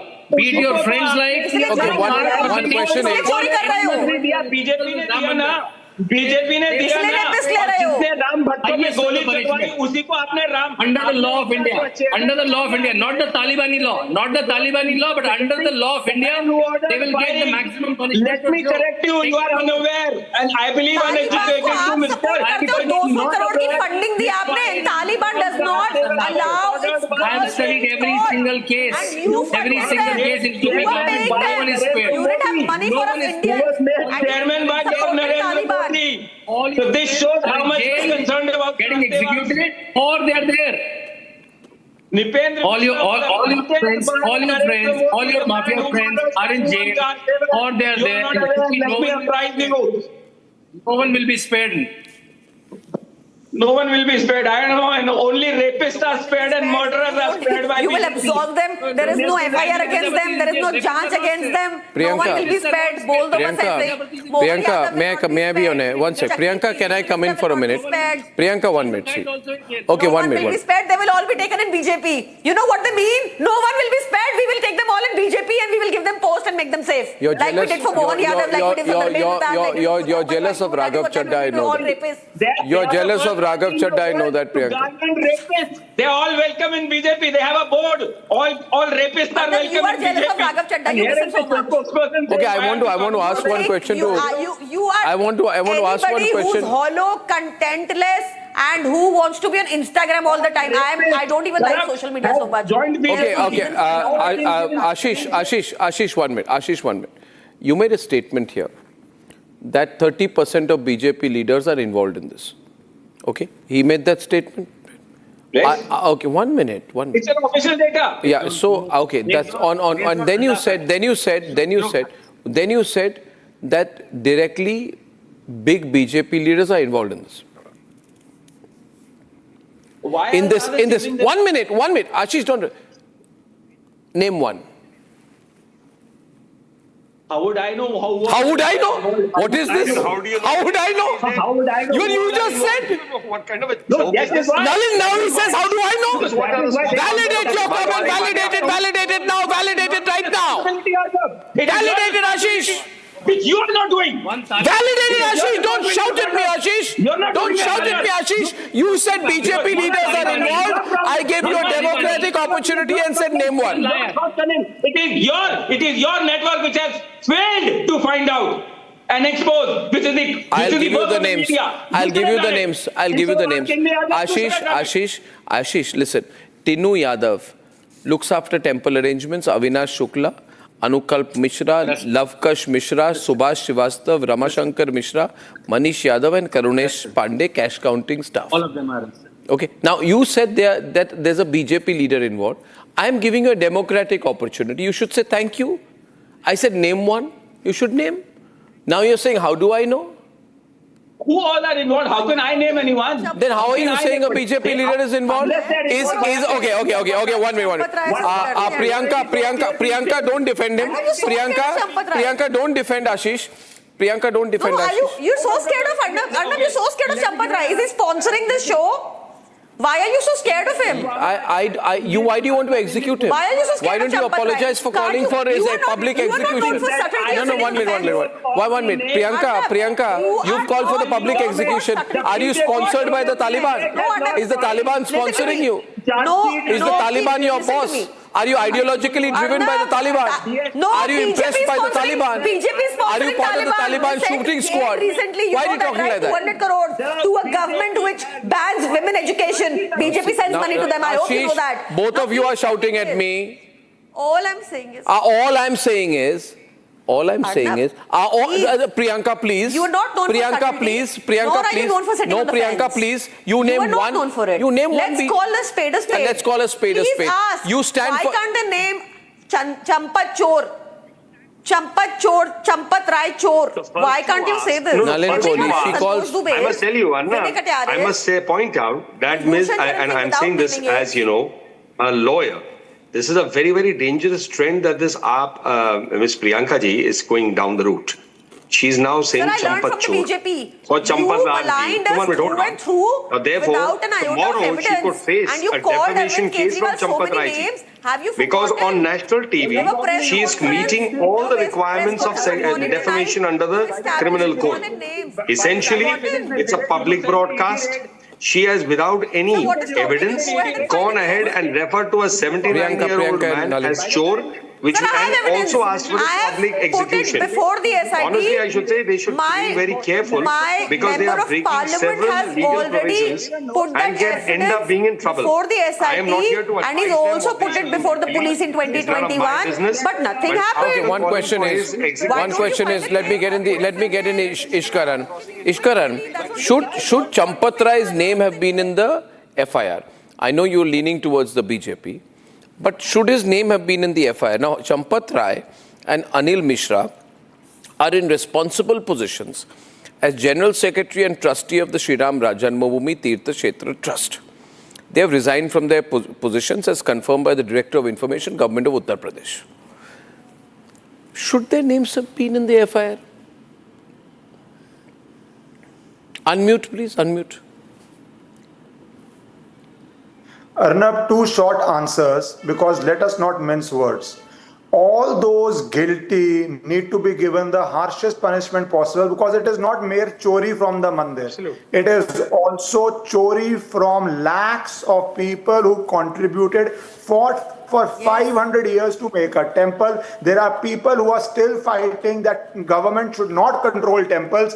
These buggers have given them a cause to say why should there be trusts on temple, because when there is a trust you can have such choris. Of course we know what is happening in Waqf. Of course there are innumerable cases of other religious institutions where chori is done, but only temples are controlled, and these people have significantly harmed the interest of reclaiming temples from government control because of their desire to enrich themselves and do chori. We do not have Taliban style punishments, nor do we have Sartan se juda, but as per law all of them need to be not only punished, all their assets needs to be seized, and we need to give exemplary punishment, and in a fast track court within months we need to have transparency of who all was involved, what money did they make, where did that money go, so that the people, the confidence of the people is restored. Forget political fights. This is chori from a mandir, and a mandir for which people have struggled for 500 years. So that, 1 second, don't interrupt. I'm asking for transparency, I'm asking for time bound, and I'm asking in 3 months account for every paisa to whomsoever the paisa went. Let the UP government take over the temple. We cannot have VHP trusts to be. Or you keep quiet. If you people had your say, Ram Mandir would have never been built. If you people had your say, anybody wanting Ram Mandir would have been in jail. So at least not about that. If we had our say, the temple would have been running. People who believe in Bhagwan Ram and people who believe it has happened, let them speak. So you please, government ka mandir hai. Chanda belongs to the people and the government will control. That is how it should be. Give it to Adityanath. I have no problem. It's a BJP government. Let the government handle the temple. I don't mind. Even if it's a BJP. No matter how high the person is, no matter what past service a person may or may not have done, if anybody is involved, that person don't belong to the Sangh. Held accountable. My view on the matter. My view on the matter, I've spoken to a lot of people. Temples are not supposed to be for Chandra. Vivek, 1 minute. Vivek, this is not the Communist Party of India which took money from the Soviets to build a party office. Now, my question to Ashish is. No, we don't take any money. Don't try to divert. You took action. You took action against the communist leader who wanted to donate blood to Indian Army, organize a blood camp for Indian Army. Ashish, मैं योगी आदित्यनाथ के खिलाफ हूँ, लेकिन मंदिर सरकार को दो, UP government को दो. ये खत्म करो trust. The temples cannot be run by RSS and Vishnu Hindu Parishad. Leader who wanted to collect blood for Indian soldiers when India was on war with China. Did you demand all that nonsense you are talking? You are trying to divert. Don't try to say the Chanda Chor. India was fighting the China war. Please answer that question. You are the president of Ram Mandir. Did you not a communist leader for doing a blood donation drive? You are the president of Ram Mandir. Chanda Chor to defend Bharat against China. Did you not support China? You answer that. I know you are the president of that Andolan. I now want to go to Ashish. Ashish and Nalin. Nalin, you say there is nothing called a moral victory. I say there is nothing called moral accountability. There has to be administrative and financial accountability. So Nalin, are you protecting Champat Rai? Question 1, allow me to complete. The highest administrative level of the trust must be blamed, not the lowest administrative level. I refuse to believe that this kind of an organized theft which has happened over many months and years could have happened only by the cash counting staff. Therefore, I want to know whether you will call him for questioning, whether his name will be included in the FIR, or whether you are trying to give him an honorable exit by telling him to quietly resign, right, and lay the blame on others. We need to realize. Don't. You don't want. Yeah, 1 minute. I will allow Ashish an intervention on this, because, you see, you must not give the impression, Nalin, of protecting Champat Rai either. While I condemn in the strongest words the call for his public execution by Aam Aadmi Party spokesperson, but Ashish is taking advantage of the fact that you are seen to be protecting him a wee bit, giving him an exit. Am I right, Ashish? Ashish first. Nalin after Ashish. Ashish first. Okay. I think Arnab, you this time you rightly brought out the crux of the matter. Only those at a very low level have been named in the FIR, whereas all those who are in responsible position, why are they excluded from the FIRs? There are people who are claiming on social media that we gave certain donations, we gave gifts which were in gold and silver, and there were no receipts given for it till date.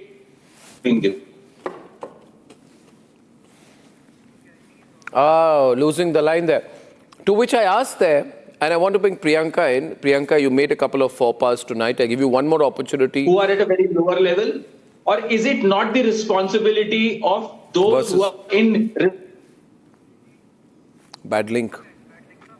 May I answer this, Anna? Because you've asked some serious questions and they deserve it. My point is that a perception is going around right now that you want to blame those directly involved and not find out who the real masterminds are. Let me take the bull by its horns and give you straight answers.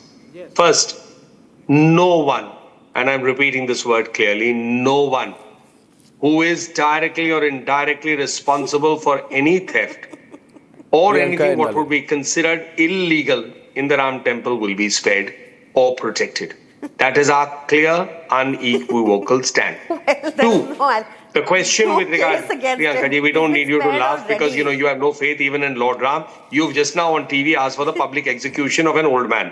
So therefore, honestly, it's not something to laugh. You really should be very worried about what you have said. And honestly, I wish you well because I'm not here to wish anybody ill.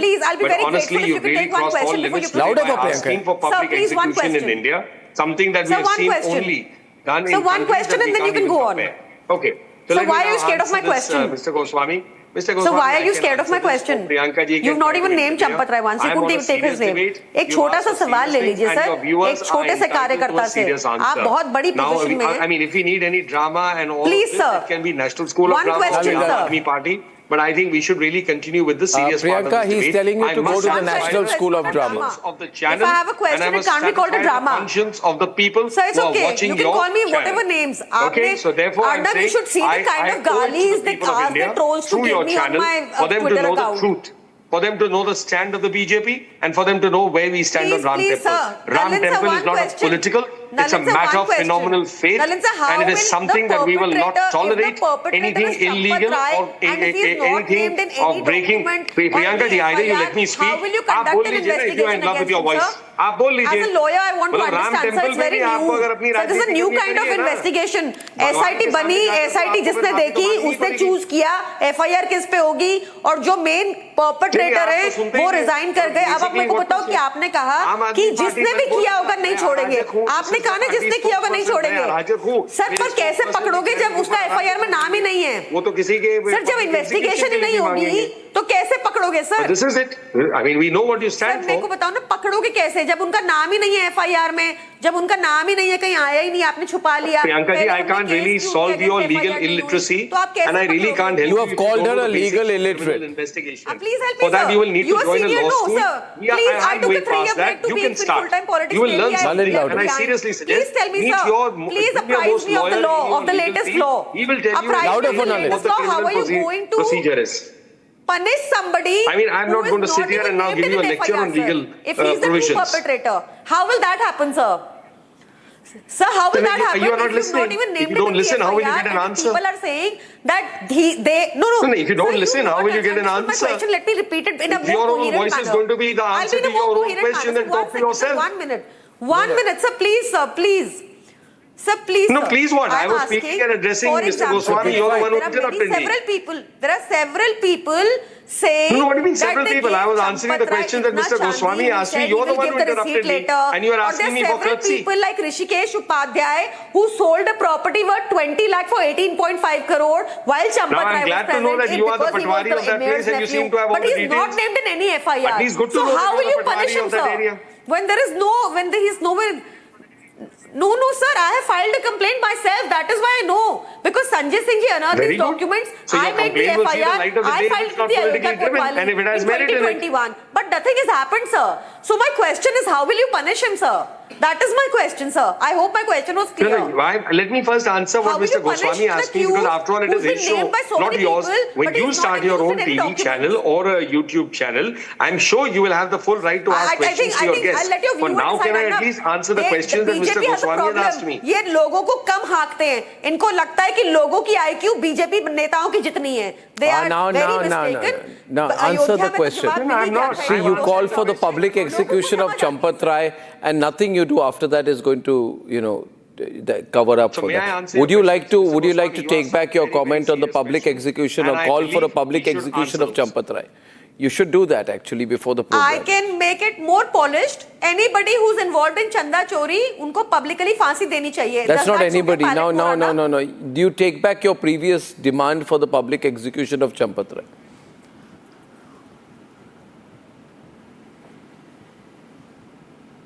I'm not here to please you, Arnab. No, please, you can take it back. There's no ego issue on this. It is not about ego issue. That man has not been named and you're still coming in his defense. I don't understand. Yeah, but you want to execute him publicly. Is he giving money for you for this show? As a responsible leader, you call for his public execution. Public will, but the way things, he's not even named in an, can you believe it? Why do you have this lynch mob attitude towards the case? Imagine the kind of, they played with people's astha. Do you know how people were emotionally connected? People died for the construction of Ram Mandir. Yeah, which is why Arvind Kejriwal said that my nani told me that Ram Lalla should never be there. He's saying at the same site where the Babri Masjid once stood. आप चंपत राय के साथ खड़े हो लो. Fine, you've chosen your side, right? We are different, bro. You stand with Champat Rai. No, I say to you that your call for the Taliban-style public execution of Champat Rai is an unfortunate comment that you should revise.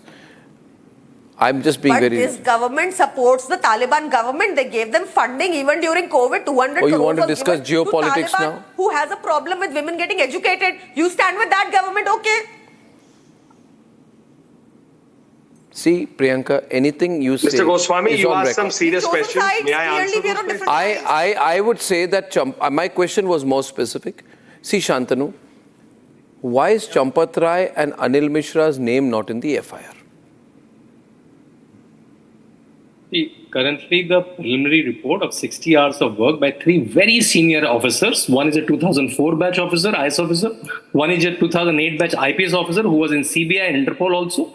And one is the officer from the finance department. These people interviewed 100 people. And prima facie is the primary report. But did he become a law unto himself? There will be 15 more days and we will do further more research. So let's wait for that. Satisfies you? I mean, he's saying I can't put it at this stage. Kejriwal के खिलाफ चवन्नी का सबूत नहीं था. Jail डाल दी उनको. Jail पे है अभी वो. He's on bail. Arvind Kejriwal is on bail. FIR में भी नहीं है वो. चंपत राय FIR में भी नहीं है. He's on bail. Sharp fight, Ashish. He's on bail. He's not. We just want that all those who are actually involved should be named in the and they should be rightfully legally punished, those who are involved, and the standard of... Everyone is asking for the same, as everyone is asking for the same. Nalin wants to come in. The SOPs which were made should be followed so that it doesn't reoccur. Mr. Goswami, first of all, anyone, and I'm saying it again, anyone, no matter who, if there is a criminality involved with the Ram Temple, action will follow. That is our clear stand. 2, the investigation has revealed the perpetrators of the crime, the people who are actually involved in stealing the money, the donation. They've been arrested based on that SIT's work. Now, whether there is a conspiracy, involvement of anything else, the investigation will certainly show it. In 3 days, we've achieved 8 arrests, and we know people who have actually taken the money. Now, were those people collecting the money on others' instructions? Were they sharing that money which was stolen with anybody else? That is what now the custodial interrogation of such people will reveal. And whoever, irrespective of who, if there is an angularity that they were aware of the theft of donations, or they were involved Does that in the satisfy theft you, of donations, Priyanka, Vivek? or if it was involved in actually sharing the theft of the donations, will face the music in terms of the those 8 people, and you would have come to the conclusion at whose behest they are doing it.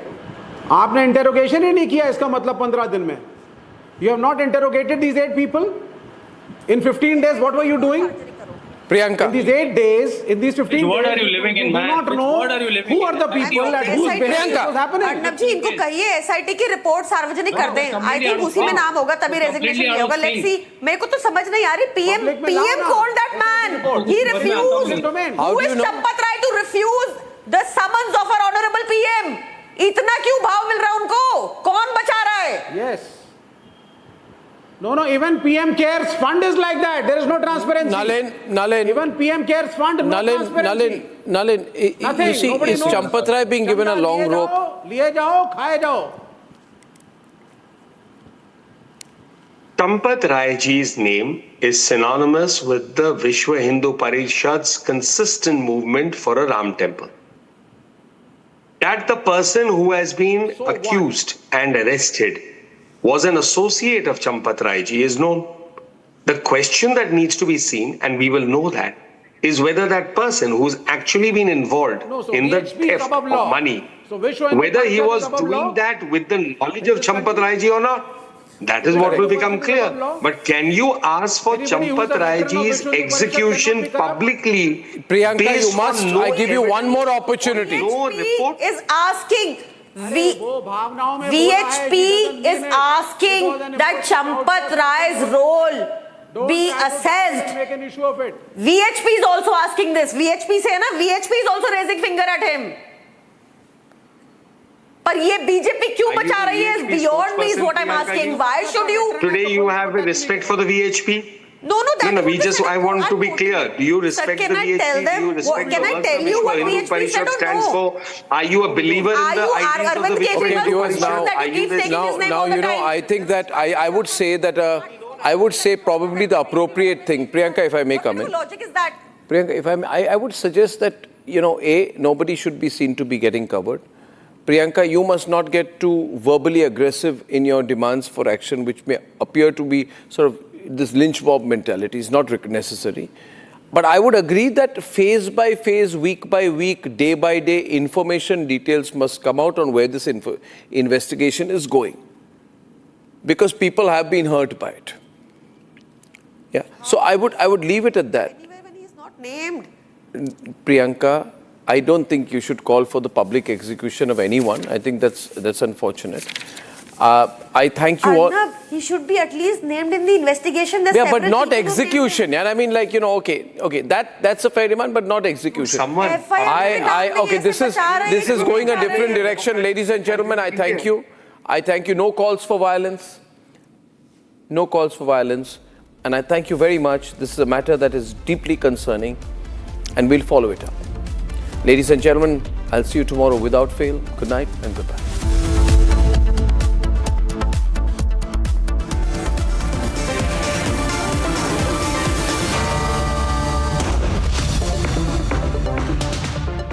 Amity has been ranked amongst the top 3% universities globally, a testimony to Amity's globally benchmarked quality. Jindal Saathi seal है तो असली stainless steel है। तो जब भी आप stainless steel pipes and tubes खरीदें, Jindal Saathi seal जरूर चेक करें। Jindal stainless, India's leading producer of stainless steel.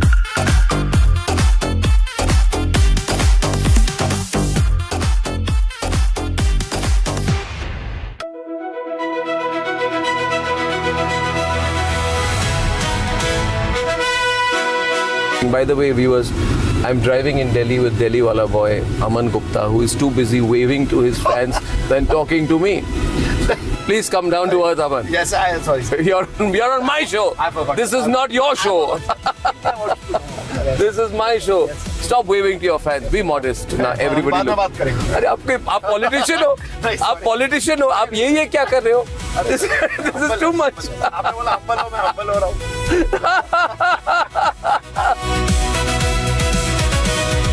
You became very famous during Balika Badhu. At that time, there was a huge amount of fame and focus, right? There was. People must be writing about you. The paparazzi would have written about you. There were no paparazzis at that time. You're not that old.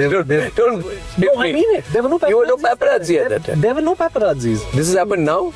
There was no Viral Bayani then?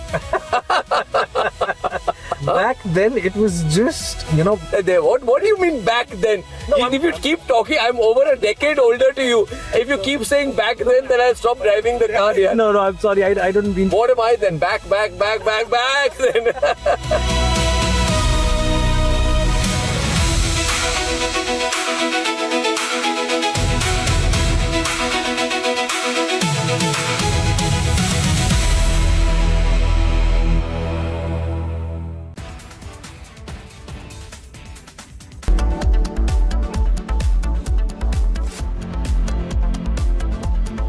Amity has been ranked amongst the top 3% universities globally, a testimony to Amity's globally benchmarked quality.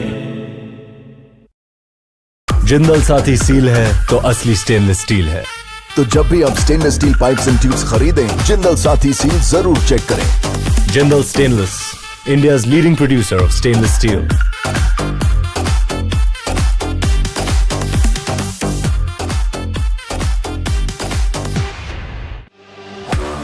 जब तक लाजवाब न बन जाए उसे नहीं इत्मीनान है, तभी तो रिचमैन बनना नहीं आसान है।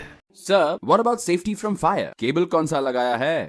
अरे केबल का क्या है, कोई भी चलता है। यही चलता है, बाद में जलता है। 90% of the electrical fires are caused due to short circuit. Give lot of importance to consider fire safe cable. Ignamo, the fire safe cables from Dravid. Remember, business is safe if your cable is fire safe. Ladies and gentlemen, yesterday I said that Bhagwant Mann's problem is that in the process of covering up one lie, he is lying a second time. So to cover two lies, he lies a third time and a fourth time. And now he's in a big trap. He is doing everything possible to save his job. But it's going to become more and more difficult.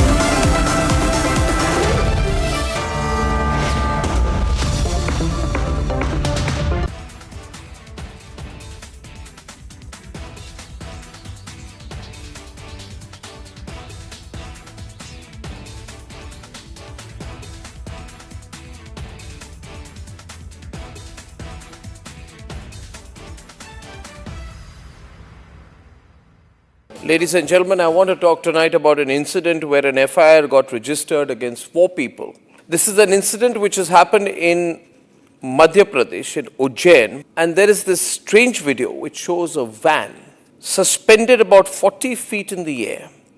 And it's suspended with a crane, some kind of a huge big crane. And there are explosives which are put inside this van, and then the van is detonated. Watch this very carefully, ladies and gentlemen. This is apparently during a Muharram procession, where the organizers fill a car with explosives, lift it 40 feet in the air with explosives, put a slogan on the vehicle saying, "Le fir aage," which means, "Look, we are back." And then they explode the van. And at that point of time, there are posters put, there's a lot of mayhem. It's also seen in the video that there are two people who are waving red flags before the blast, and the car is detonated mid-air amidst the spectators. There are videos from an Instagram account which also show a young man performing other explosion-related stunts, such as filling a drum with explosives and blasting it. And there are intense explosives used out there. This is all. From the Republic Media Network headquarters, it's time for Arnab Goswami on the debate.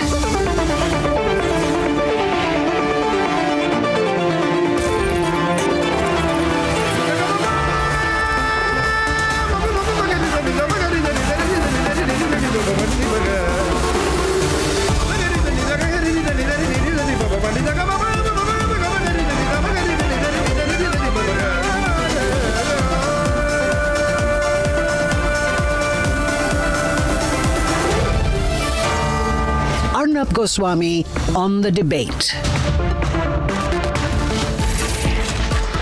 On the show tonight, the 8 or 10 big things that could be happening at the national level soon. And on 9 p.m. tonight, no compromise on Ram Mandir. Why are those who are even afraid to go to the Ram Mandir, visit the Ram Mandir, questioning the action the Yogi government has taken?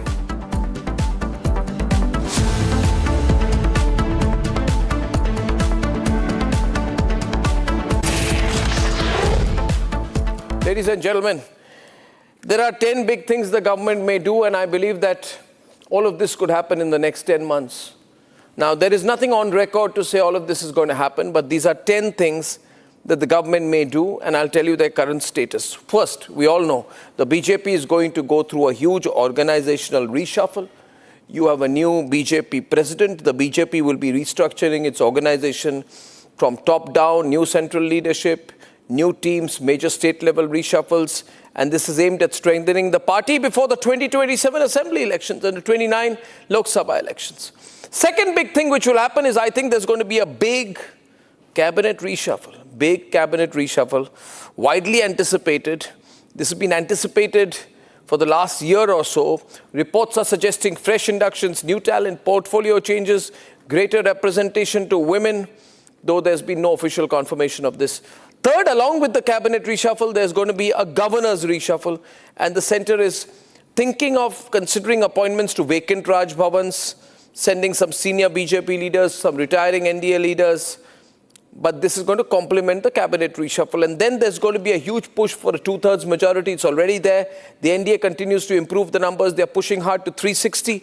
In fact, if some abstain, then even 350. If more abstain, even 340 can be a two-thirds mark. But if they get these numbers, remember, this is securing a key political objective before major reforms. And what are those reforms? Comes to number 5. Delimitation bill, one thing that the Modi government wants to push through, the Constitution 131st Amendment bill, the delimitation bill. What does this do? This changes the size of the Lok Sabha. It needs widespread parliamentary support. It needs the two-thirds. So they want to try and do this and increase the number of MPs in the Lok Sabha to 800 plus. Along with that, never to be beaten down, they're going to push another time for the women's reservation bill, the Nari Shakti Vandan Adhiniyam. It's already law, but its implementation is linked to delimitation. Unless that process is completed, the 33% reservation cannot be operationalized. And then there's going to be a multi-state UCC push. Uniform Civil Code in Bengal, Uniform Civil Code in Assam, Uniform Civil Code already in Gujarat, Uttarakhand. Imagine 20 states with the Uniform Civil Code. And then, ladies and gentlemen, there's going to be the preparations for the next assembly elections, the 2027 implementation of the assembly elections, a big question mark, and some people are suggesting that instead of May 2027, what if it happens in June? I'm not saying I have anyone on record on this, but I'm hearing things. Ladies and gentlemen. I'm hearing it could be pulled forward. That's going to be a big and explosive political start to 2027. And ladies and gentlemen, while that happens, we are all expecting and anticipating a push for the uniform civil code at a national level. The current approach is to build momentum through state-level involvement and participation to prepare the political consensus required to make the uniform civil code an inevitability in this country. But the big one that could happen in the next 10 months, the Constitution Amendment Bill remaining with the Joint Parliamentary Committee on One Nation, One Election, that requires 2/3. If this happens, and this I think is the ultimate reason for all this 360 2/3 business, the BJP realizes it needs 2/3 because once it gets them, if you understand the thinking of the NDA, the BJP and the Modi government, they're not going to wait. If it has 2/3, they will push for one nation and one election. That's going to positively transform politics in this country forever. 10 things that could happen. And I'll tell you if we have more in the future. Let's debate. Is India moving towards a single unified law? From the push for a uniform civil code to the debate over one nation, one election. The next 10 months could witness some of the biggest structural changes in India's political landscape. In a big push, after Uttarakhand, Gujarat and Assam, West Bengal is all set to implement the Uniform Civil Code. Chief Minister Suvendu Adhikari confirmed the state is going the same way. देखिए uniform civil code Bengal में होगा, एक procedure होता है, हम लोग assembly में बताऊंगा, एक कमेटी बनता है एक सिटिंग जज के नेतृत्व में, गुजरात उत्तराखंड आसाम में जिस तरीके से हुआ प्रोसीड्योर मानते हुए होगा, बाकी असेंबली में मानने बताऊंगा मैं. Not just West Bengal, but Maharashtra, Madhya Pradesh and several other states are drafting their own civil code. On top of that, in the next 10 months, India is bracing for more political upheavals. The idea of a single national framework is also being discussed in the electoral space. With one nation, one election back on the reform agenda and a second push for the Women's Reservation Bill, the argument is simple. One law for all citizens, greater legal uniformity across India, but whether it is UCC or one nation, one election, the big question tonight is, are we seeing the first steps in India's path towards a unified national framework?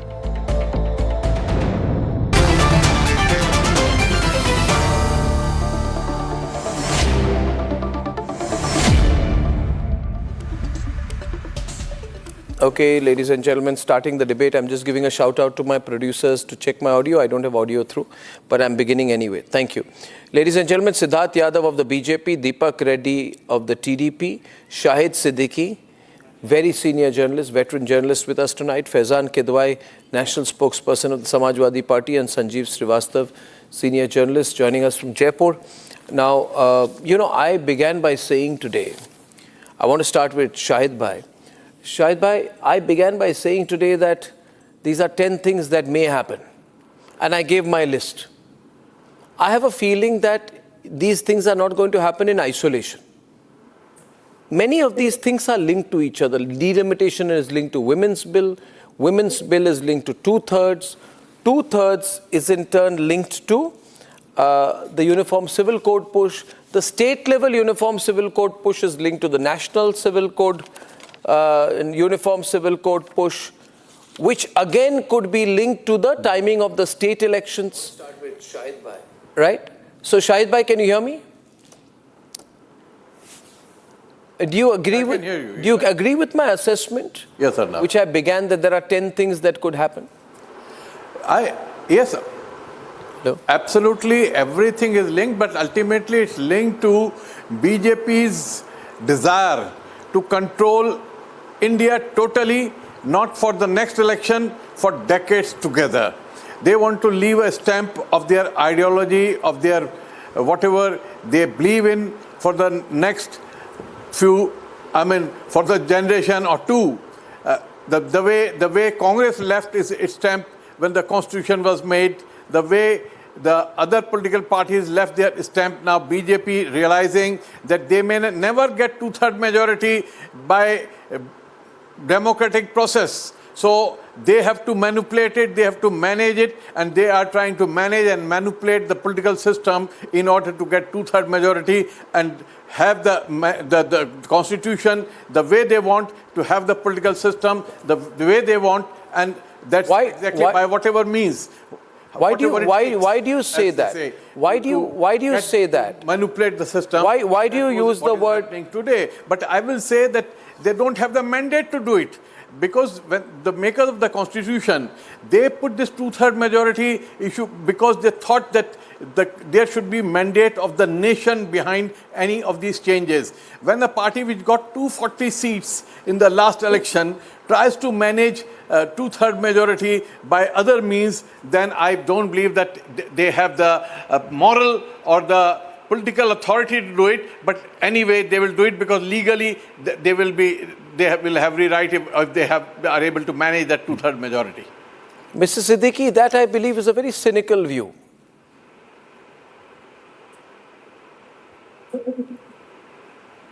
It's a very cynical view by you. Is a cabinet reshuffle illegal? Is trying to get two-thirds majority illegal? I think I've lost. Hello, no, you're there. Can you have the audio? Okay, Sanjeev heard me there. I think that's a very cynical view. It's the view going around that the BJP wants to rule for the next 20, 30, 40 years. If you had been in power, wouldn't you want to rule for the next 20, 30, 40 years, Sanjeev Srivastava? Maybe if I had the age on my side for next 200 years. Oh, you do? That's not the issue. But what Shahid Siddiqui was saying, he does have a point, and it's not a cynical view. When the constitutional makers put in this clause of two-thirds majority, I think the spirit was that the party has two-thirds majority. The way this majority is being put together by whether the parties are imploding or BJP is engineering splits, that's besides the point. But the BJP was reduced to not even having a clear majority on their own. They had a 240. They didn't reach the 272 mark.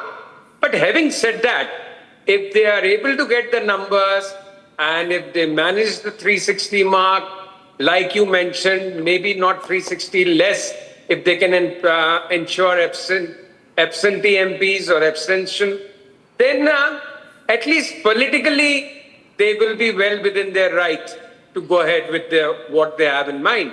Morally, ethically, I don't think those terms are any more relevant in today's scheme of things. I think that is a very sad thing which you have just said.